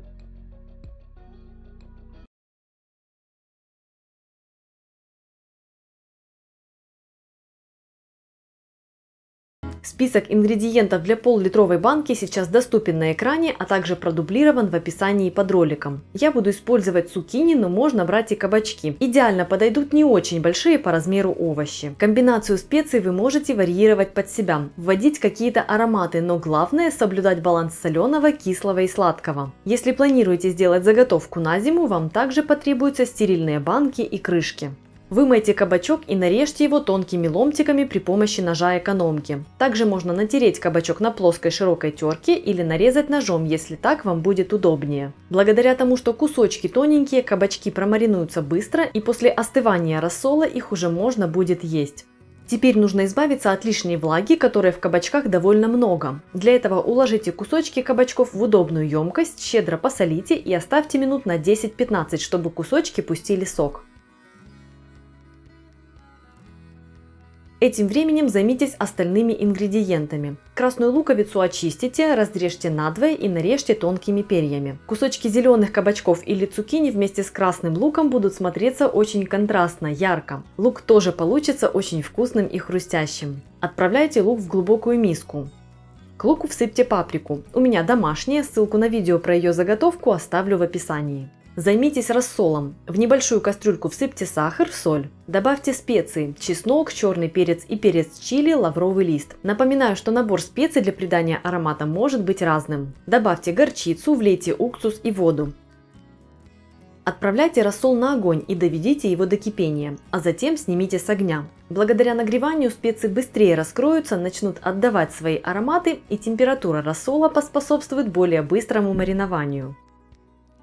Вернемся к кабачкам. Они постояли и пустили сок, а сами ломтики стали более мягкими. Деликатно отожмите выделившийся сок, но усердствовать слишком сильно не нужно. Отправляйте кабачки в миску с луком и паприкой. Перемешайте овощи. Удобнее всего делать это просто рукой. Так овощи не будут давиться, но прекрасно смешаются. Отправляйте овощную смесь в банку, слегка ее утрамбовывая. Можно заполнить банку полностью и затем залить ее рассолом, но я заполняю наполовину, заливаю горячим рассолом, а затем заполняю доверху и заливаю еще раз. Так кусочки прогреваются более равномерно и специи распределяются тоже более равномерно. Рассола получится чуть больше, но лучше, чтобы этот небольшой запас был на всякий случай. Залив кабачки рассолом так, чтобы он покрыл все кусочки, закройте банку и оставьте до остывания рассола при комнатной температуре. После остывания маринованные кабачки уже можно есть. Если сразу их есть не планируете, уберите банку в холодильник. Если вы планируете заготовить их на зиму, используйте стерильные банки, а укупорив, остудите вверх дном и укутав в полотенце или одеяло. Список ингредиентов сейчас доступен на экране, а также продублирован в описании под видео для вашего удобства. Вы можете приправить такую колбасу любыми специями на ваш вкус, так что решение за вами. Я буду использовать мускатный орех. Первым делом подготовьте главный ингредиент – куриное филе. Можно готовить из целой курицы или из другой любимой вами части. Можно из индейки. Итак, куриное филе я отвариваю. Опускаю в кипящую воду, куда добавила лавровый лист, но не добавляла соль. Это принципиально. Я буду добавлять соль уже в готовый фарш, и количество соли так проще контролировать. Варю в течение 20 минут с момента закипания, после чего огонь выключаю и даю мясу остыть в бульоне. Удобно сварить мясо с вечера на утро или с утра на вечер. Желатин залейте половиной объема бульона, это 150 граммов. Ему нужно дать набухнуть. Этим временем займитесь мясом и остальными ингредиентами. Этот рецепт хорош тем, что с ним можно играть, и я решила сделать текстуру колбасы неоднородной, ветчиноподобной. А поэтому половину куриного мяса я разделяю на волокна, это будет текстурная часть, а вторую половину я просто грубо нарезаю.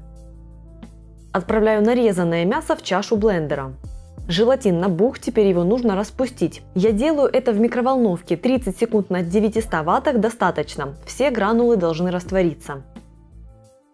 Влейте желатин к мясу. Теперь специи. Вы можете выбрать абсолютно любые. У меня это мускатный орех, растираю его в ступке. Для колбасной розовинки добавим свекольный сок. Натираю на мелкой терке свеклу, выкладываю ее в ткань и отжимаю сок. На моем канале уже есть рецепты домашней вареной колбасы. Это вариант на тему докторской и домашняя ветчина. Очень вкусно. Ссылки на эти рецепты оставлю в описании и в прикрепленном комментарии.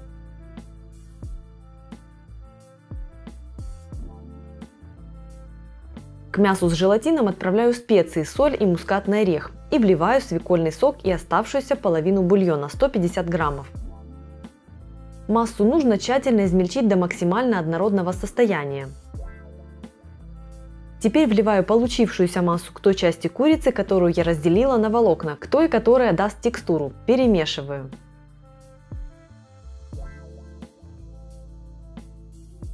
Еще один параметр вариативности такой колбасы – это форма. Можно взять просто круглую прямую бутылку, и тогда получится стандартная для варенки форма. Максимально гармонично, если сделать эту колбасу полностью однородной. Можно использовать пакет от сока или же взять бутылку слегка квадратную, которая напоминает по форме разреза ветчину. Я взяла именно такую.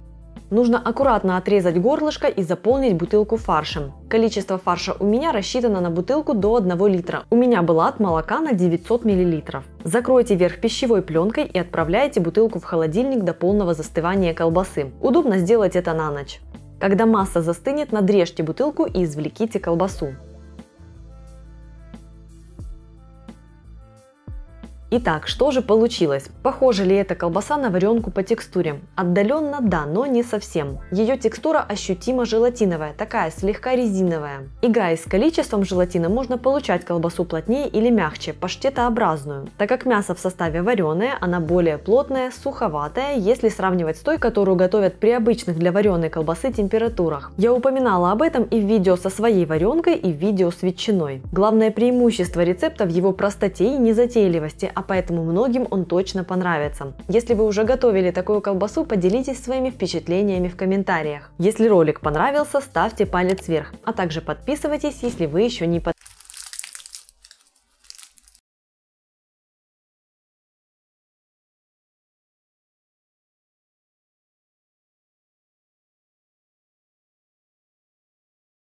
Меня зовут Галина Артеменко. Список ингредиентов к этому простому рецепту сейчас вы видите на экране, а также он продублирован в описании. Сперва подготовим зелень. Ее нужно вымыть, выложить на бумажное полотенце и дать обсохнуть.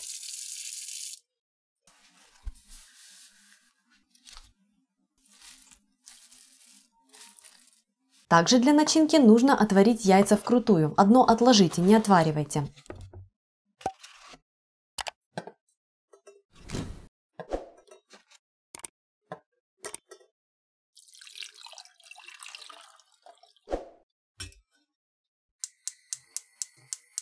А у меня еще остались яйца после съемки предыдущего видео. Их я и буду использовать. Кстати, если еще не смотрели это видео, в нем я показала 7 вариантов красиво украсить яйца к Пасхе при помощи натуральных ингредиентов. Очистите отваренные яйца.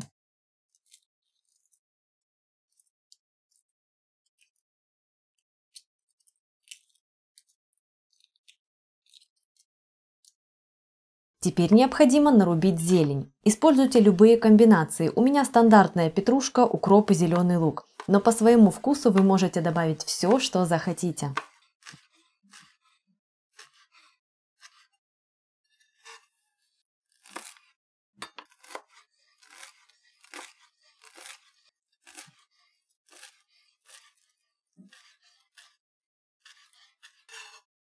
Нарежьте вареные яйца небольшими кубиками.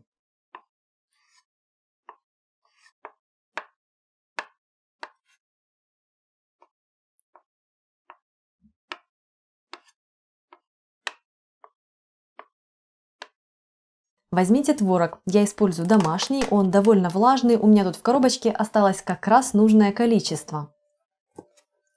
Слегка разомните творог вилкой. Добавьте к нему сырое яйцо и перемешайте.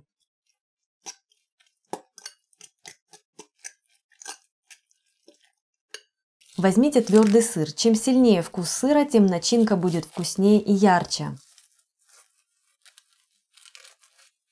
Натрите сыр на мелкой терке. У меня вот такая она, очень удобна для выдержанных сыров.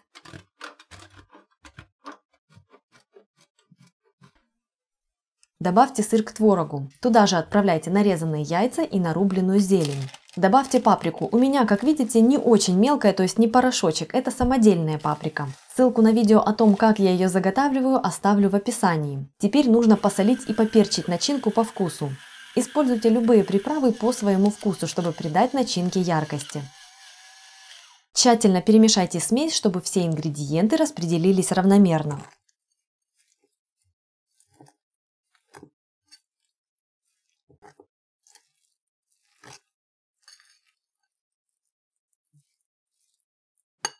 Пришла пора формировать пирожки. Беру лаваш, у меня 2 листа по 100 грамм. Если у вас есть время и настроение, приготовьте домашний. Ссылку на мой рецепт оставляю в описании. Так, мой лаваш треснул, поэтому буду резать его на полоски с учетом этого нюанса. Разрезаю каждый пласт на 4 полоски.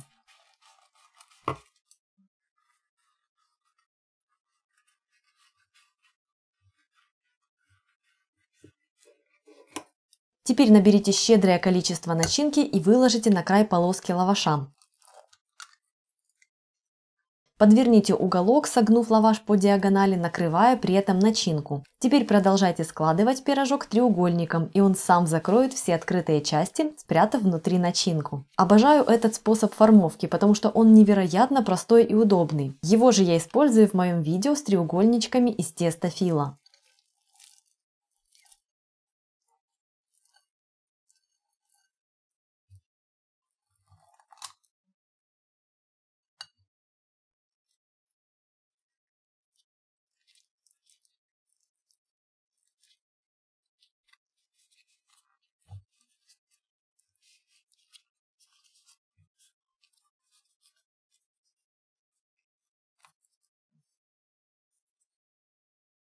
Готовим. Разогрейте сухую сковороду с крышкой. Я никогда не готовлю эти пирожки на масле. Во-первых, без масла они более хрустящие, а во-вторых, более легкие. Выложите пирожки из лаваша на сковороду, накройте крышкой и готовьте на минимальном огне по 3-4 минуты с обеих сторон. За это время начинка успеет хорошо прогреться, сыр плавится и начинка становится нежной и сочной.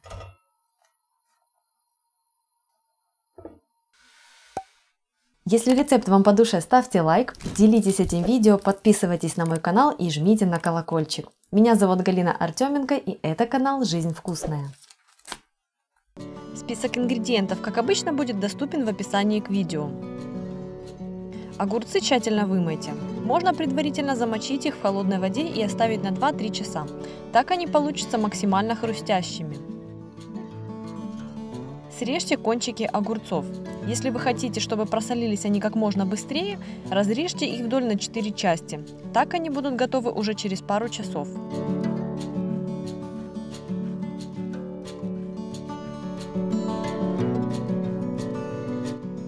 Очистите зубчик чеснока и произвольно нарежьте его.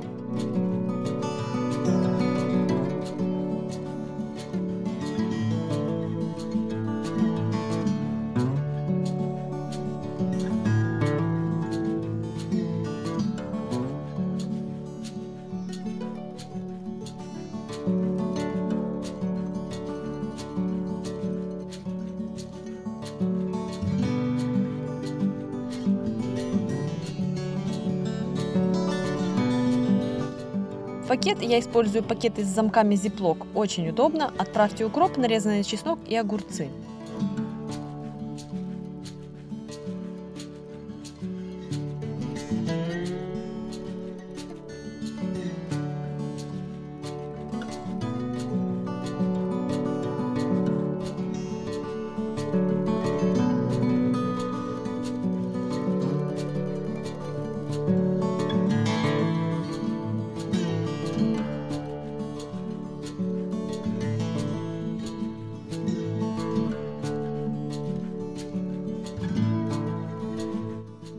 Насыпьте соль и сахар, закройте пакет и хорошенько потрясите им, чтобы специи распределились.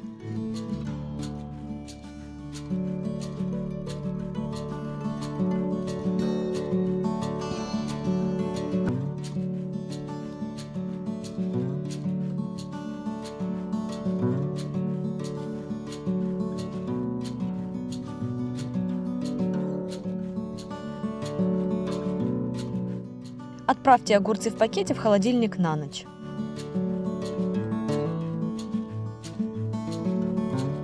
В чистую банку отправьте веточки укропа, перец горошком, семена горчицы, у меня черная, а также хрен. Я использую самый простой белый хрен без свекольного сока.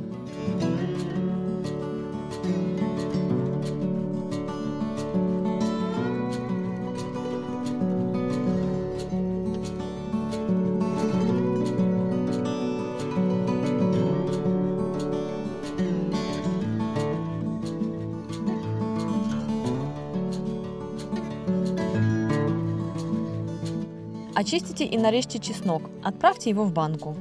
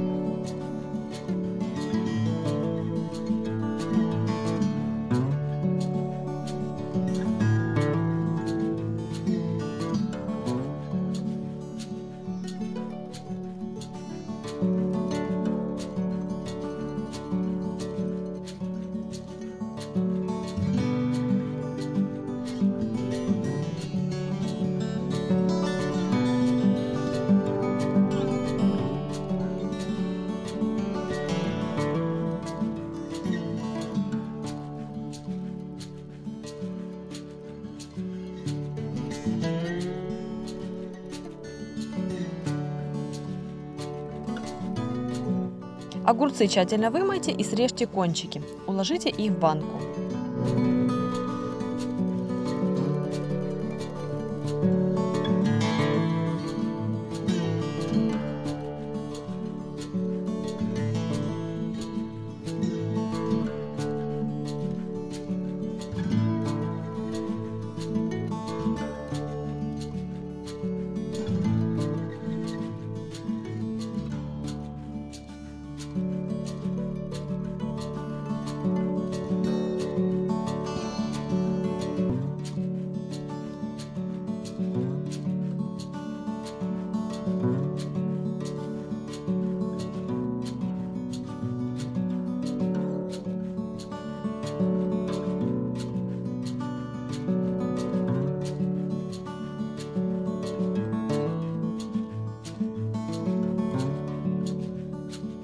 Приготовьте рассол. Для этого в ковш насыпьте сахар и соль. Влейте 2 стакана воды.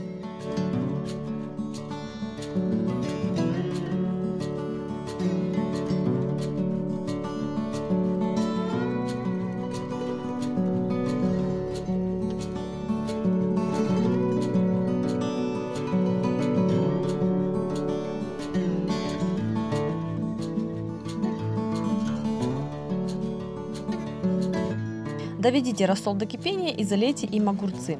Закройте крышкой.